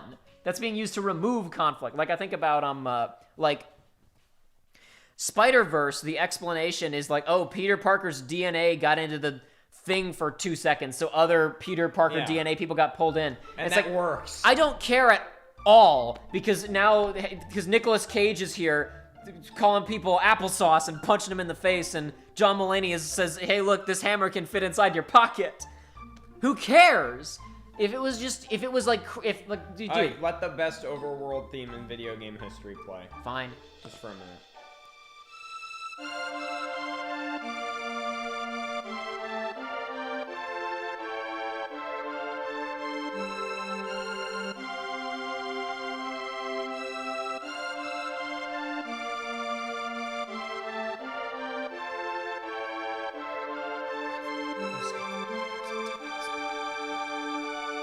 Joshua just made a bold statement and said that all the people who say Corridors of Time is better are wrong. As if people aren't allowed to have their opinions. People are allowed to have opinions, They're allowed Joshua. to have wrong opinions. Man, this song is mad so good. mad because bad. Exactly. Wrong because dong? What would that? It's not my fault that you're wrong. Wrong because dong is the alternative to mansplaining. Yeah. Well, see, this overworld theme is too early in history to be the best. It's still pretty early SNES. Obviously, later overworld themes have more going on. The FF7 overworld theme is 15 times longer than this one, but this is the best.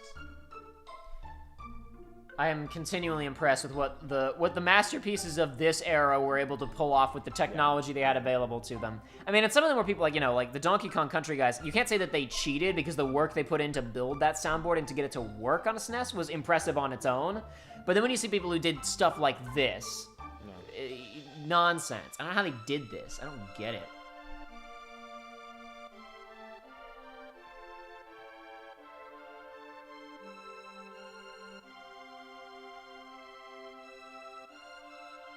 Ninja Bunny says, I hate all isekai that don't have the protagonist go to the fantasy world for the express purpose of growing as a person. Yeah. Well, that's too bad, because the entire point of the isekai genre is the wish fulfillment of going to a place where you're the best at everything. Yeah. Because you know the fantasy rules. Well, no, that's the whole point is they were talking That's about... why they were talking about tactics. That's why they're bringing up I was isekai. gonna say, well, yes, the only good isekai are Tactics and the Chronicles of Narnia. Yeah, are both Tactics advanced games in Narnia. That's it. End of list.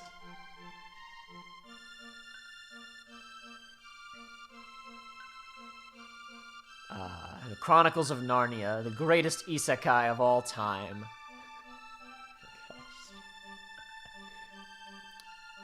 I was trying to think about how to integrate some kind of C.S. Lewis joke. And I was trying to reach for something about him like being a weeb or so. I couldn't quite get there, but then I started thinking about Christianity stuff, and then I got to new joke. It was Jesus starring in a reverse isekai. Someone's saying Corridors of Time is solemn. I think they're talking about End of Time.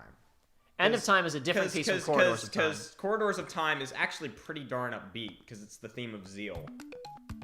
Yeah, find Corridors of Time. Hold on. Where are we right now?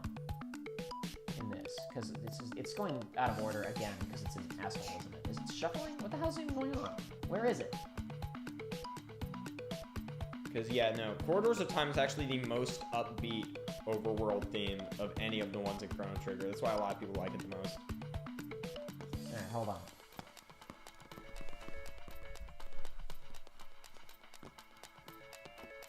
I have Corridors of Time here. Yeah, you have both End of Time and Corridors. That's what I thought I did, so I thought we could make this comparison. Here, Joshua.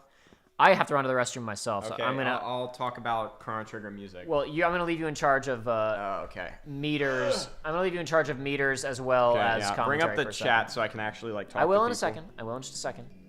You're gonna need to be able to get down here though too. So hit Firefox and then hit OBS, and if you need to switch to the next track, that's just click there. Understood. Oops, don't open Yeah, that. don't open the thing.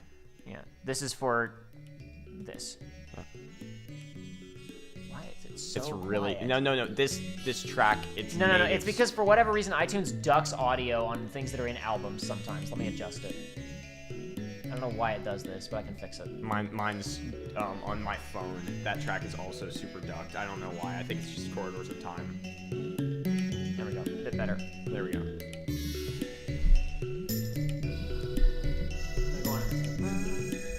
Best Narnia is Horse and His Boy.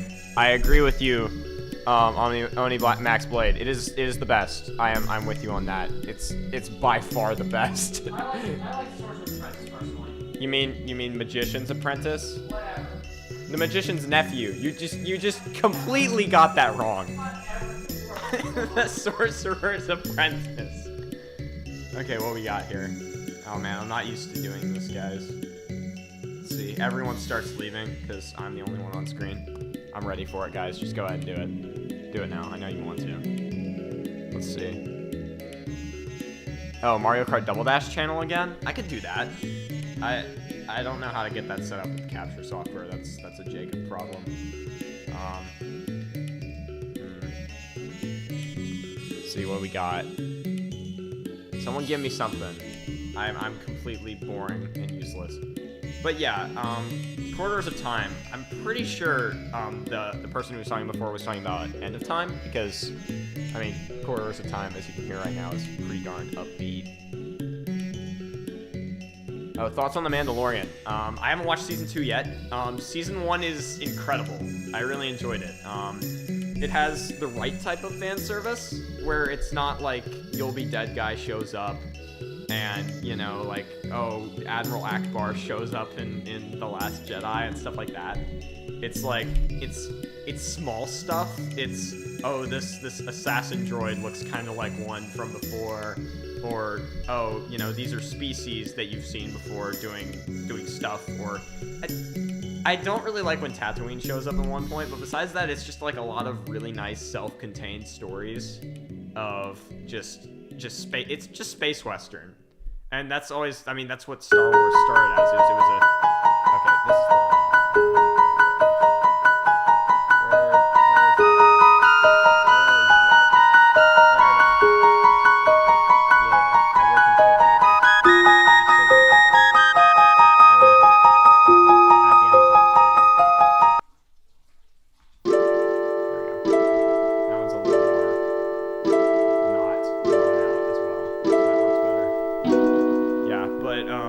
Yeah, The Mandalorian, I just like how self-contained it is. You don't need to have watched any Star Wars media to understand what's going on.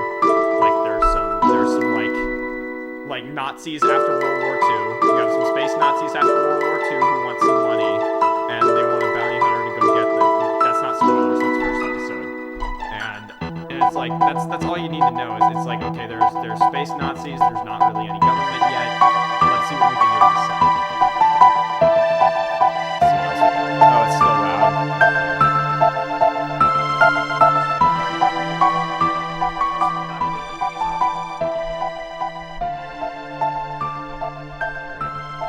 Look, I don't know how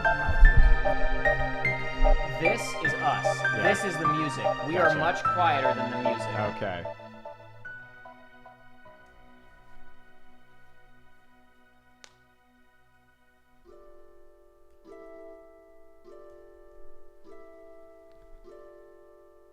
Yeah, that's weird.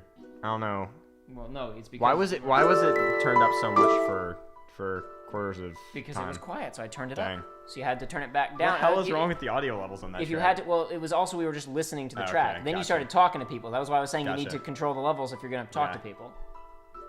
Nah, it's fine.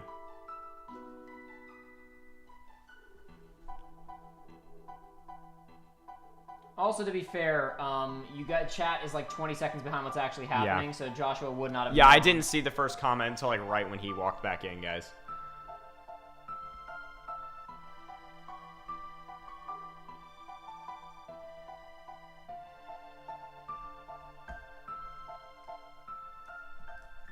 Anyway. Yeah. Now, why is this being so mean to me? It's because it hates you. Just give me 1 second.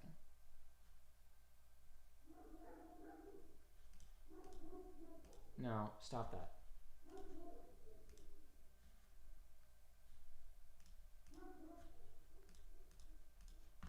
Why are you so strange? What are you doing? Trying to get iTunes to actually play the playlist in order instead of just jumping around randomly with all kinds of nonsense. Whatever. Oh, are you playing the Chocobo song from Final Fantasy X? No, this is not the Chocobo song from 13-2? Final Fantasy 13-2, no. Well, then you're wrong. It's a different track from Final Fantasy 13-2.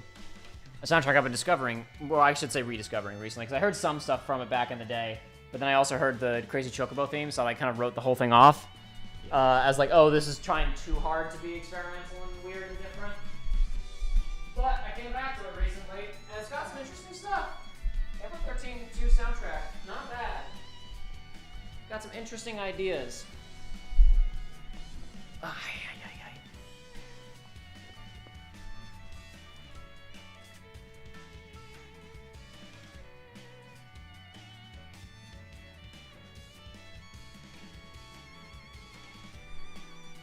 Yeah, but anyway, I don't know. As time is, artists never achieve exactly what they want to do. Even novelists who have hypothetically complete control over what they're writing, and artists who have complete control over what gets onto the palette, they never capture exactly what they have in their heads. There's always going to be some disconnect between the feeling that they want to express and the vision that they want to put through and what they get out there. And then, even once they get it in front of them, they're going to be like, this isn't exactly what I want, but whatever.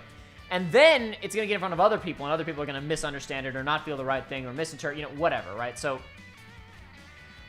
artists in the first place are never going to perfectly represent what it is that they're trying to accomplish, which is part of why I try to be, like, I mean, there's totally moments during playthroughs where in the moment I get heated about stuff. But especially when I'm trying to write reviews or reflect on stuff in post, I try to be a bit more, if you will, kind of generous about, well, hey, at least, they were trying this, they were trying that, something's being accomplished here. With that in mind, Pisano has to go work on schoolwork. Good luck with that, man. Hopefully you'll be all done soon. Oh yeah. Also, shoot 997. I did see your comment saying that was the track you were thinking of, and yeah, I think it does have a bit of somberness to it. I thought maybe you were talking about the other one of the kind. I mean, it's a hub world, I guess, but it is also an overworld track kind of that is even more somber. So I thought maybe you were mentioning that one as well. But yes, I agree. The singing in the background is supposed to be kind of an ominous and kind of mourning, foreboding feeling. I'm with you on that. But yeah, it's just like stuff's never gonna come out exactly in it, and often artists try to achieve ideas that they don't have the means to. Like, things gotta get made, especially in the modern day where it's like deadlines exist. A lot of art exists to make money. Sometimes you may have an idea and you may get halfway down the line and realize this isn't quite working, but we don't have the liberty of redoing everything. And like, I was bringing this up because we were talking about The Last of Us Part 2 a little bit, and I don't want to get into it too much, but it's like, Bobcat earlier said, like, the game's really taking a lot of risks. Like, it's doing some very bold stuff structurally in particular, where it's like, I've seen people talk about, because to get, again, no spoilers for anything that was at the Game Awards tonight, just in case, and no spoilers for The Last of Us Part 2. That game essentially splits itself up into two halves, and that has some negative ramifications. There are places where dramatic irony plays really well. There are also places where, because you know what happened in one story, when you get to the second one, there are bits of it that don't quite land right.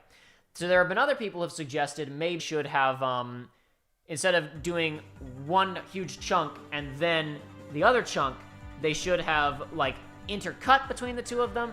But then a lot of what's happening, number one, a lot of what's happening thematically wouldn't work, because it's really important to see how that first part ends before you get into the second part to understand, like, what's, like, the point that they're attempting to be made. And the other issue is more specific to video games, which is the way that you manage inventories and equipment and weapons in The Last of Us. If you were, like, every 2 or 3 hours jumping to a different character, that'd be a huge headache. Yeah. Because, like, you're trying to manage equipaging and what you have between, okay, our KBS just dropped to absolute zero for a second there. Yep. Nice. They actually hit absolute zero. Oh, someone just asked where be Joey. He be at home. PB at home. He hit absolute 0. I haven't seen it hit absolute 0 in quite some time. Gotta love absolute 0, man. Give that a second. Yeah. It may be sorting itself out still. Yeah, Joey, currently at home. Joey, however, will be here. Yeah, they're gonna finish up the next this playthrough. weekend. Joey and I are hopefully gonna finish filming Pretty the short next full playthrough that you will see, hopefully before the end of the month. What do you think, like 15-ish parts on the new playthrough? I have no idea how many parts it will be. I don't know yeah. how it's gonna get edited. I'm It just took saying, us 2 I'm trying to sessions help to people film. make their hot predictions on what it is. It took us 2 There sessions. was to film. one comment I made today that might clue people into what it is because I refused to name something. If they want to go back through and look to try to But figure then out they have what to I'm figure talking out about. what it was you refused to name too. Yeah, exactly. Whatever. So Anyway. like they're not gonna figure it out. Is what I'm saying.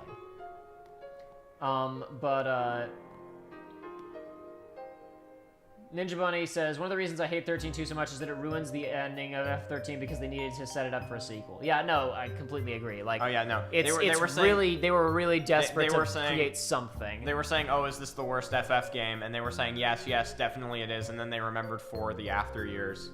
The After Years is, other than like all the Bravest or whatever, Oh, the God. After Years is probably the worst game ever released by the Final Fantasy brand. Ever. Yeah.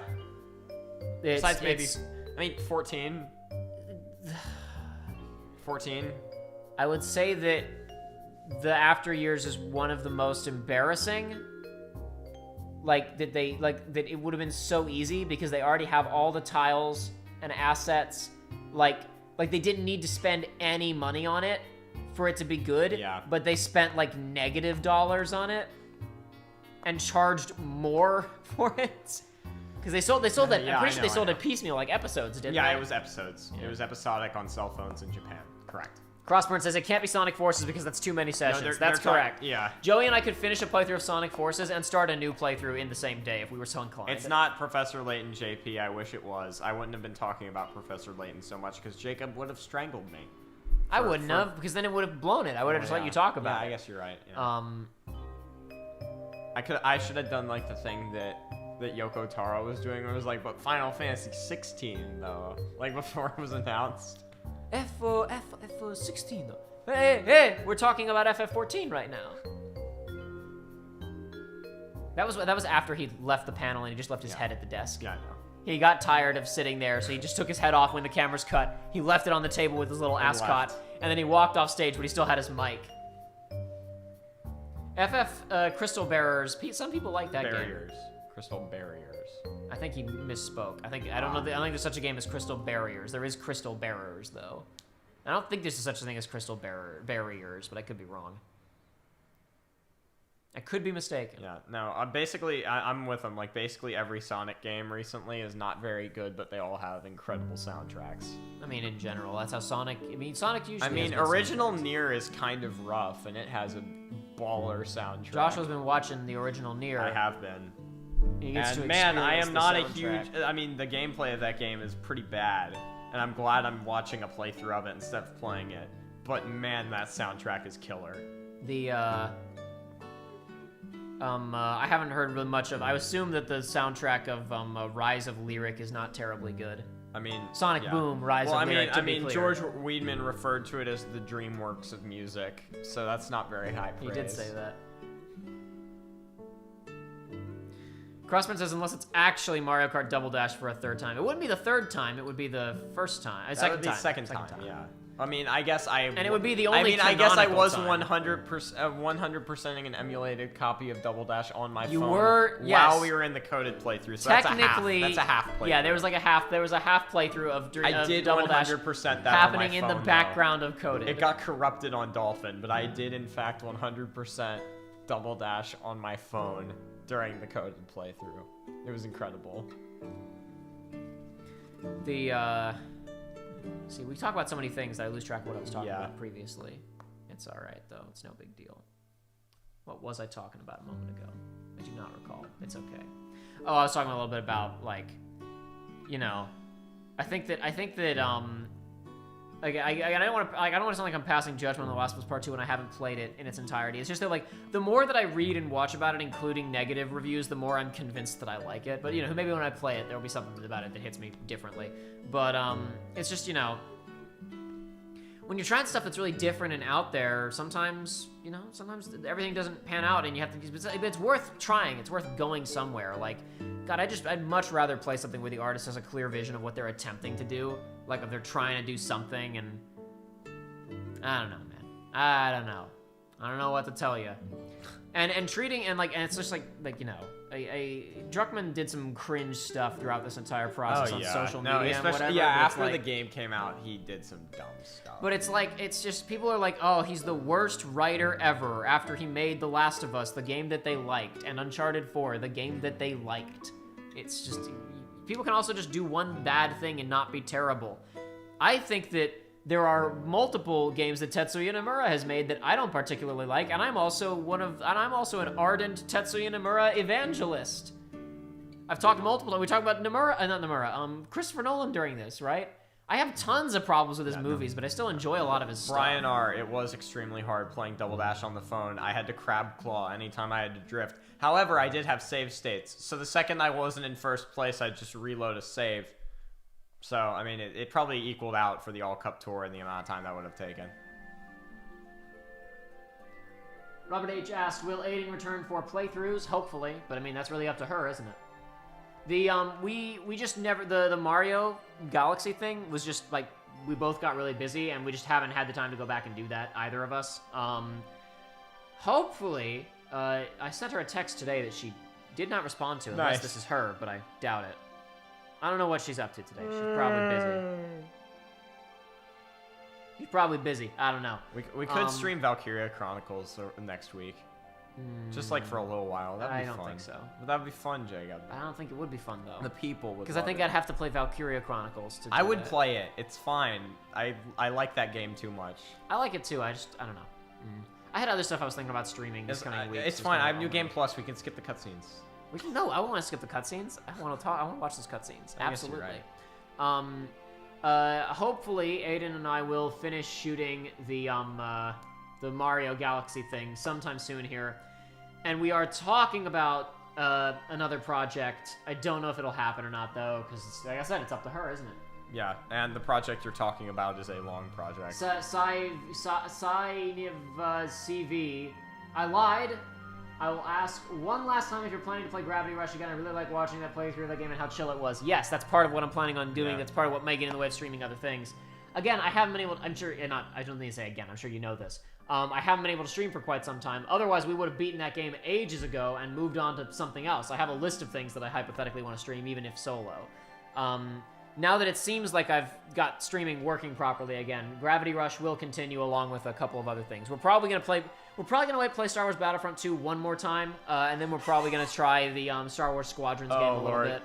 Crossburn. They didn't respond to me saying it because it's actually the next playthrough. Hope y'all are ready for the Ruby Grim Eclipse playthrough.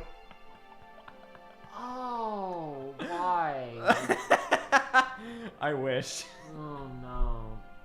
No, I would have to be in that. If it was a Ruby playthrough, I'd have to be in it, and I'm not. It's Jacob and Joey, so no. It's not Ruby. Thank God it's not Ruby. I think Aiden watched, like, the first couple of seasons She when did? they aired. Like she watched, like, seasons 2 and 3 when it was, like, when it was, like, generally making waves, right? Before it being really popular. But thank you, Sayevna CV. Man, you're great. For the 5 Canadian there. Is that worth more or less? That's a little bit less. I'm being sarcastic. I'm making a joke. Okay, well, you sound like an asshole.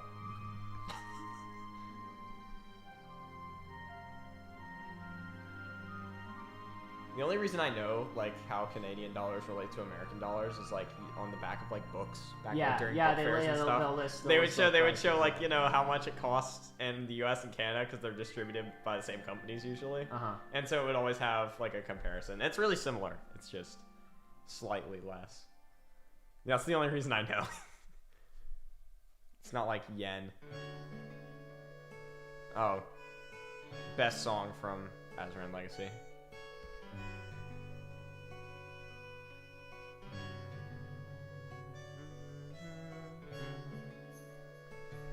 Bobcat, I personally disagree with the take on the.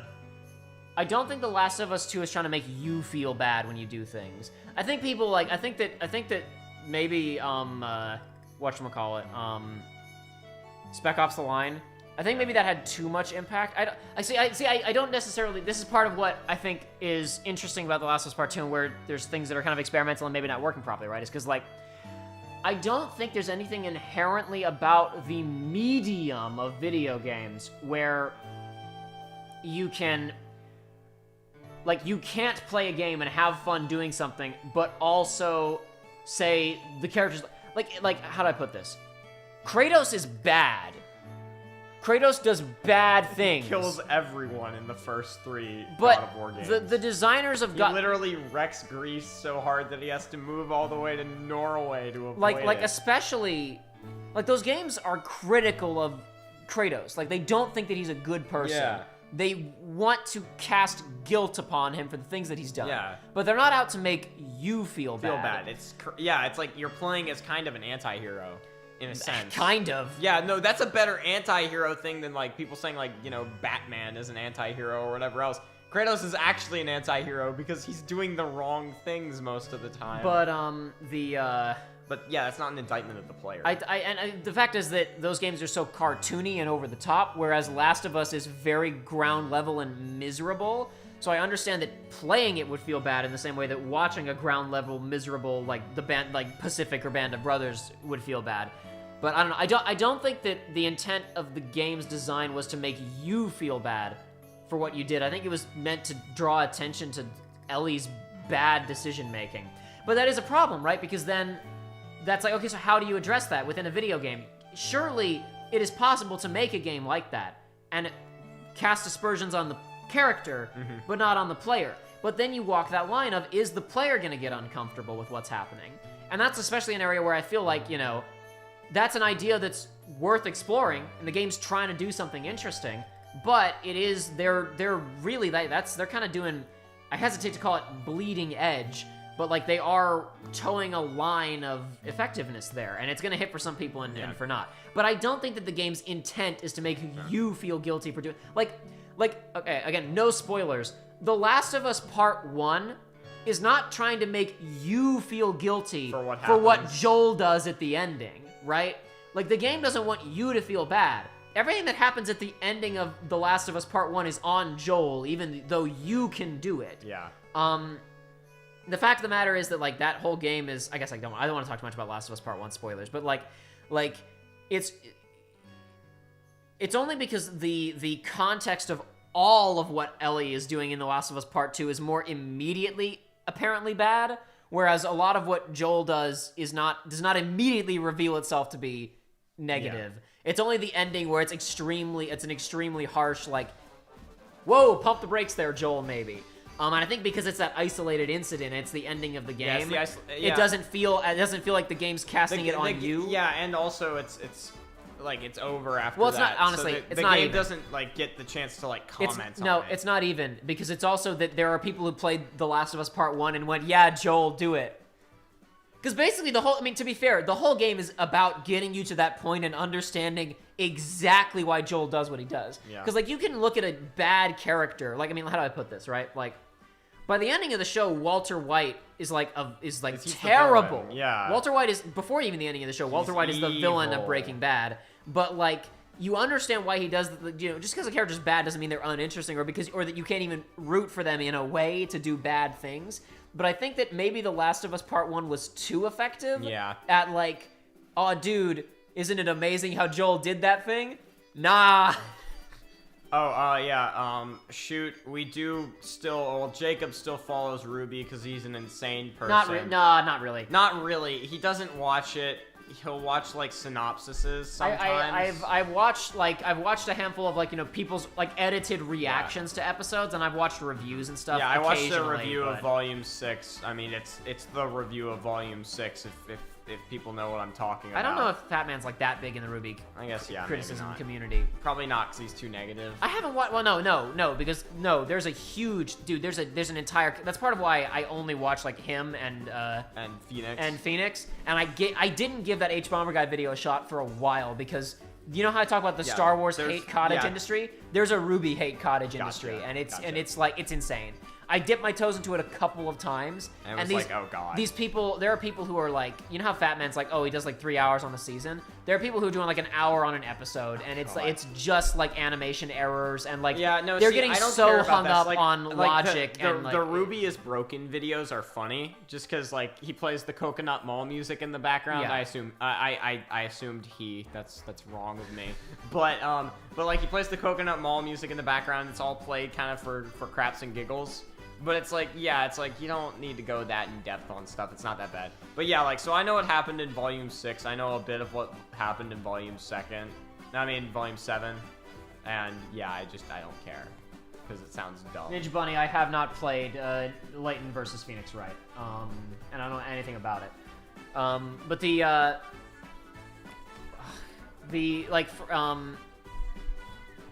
yeah, I don't know. I don't think that The Last of Us Part 2 is trying to make you feel bad. I think that both of those games are extremely intense character studies. Like, that's the thing where people are like trying to say like, oh, The Last of Us Part 2 is making a point about revenge, and it's not. It's like The Last of Us 1 wasn't making any kind of point. It was just a character study. Yeah. And The Last of Us Part 2 is also a character study. Druckmann likes that stuff. Uncharted 4 is almost a character study. Dude, Uncharted. See, that's why when people are like, "Oh, Druckmann's a terrible writer," I'm like, "Go play Uncharted 4." If, like, honestly, even if you hate the Last of Us series, I know a lot of people hate Uncharted 4 because he didn't have a brother before. It's like, no, go play that game. Oh my gosh. Also, let's be clear, Henning gave him a brother. He was gonna have a brother in the original Henning version. Wait, really? Yeah, there's some stuff, very, very vague plot details, but like we do know That's a basic outline of what the original version so was. it's like when they were like, "Oh, Luke's a hermit in The Last Jedi. Why did they do this?" And then like, Lucas said, "I was gonna make him an old curmudgeony hermit, and a kid was gonna have to come and convince him to not be an asshole." Oops. George, come back and save Star Wars! I would have done the same thing. No! How could this be? Shush, you blew out the mic again. How can it be? I know you've heard How about can Rage. Lucas betray me again? I mean, not again. The prequels are masterpieces. How can he betray me for the first time?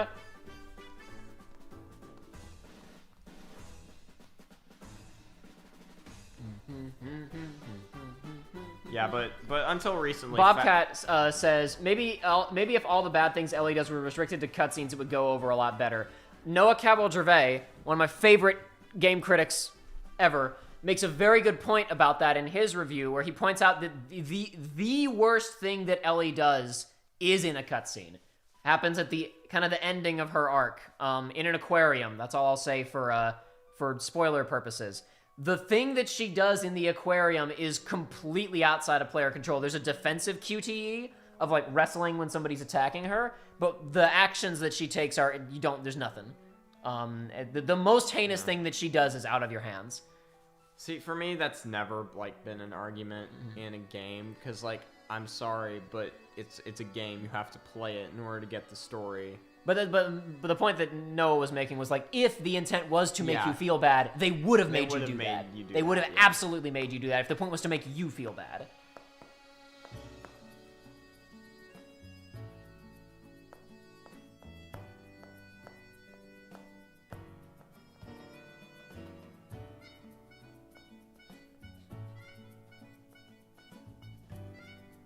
It's funny though, I went back and watched the first couple of Fat Man Falling reviews again, right? Yeah. It's so weird hearing him try to do the Plinkett voice. Yeah, and that because first review. Because his voice is so different from Mr. Plinkett. It's like, it's so different from Mike Stolklasa even, that it's just like him even trying to do it is just like, it hurts. No, like a couple of the references that he makes are fine, and to be fair, some of the jokes work way better with that voice, like the "What's in the cup" would not work with this normal delivery. But it was really in his second review where he explains why he did the Plinkett thing, where it's like, that makes sense. Because his whole point was to make a thematic bridge between the review and the thing that I was reviewing. Yeah, because since Ruby is your mom's idea of what anime is, I decided to juxtapose that against the most famous review of a thing that isn't what Star Wars is. Yeah, a thing that your mom thinks Star Wars is. It's quite well done. The parallels. It's like poetry. It's rhymes. like poetry. Every page, every frame stanza has so much going on. Yeah. It's so dense. Puddle Jumper. The Last of Us 2 won it. The only award that matters is the OST award, which FF7 won. That was the only thing I had any true investment in. Last of Us won Best Game. Hades won Best Indie, which was expected since it was nominated for Best Game. Among Us got Best Multiplayer. And Best. No, did it win Best Indie? No, it was Best Mobile. Best Mobile. It won Best Mobile and Best Indie was Hades, obviously. Yes, that's why I was confused for a second, because I knew that Among Us won 2 things, but I forgot it won mobile. And then Nintendo. Did Nintendo win anything? They didn't win anything, did they? Wait, okay. Nintendo didn't win a single thing, which is good. I think. Wait. Someone just said the latent prequel trilogy is better than the original trilogy. I disagree. That's fine. It's okay. Ninja stated in a previous stream that they're a big fan of Emmy. Of Emmy? Okay, then that's fair. Then yeah, no, I can understand that. I really like Emmy as a character too.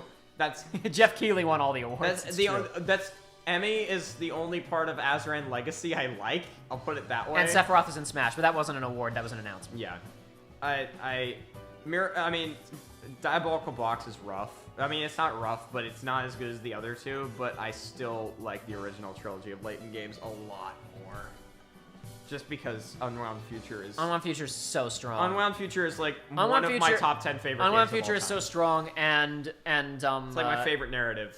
The in any game. Whatchamacallit, Curious Village and Diabolical Box, just like they say, this is what they got such a firm grip on the pulse of what the aesthetic of the series would be. Yeah. Like of this one isolated town. Okay, you know what they and said then in the in first the next one? Spoilers. It's true. They did. It's true. David Cage was involved. But the like the first game is this really isolated individual town that's really focused in terms of its art style, and then Diabolical Box is like, okay, they're on a train, so let's do a bunch of different things, and then after that, it's like got it. Like the art style of the series is like locked down from there on, and like what it feels like and what it looks like, it's fantastic. I say that. I guess the ending of Unwound Future really does like also further like that's a bit of an escalation. But then from there it's pretty like consistent. Like Unwound Future is like, okay, that's once you have that thing, then it's all really established. Assassin's Creed didn't win anything. That's also good. No, it meant Animal Crossing. Oh, Animal Crossing didn't win anything. Assassin's Creed wasn't gonna win anything. But it was nominated for things. It was nominated for accessibility and a couple of other things. Which I mean, if somebody did a good job at accessibility, then I wouldn't be upset with them for that. You gotta end the stream with the days when my Emerald was there. Days, I think I have that on my computer. Really? I have a couple of Botanic Sage tracks. I got days my when my Emerald was there. I got my roommate into Botanic. I'm very happy with myself. He's more of a hip hop and rap guy, and I was like, I got something. You think that's cool? Check this out.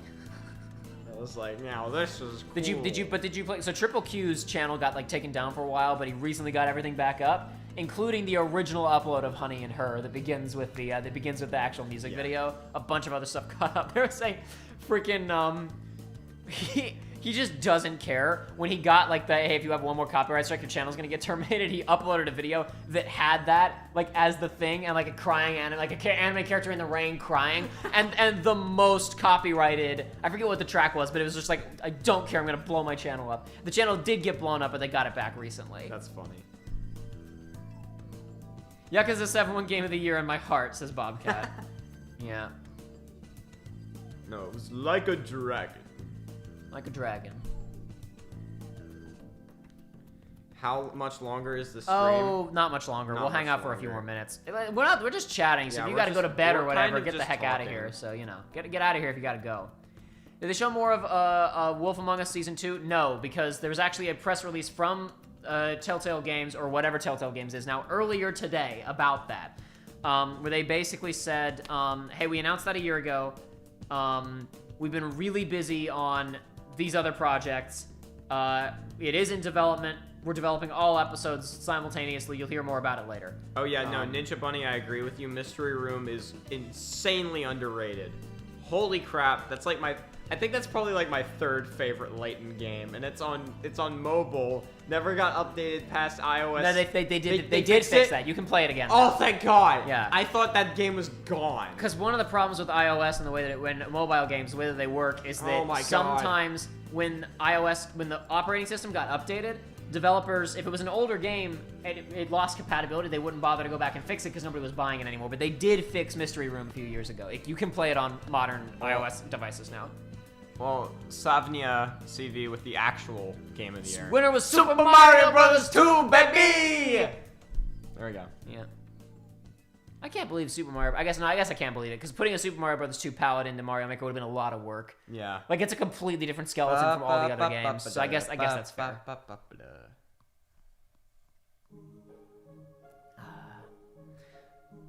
Man, I just, Knack 2 has won Game of History. Then, Knack we entered the Golden Age. We saw classic titles like Tarzan for PS1. That's it. Then, Knack came out. Here comes the money. Uh-oh. Did someone say Knack? Oh, man. Should have announced Knack 3 so Donkey could start Knack Mondays. That would have been good. Would have really would have been cross-pollination. It would have brought it full circle. He might have had to interrupt his weak gimmick to do a video on Knack 3.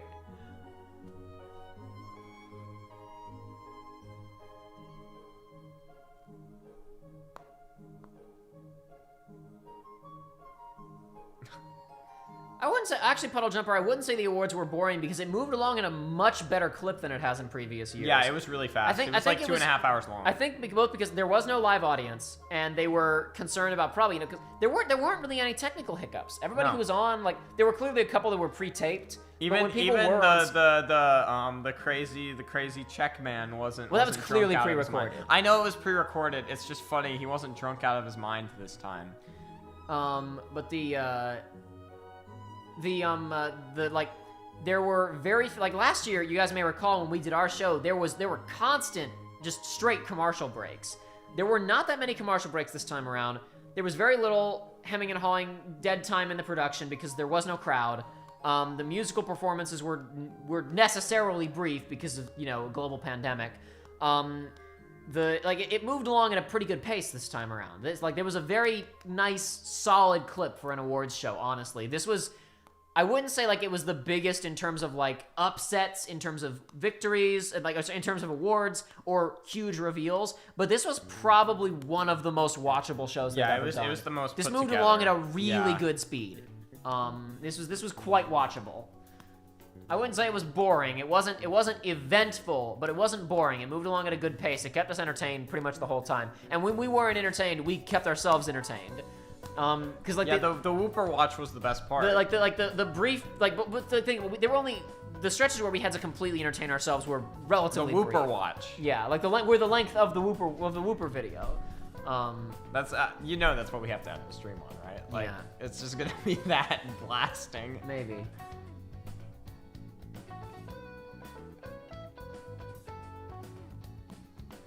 Yeah, exactly. And last year had some upsets. This year was pretty straightforward. Pretty much everything that won, to be fair, then again, I say that. I guessed every single. Well, no, it's even more than that. Almost every single category was either A, clearly that's gonna win. Of course, Half-Life Alyx was gonna win VR. Yeah. Or B, oh, any of these could win and I don't mind. The game of the year was stacked this year. It was. Tsushima, FF7 remake, Hades, Last of Us Part 2.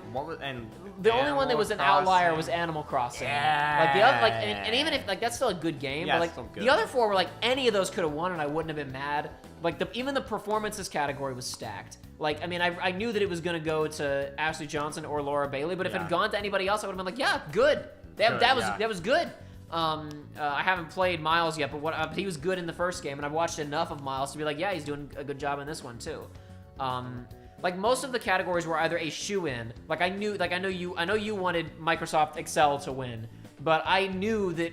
Oh yeah, no, I knew Simulator Flight Sim was gonna win. I just wanted to shill for CK3 while it was on screen. And then Alyx was gonna win. Last of Us Part 2 was gonna win for accessibility. Yeah. They also had an ad for Microsoft Flight Simulator right afterwards. It was wow, look at how incredible this game is. So I feel like it would have won no matter what, like, the votes had been. What I'm saying is that there was election fraud, people. I'm not actually saying Stop that. the count! Please, God, no. Please don't use that against me. I swear to God, I did not actually mean that. Please, no. Shh, it's fine, Joshua. Thank you.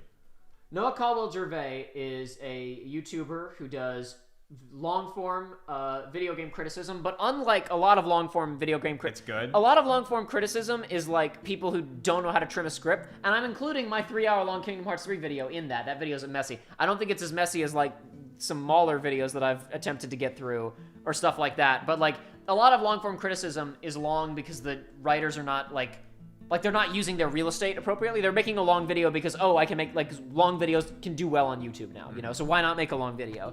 The greatest long video is still MGS4 was a mistake. Which is 3 hours long, and I would not remove a single word. Oh my gosh, it is like the least bloated thing ever. It's just 3 hours of gold. Somebody did an edit of that's like a slightly condensed version, and it was still like 2.5 hours long.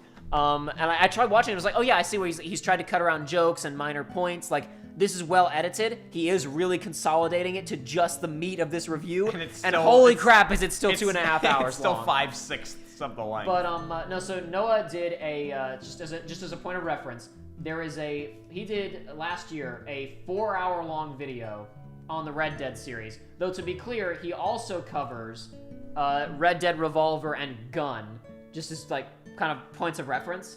Then he goes into Red Dead Redemption, Undead Nightmare, and Red Dead 2.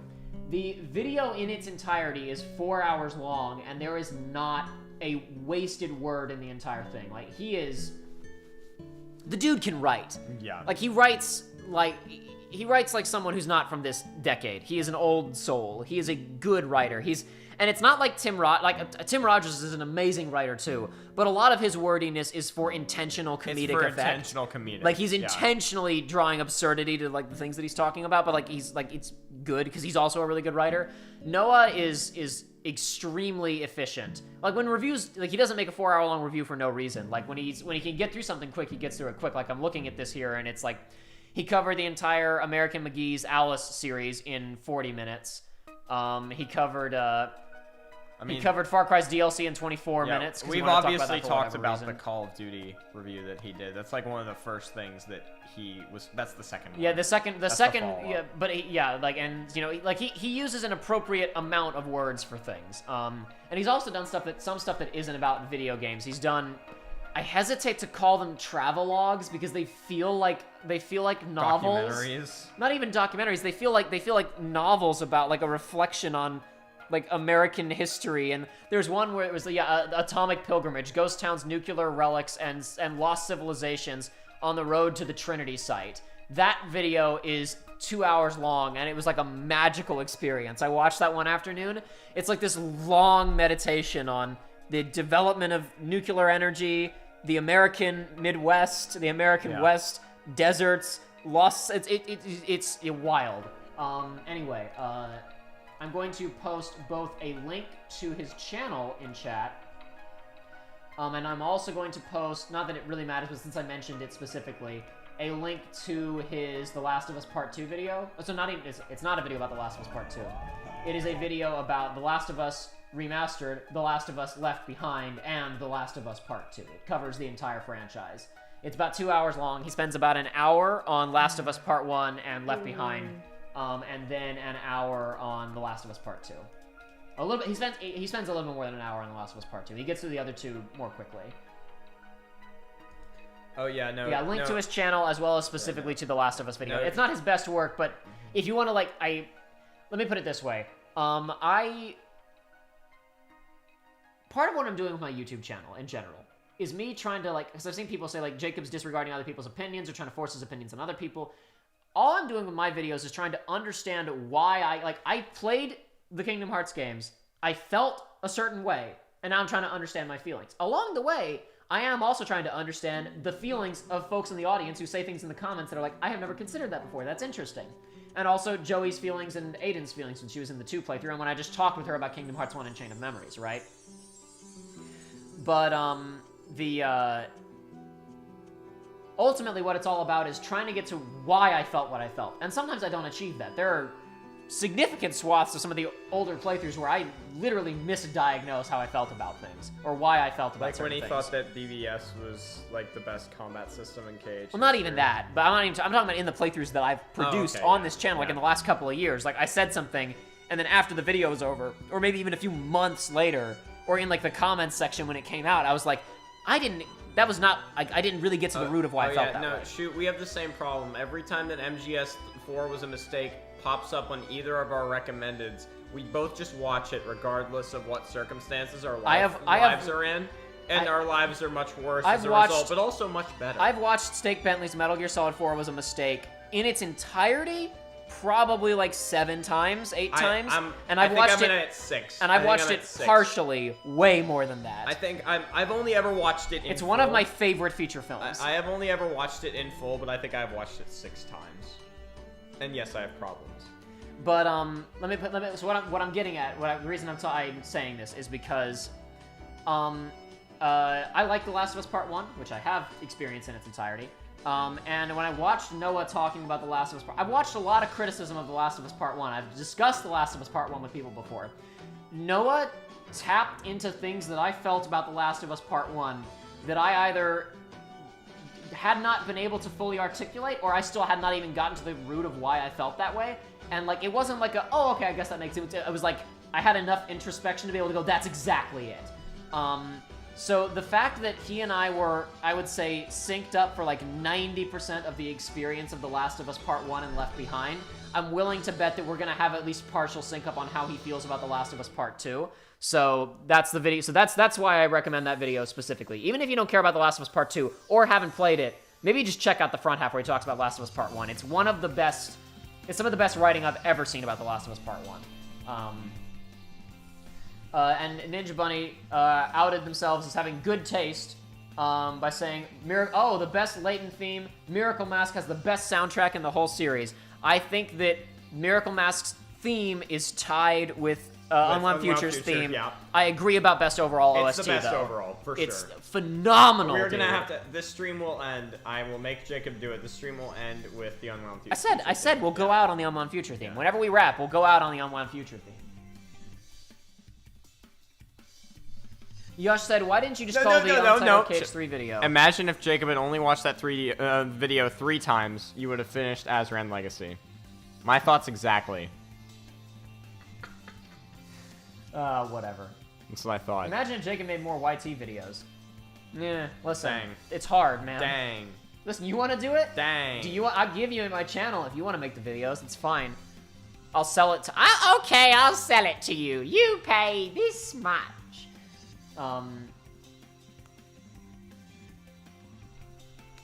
Where was it? Somebody said something. Why didn't you just call Untitled Cage video Kingdom Hearts 3 was a mistake? Because it's not. It's not. That Yeah. would no. See. I'm sorry to insult my brother in this way. That would be dishonorable. Why would that be that insulting me? No. It would dishonor Steak Bentley. Well, not by even. No. By comparing that video, which is basically just a bunch of stream highlights. Well, and only 30 minutes of stream highlights. Sorry, but I'm just saying, putting it on that level makes it get compared on that level. First of all, yes, what I did is not nearly as clean as what he did, so trying to piggyback off of that success with a vastly inferior video would be dishonorable. But beyond that, Metal Gear Solid 4 is a mistake is a great title because there's so many video reviews and essays that are like, thing bad, narrative disaster, worst ever. Metal Gear Solid 4 was a mistake. Is the perfect way of describing it. No, is literally his thesis statement. Yes. Like that isn't just, I think the game is bad. Like he actually making, kind of likes it. He does like it. He says, I think I love this game. Is one of the first things that he says in it. He's making Metal Gear Solid 4 was a mistake is a metatextual point about the inception, creation, and intent of the game on the part of the people who, you, me, Kojima, everyone, as he says at the ending of the review. It was a mistake. The whole enterprise, the existence of the game was a mistake. It's that title means something. It's not just Last of Us Part 2 is a narrative disaster. Thing bad. Thing is a complete failure. Movie is a cinematic failure. has a thesis statement that he is making with that. With Metal Gear Solid 4 was a mistake. I said on Twitter yesterday, the name I've been leaning towards for a while with that Untitled video is the unsatisfying storytelling of modern Kingdom Hearts. Because I talk about so much in that video and it's so all over the place, and it's not just about KH3, because it's also a lot about Union Cross and a little bit about DDD and Birth by Sleep, right? Not much about Birth by Sleep, but it talks about the whole series, really. But to me, that's like the breakdown of what that video is actually about, is it's about it becoming unsatisfying, because it's about looking at it holistically, because I'm talking about characters, I'm talking about lore, I'm talking about structure, I'm talking about intent, and ultimately, the point that I'm getting at in the video is that no matter where I look within the narrative content of the new games, I come away dissatisfied, because there's stuff out there that was bad that I enjoyed because it was wacky, right? Like, how do I put it? I haven't watched Twilight in its entirety. I read the book, right? I read the first book, but I haven't watched any of the movies. Because he has... Why? I'm willing to bet that I would be immensely satisfied by the Twilight movies, because I would be having so much fun. Other than Breaking Dawn Part 1, because the first half of that movie is just erectile dysfunction. But like I have fun with bad things sometimes too, right? Like I am remarkably easy to please, and I can find ways to be satisfied with things. When that Star Destroyer in Episode 9 blew up that planet, I was having the time of my life. I was having a lot of fun. I didn't know about that before I went in, and man, I was happy when that happened, because it was so bad. I've never seen a filmmaker who likes blowing... No. I've never seen a filmmaker who is like taking... Here's this thing that I keep doing that is like a problem at this point. He did it with lens flares to the point that his wife had to say after the first Star Trek, JJ, you've got to stop. I literally can't. No, he said the reason that he toned that down in later movies was because after Super 8 and Star Trek, his wife said, JJ, I can't look at your movies anymore. These lens flares are getting out of control. I hope his wife said after Episode 9, JJ, you gotta stop blowing up planets. It's getting out of control. Like, the only other instance is like Tarantino and his feet. Like, I've never seen anything else. And Tarantino will not stop the feet. He will never stop until the day that he dies. He will not stop with the feet, ever. In the commentary track... There's so many feet in Once Upon a Time in Hollywood, In the commentary track for Scott Pilgrim vs. the World, when there's that shot of Ramona taking off her boot when she comes to Scott and Wallace's apartment, in the commentary track, he's joking, I put that in for my mate Tarantino. That was for you, man. Because they're friends. Like, he and Tarantino are actually, like, they know each other.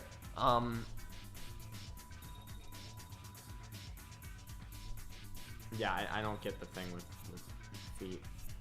Neither do I. I can't say that I do.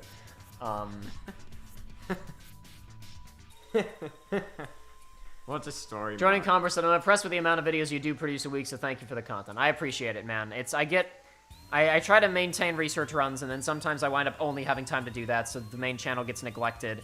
Or, like, I have a good idea for something, but not time to work on it, and then I lose energy. I've got some stuff in mind. You're hopefully going to see more stuff here.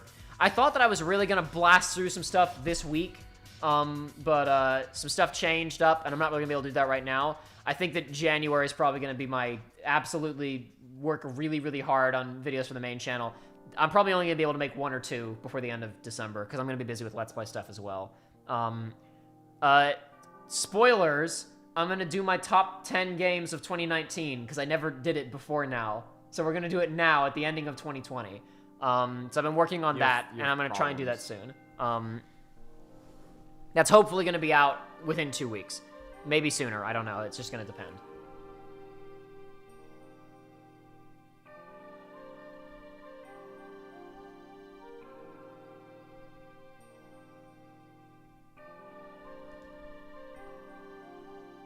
You know what? I love this game, and I think this game loves me. Well, I guess I'm watching that video again after the stream.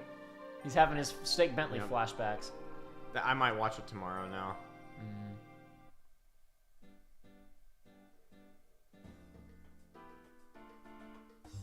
The Cowboy Bebop video from Steak also draws me back in time again, but I also just really like... It draws me back time and time again, but I also just really like Cowboy Bebop. Fair. I started watching the Cowboy Bebop video, like, 2 days ago, and I was like, I have things to do. I've watched this, like, 10 times. I gotta stop. And I literally started watching it, and I was like, Idiot, you don't know. You stop. You don't have 40 minutes. Stop. And I turned. It wasn't even that I didn't have 40 minutes. I was like, you don't need to spend 40 minutes doing this again. You can find something else productive to do. You bojo. McFly, you bojo. Zell, you bojo. Hoverboards don't work on water. Unless you have power, of course. And then Headmaster Sid hands me a lamp with a magic lamp. He says to be careful and it's a little bit dangerous, but I mean, how dangerous could it be? What the hell was that? Why did Headmaster Sid hand me a lamp with the devil inside of it? If you have a lamp with the devil in it, you don't say, oh, here, take this I was expecting a magic genie who sings songs or grants wishes. If you have a lamp with the devil in it, you don't say, oh, here's this magic lamp. It's a little dangerous. You say, here's a magic lamp, and it has the devil in it.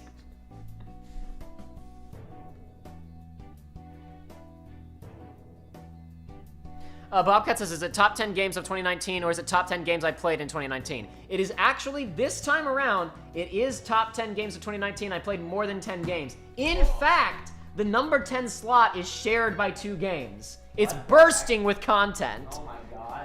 I'm not sure there was a 12th game, so I barely made it. I think I only played the 11 games. Oh my god. You have issues.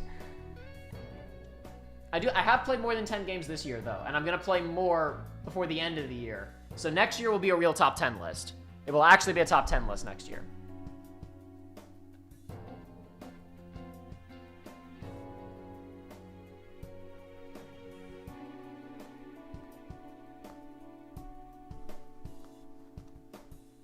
Jack Ward says, do we ever do a video on the writing in the Paper Mario games? I actually have been planning a kind of like history of the series / why fans are upset video.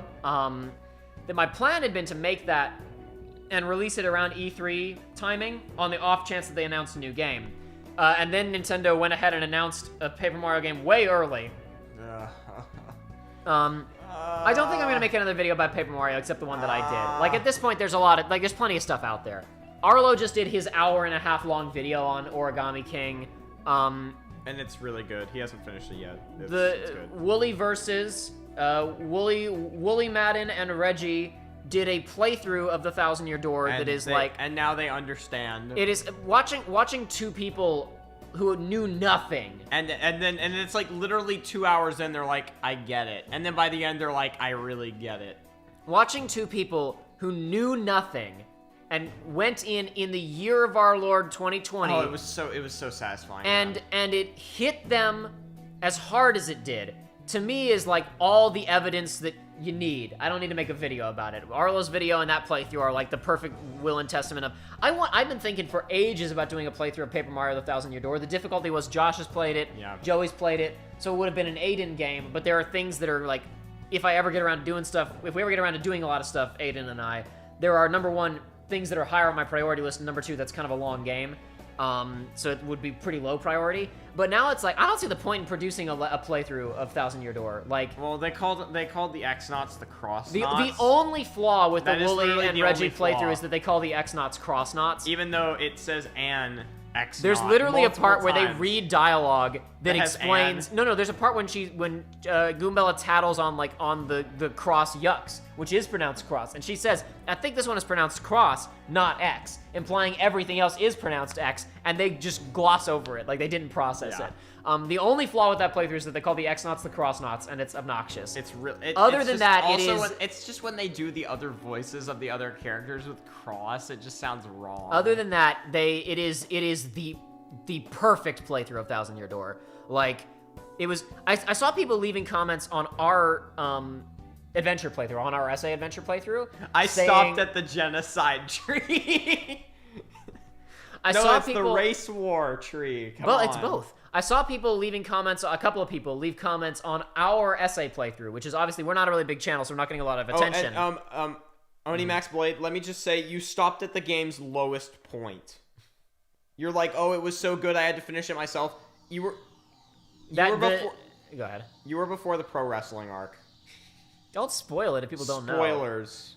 The tree is the weakest part. It has really cool aesthetics, but the gameplay's a little slow. It is. They're trying to be Pikmin without having the resources to do Pikmin. I could talk about the pacing and design of that game for forever, but what I really love is that, like, because there have been multiple Mario RPGs at that point, right? There had already been Super Mario RPG and Mario Story / the original Paper Mario, right? And the game comes out of the gate, and those previous RPGs, Secret Stars, or 7 Stars or whatever, right? 7 Stars, yeah. It had some weirdo areas, but it felt mostly like a Mario game with a couple of Donkey Kong areas thrown in, right? Yeah. Like it felt like a Mario game where he wandered through DK like Island a couple of times. The weirdest thing was the weirdest thing for most people was the sunken ship with the pirate ghost, and it's like, and it has the whole story. You find the journal entries. That's kind of the weirdest thing in the game. For the most part, it's just kind of Mario settings. But like, so with Thousand Year Door, besides, you know, going into the giant sword at the end and finding what I adore about Thousand Year Door is that they do like a double fake out where like you go to the hub, right, and it's like right off the bat, this is weird. This is really why is there weird. A noose? This is really weird for a Mario game. And then you go to the first like world or the first level, and it's like, oh, grasslands. Sorry to interrupt you. Yosh, you can't play TTYD if all you have is a Switch. Nintendo doesn't want you to play it. Yeah. Ever. Nintendo forget about it. Nintendo wants it to be scrubbed from everybody's minds. If they could erase everybody's memories of Paper Mario pre-Color Splash, they would. I'm including Super in that. This is why emulation has a place in society. But the what was I saying?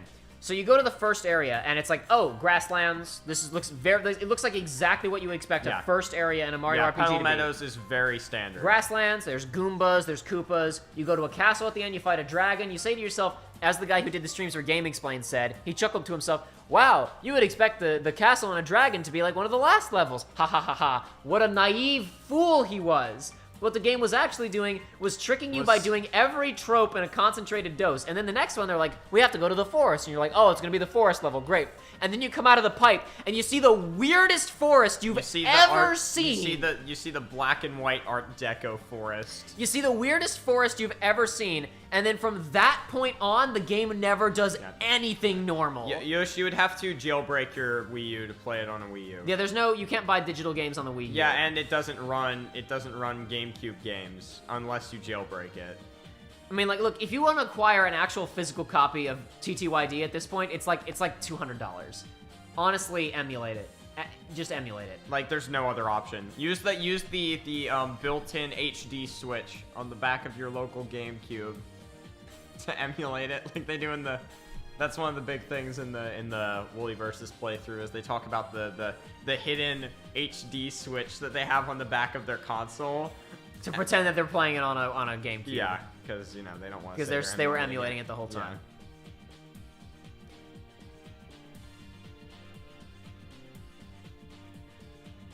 Nintendo wants you to have fun as long as you stop having fun in March. That's correct. Yes. After March, no more fun is allowed. No more fun. Mario is now 36 years old. 7 of 9. Okay. 7 of 9 is like, okay. This is the time designated for fun. Yeah. The time for fun is over now. Now is the time for nutrition. Yosh, you could play it if you have a Wii. You can play it on that. However, it probably would run you about $200 at this point because GameCube games went out of circulation circa 2006. If you have a physical copy, you can play it on a Wii. But you need a GameCube memory card, and you need a physical copy. GameCube memory cards you can get pretty cheap. Yeah. I got a new one that wasn't like an on-brand Nintendo one, like one that somebody else made. A while ago, I got it pretty cheap, but like buying a used GameCube game at this point is quite expensive. Super expensive. Especially this one, because this is a very sought-after game, because it's never had a re-release. I looked into trying to get Path of Radiance, like, legit, and just was like, no, I can't afford this. Nintendo hate letting people play all their good games. You bet they'll port Yoshi's Woolly World. Yep. Mm-hmm. Yep. Indeed.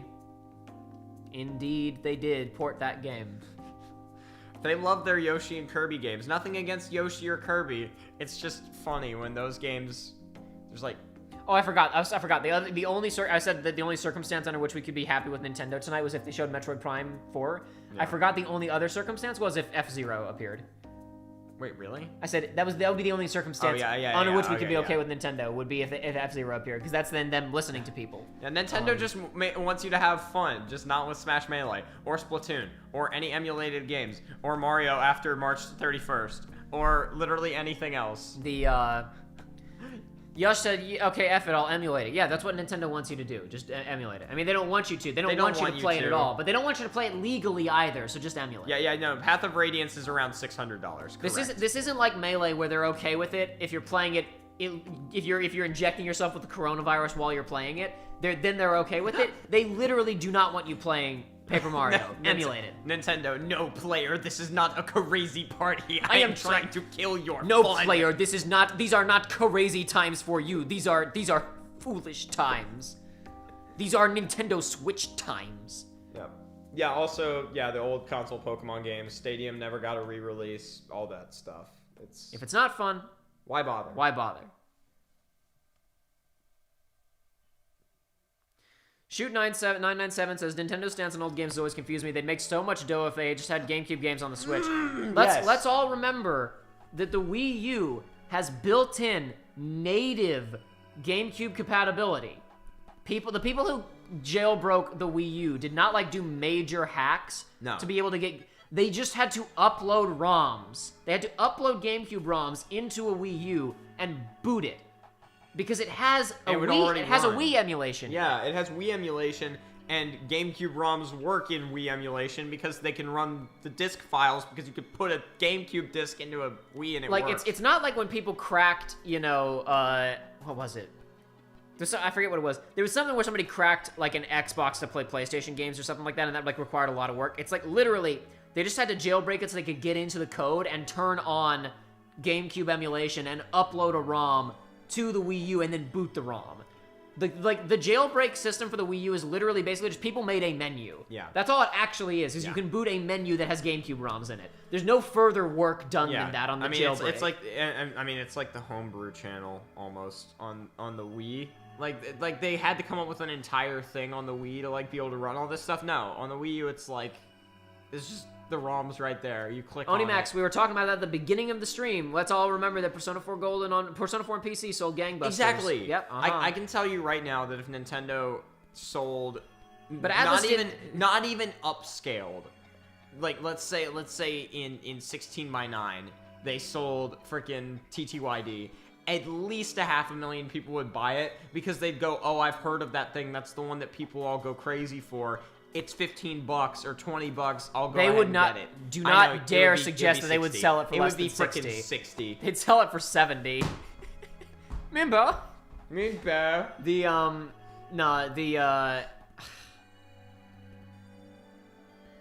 Atlas, they discovered that Persona would sell on PC, man.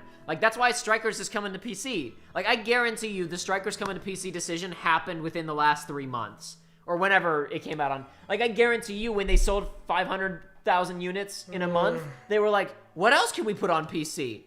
What about that new game? Could we put it on PC? And then the North American guys were probably like, yes, you could put that game on PC if you wanted to. Oh, let's put it on PC then. That sounds like a good idea. We could make some money that way, maybe. Yes, Atlas, I'm sure you could probably make some money that way if you put the game on PC. No, Nintendo's drip feed of allowing people to play classic games is the dumbest thing ever. It's worse than the Disney Vault at its worst, which was in and of itself the worst. Well, this is I didn't make a video about the Mario All-Stars and 35th anniversary situation. I started writing one. I was really working on one because I was pretty fired up about Nintendo. This is insane that you're doing this with this limited availability stuff. But ultimately, I decided, I realized I looked at my recent output on my channel and it was I've made a lot of negative tilted videos recently, and the last Nintendo video I made was about how Paper Mario is lame now, so I was I really need to...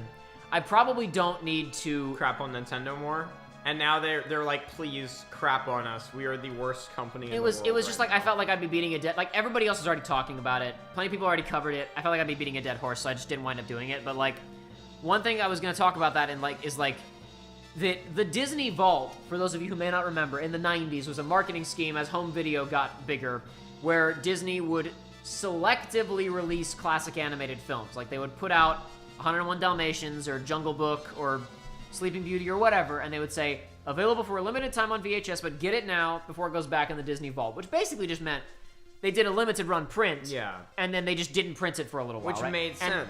And the fact of the matter is that while I'm sure that was a successful marketing campaign where they did create rushes on certain products, on those tapes, everybody understood that they're gonna be out again eventually. Yeah. Like, no one watched those ads and legitimately believed that Disney would literally never release Sleeping Beauty again as the home video market was exploding, right? Yeah, like everyone understood that it was a gimmick. It was just a limited printing, so it made sense that everyone, it's going to go back into the Disney Vault. Everyone knew that it was going to go back into the Disney Vault until they projected a weak quarter, you know? Like, it was simple. Everybody understood that. When Nintendo's like, okay, we're going to put it back in the Nintendo Vault, we might not see it again ever, or for 20 years, because these people are nuts and they don't like money. Like, when Disney did it, it was scummy, but it was like, oh, well, at least I know that I will be able to buy that eventually. Yeah, but with you Nintendo, might literally never be able to buy 3D All-Stars again. No, dude, the fact that it's like all those games, especially the GameCube era, that's like the dark times, you know what I mean? Because, like, at least the really popular N64 games have gotten re-releases. Your Star Fox yes, 64... NP Bro, the awards have been over for quite some time. We're just chilling. Yeah, but like, you know, your really good N64 games have all had a re-release at some point. You know, you got your Mario 64, got a re-release on DS, and then now another one. Not even re-release, like at least Virtual Console. Wii and Wii U, basically every first-party N64 game was available. It was available on both consoles eventually, but GameCube never. Ever. But I mean, also now the Wii is going to become this because games are not going to be backwards compatible. With the Wii, especially because it's 10 years from now, we're going to have this conversation about Wii games that you cannot acquire and play anymore. The same thing's going to be happening. And yes, I saw Onimax said Undersea Palace is my absolute favorite dungeon in any video game. By the way, it's so effing good. Undersea Palace is one of my favorite video game dungeons of all time, and it's possibly one of my favorite themes from Chrono Trigger. Yeah. However, something just happened. I don't know.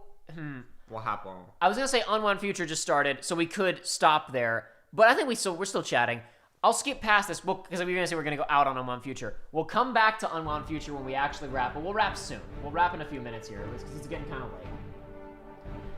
Gilbert says, I really hope this will be on archive. Yeah, our stuff always, unless it gets taken down by Nintendo. ID'd, it'll get taken down for a while. Jacob will fix the problem, and then it'll be back up eventually. Yeah. The only risk is that, like, if the actual original thing gets nuked, then we could lose chat. But that shouldn't happen. It should be fine.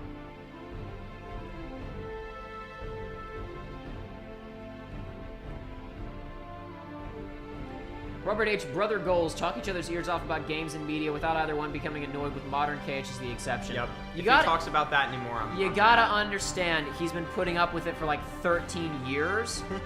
No. Until DDD came out, there was no negative. It was like, oh, Kingdom Hearts is really fun, and then Dream Drop Distance just drained us both. Well, I mean, even really the talking about it didn't start until 2014 when I started doing a show about it. Yeah, and then it was KH3 was KH3. Like, I think people, I don't want. Like, I think about Kingdom Hearts a lot, and I talk about it a lot. But like, some people are like, oh, Jacob, I'm talking about Kingdom Hearts again on stream. It's like, there is like, I have worked on I have at least thought about or worked on or been planning to make a Kingdom Hearts video at some point for basically the last 6 years, because I've been doing the LPs. Even if we weren't shooting one or editing one, I was thinking about, okay, when are Joey and I going to shoot the next one, right? So like, it was just, I was literally in a situation where for 6 years, because of work that I was doing and videos that I was releasing, sometimes on a weekly, like a 3-a-week basis, I was thinking about Kingdom Hearts. So it's polluted my brain pretty badly over the last 6 years. But I think, Ninja Bunny, you hit it on point, where it comes down to, you just need, after the games are out of circulation and have been for like a certain set amount of time, it needs to be legal to emulate them under those circumstances. Like, as long as it's out of print and not available on any current console, then it's still being produced, right? Like, sure, that might mean you have to wait for 8 or 9 years. MP Bro raises a good question. How many years since the Elder Scrolls 6 trailer and nothing but dead silence? 2018. That was 18. Yeah, that was, we watched that. That was our first. We streamed that conference. Yeah, so that would be 2018. Yeah. So yeah, more than 2.5 years. 2.5 years with nothing. And they said that that was coming way later after Starfield, which they we haven't have also also haven't not seen. seen anything for. Every time that we see a thing in space, we go, "Is this Starfield?" And this time it was Mass It was Effect. Mass Effect, and we thought Mass Effect died. It is dead, dude. Well, I mean, oh yeah. Also, Everybody's leaving BioWare. Yeah, NT bro, you missed Sephiroth and Smash Brothers, by the way. And they showed a brief BioWare continues to pretend to be alive. You know Dragon Age. You know what we saw today? We saw EA performing Weekend at Bernie's with the corpse of BioWare. Look, you see? Here's a pre-rendered trailer for a Dragon Quest game that doesn't have a title, even though the creative director quit the company. It's the Gus Sorolla cutout that everyone's hoarding. Yeah, they Gus Sorolla cutout. Hey, look, here is a Mass Effect game. Mass Effect will continue. Eventually. See, it's real, you guys. It still exists. Man, I just can't. Sephiroth and Smash is cool. That was fun. That was cool. So that, like, because there's a bunch of times they've done that with, like, you know, the villain character coming in for the... Yeah. That was fun. And maybe there'll actually be more than 2 tracks. Maybe there'll be a remix this time. If they included music from Remake, that'd be cool. Mm-hmm. They won't, but it'd be cool if they did. They won't, though. It's too bad. I will say he'll probably play pretty different from most other Sword characters, because most Sword characters don't have his reach. Yeah, no, it's gonna be like the only ones that do are Byleth and it's gonna be and very Corrin. It's gonna be very slow but long reach combos. It's gonna kind of and good recovery. Yeah, it's gonna. Because he has a wing. He'll probably play. He might play similar to Ganon, honestly. You have to speak up more than that. Oh, Actually, this music track's mixed way louder. I'll bring it back down. Yeah, honestly, he might play pretty similar to Ganon. I feel like. I mean, he'll have better reach than Ganon, obviously, because he's not punching. But like, I feel like the speed of his attacks is going to be similar. I'm wondering how he's going to be balanced.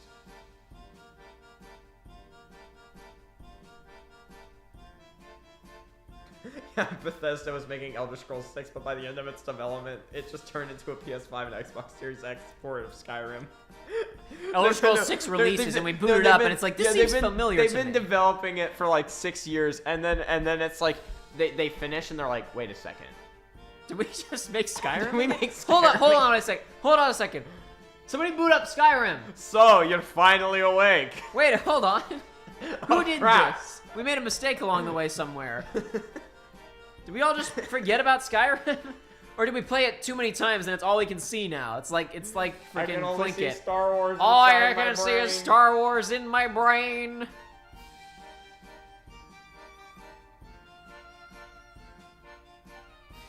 Yeah, this is a track from Miracle Mask, which is the best OST of the Layton series, and the background of the stream is from Miracle Mask. Yeah. We're just it's 2 screens away from the carnival that this theme is for. Yeah. Though, I mean, technically it plays just at nighttime in the city when the carnival is happening, no matter where you are. But this screen is like 2 screens away from where the carnival is happening. Yeah, but the Game Awards were actually only, what, 3 hours long? It wasn't even. It was like 2. It was like 2.5 hours. Well, no, maybe it 3. ended at 9. Okay, we're at maybe 11 3. now. It maybe was 3 3 hours long. Maybe 3. Whatever. It was very watchable. It moved at a brisk pace. That was good.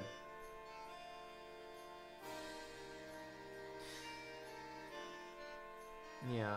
Nintendo's decisions. Onimax Blade says, one guy in the comments of the Castle Super Beast Nintendo video said, quote, as a Transformers fan, Nintendo's decisions make a lot more sense if you view them as a toy company. Yeah. If you think of them as a toy company first, then some of their decisions make sense. But even then, you feel like by now there would have been an F-Zero revival, right? There would have been the new F-Zero line. It would have been totally different, and old fans wouldn't have liked it, but there would have been something. Like when LEGO tried to bring Bionicle back, right? When a game designer dies from being overworked, they get isekai'd into Skyrim. So you're finally awake. Oh, no. That's the equivalent of hell for a designer. Anyone who dies during crunch gets isekai'd into Skyrim. I like this new lore. That's good. That's primo lore. I'm texting Joey about this. Where'd my phone go? He's gonna love that. What did I do with my phone? I don't know what you did with your phone. Nah, whatever. I'll text Joey in a minute. He's gonna get a huge kick out of that. Here it is. It fell into the cushion. The Layton games, the first 4 were on DS, Jordan, and the last 2 were on 3DS. Which is kind of funny to look at because it's like the first one on DS is like a very small game. It's like, I don't know, like what, 15 screens or so? And then the last one is like crazy comparatively.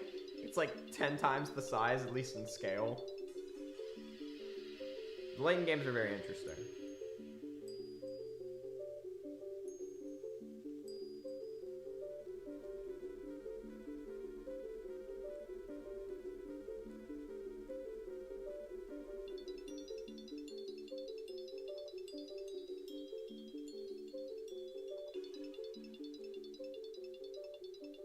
I like this new lore. This is great. No, I If would you make di- that if you show. died- I if would you- make that show. All of those stress casualties. Dude, that would be such from BioWare developing Anthem. That would They be- all got isekai'd into Dude, Skyrim. that would be such a great like you know, Freeman's Mind type thing. Of it's just like, you know, some And people didn't believe you. I was 95% sure that Joshua was lying to me about Sephiroth and Smash, and I just looked it up. Sorry, Freeman's Mind in Skyrim. Yeah, like basically you just Game developer, yeah. No, not here. Anywhere but here. Please, Doom or something. Let me burn in hell. He's just in the cart and No. he's looking across No. and he's just like, God, no. I saw a really good variation on the "So You're Finally Awake" meme earlier today. Like, there's a lot of them, and a lot of them are not that good. Even I did one in the Kingdom Hearts 3 playthrough, and I think it's only good because it's so unexpected. Like, it's not even that clever, but it's just like, why on earth did I do it? Like, I don't even know why I did it. Like, that's the only reason it's funny, because it comes out of nowhere. The only time I've done a meme ending after like 7 games. But I saw the best "So You're Finally Awake" variation I've seen in quite some time. Yeah, what was it? I'm not gonna tell you, because if I told you, then because the whole point of it is that it's a surprise.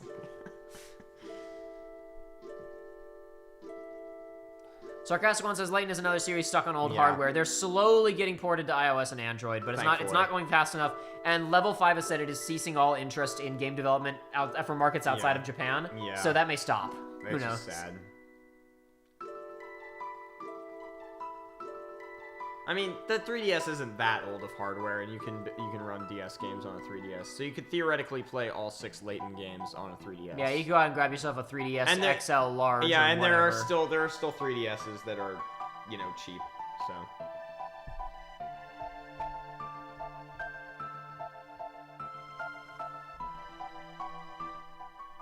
That's why I said you need to get yourself the XL or whatever, because at this point they're kind of. The real Elder Scrolls 6 was the Skyrims we spawned into along the way. Because like right now the 3DS is at that point where it's like it stopped production. Yeah, but they're so it's still, not valuable. But they're still in stock. But there's still a lot of them out there. It's in that perfect middle ground where you can get it for cheap. before it being super rare. Yeah. And it being the company cares about jacking up the price. Yeah. Now is actually a really good time to go out and buy a 3DS. Yeah, if you haven't. I honestly have considered just grabbing one with the circle pad. Ninja Bunny makes a good point that that Onion Knight would be a good pick for FF Smash representation because you can switch jobs, or Butts because Butts is the switching jobs and stuff. Don't you mean Bart's, Jacob? I said what I meant, and I meant what I said. Butts from Final Fantasy V. Butts. Yeah, no, it would be interesting to have a character who swapped jobs. But then I think about what Sakurai did for Steve in Minecraft, and I imagine him getting a protagonist from an FF game who could swap jobs, and I think about Sakurai dying. So maybe that wouldn't be a good idea. He'd make 7 movesets, dude. Yeah. It'd be fighter, ninja, black mage, white mage. Like he incorporated all the iconic jobs. See, for me, the pick would be Terra from 6, just because you need a magic user. Cloud's the pick. I mean, no, they've already done Cloud though at this point. Oh, well, they did Sephiroth, so you know. No, that's another sword user. The Ninja Bunny's point was an overall representation of the brand. Then yeah, that was then the yeah. point that they were getting at. But I'm saying if you Onion already Knight have is an Cloud, anonymous. yes. Onion Knight is an anonymous representation of the archetypes. It's like hero, yeah. But yeah, I think you need a magic user because I mean the only really not even dedicated, but like the only real magic user in Smash is Robin. Yeah, like, pretty much. Really? Yeah, like Zelda. Well, Zelda, yeah, but like Sarcastic One said, "I hate that we only have FF7 representation." I don't hate. It's wild we have any representation. It's better than none. Like, I mean, I don't care about better than none or whatever. Like, Smash is insane. Like, they could add nothing else and I'd be satisfied. Like, people are like, oh, I wish they'd do this. I'm not saying, like, I get it, that it's weird that FF7 is so prolific for Final Fantasy, but for me, it's like, anything, like, I don't think I've been disappointed by a pick for Smash except for Byleth. Because, like, at that point, it was like you've set a precedent of what you're putting in, and we have too many of these. Like, that's the only time that a new character's been announced for Smash, and I was like, come on, I just like rolled my eyes at that. I was like, Yeah. like people freaking out that it was Byleth and how dare they was dumb, but at the same time, it's like, wow, they just do not get it, do they? Everyone who's mad at Steve needs to shut up. Steve was No. such a cool addition. Putting in Byleth is like when they added 2 new fishing holes into the Majora's Mask 3D remake. Because everyone's favorite part of the N64 Zeldas was fishing. Am I right, gamers? Wanted someone who's a cool FF race. Sephiroth doesn't count, like a Bunga or something. Bunga, yeah. That's how you pronounce that, right? Bunga? Yeah, Bunga nipping at my heel. Yeah, no, from you're FF12. you're thinking of Bagamnon is a little different. That's the name of a prominent Bunga. Yes, He's No, I named remember. Bagamnon. They only say Bunga out loud like twice in Once. FF12. Yeah, and they say Bagamnon so. like 10 times. So a lot of people say Bagamnon for the name of the species. The freaking could have put Fran in. Because I could put Fran in to have FF race representation, but then Sakurai would have said, Smash Brothers is a game for good boys and girls of all ages, so I'm afraid that she wasn't able to be included. That character from King of Fighters, whose name I forget. Too much ass. When Joey was over here, we used, for reasons that I won't get into, we used his PSN account for the playthrough that we're doing, so we put his account on my PS4. And he started scrolling through, like, he was going to assign his theme for while he was on my PS4. And he scrolled through, like, the 5,000 themes he has, because he's downloaded every free one ever. Yeah, oh god. And he went past the 12 one with that's set in the... With all the Vieira That's set in butts. Ariat Village or whatever it's called. And he's like, great music on that one, good art, but too many asses. I was like, yeah, a lot of asses in that one.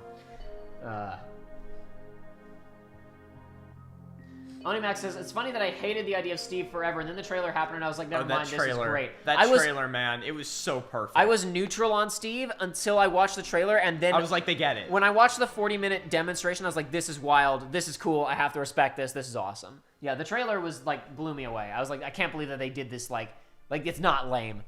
Like, that they tapped into this thing with no story and gathered, like, they managed to represent the entire cultural osmosis of player-generated experiences that everybody has done and turn those into a moveset. It was so cool. Why are you pronouncing backgammon like that? Sarcastic one says too sexy, but Bayonetta is okay. To be fair, when Bayonetta has all her clothes on, it's not that bad. And in Smash, when she uses her wicked weaves, she doesn't become naked. Yeah. That girl from King of Fighter, KOF, and Fran, like their asses are out all the time. Yeah. Well, KOF girl, her ass is out when she bends over, and her boobs are out all the time. Fran's ass is out perpetually. Yes, it's it is. always there. It's horrifying. And on that note, I think we should wrap up for the evening. Great note to end on. We will play the theme of Professor Layton and the Unwound Future to send us out, which I used to do for streams ins and outs a lot back in the day, but I haven't done it that much recently. In a long time. But we talked about it, we gotta do it. We're gonna do it.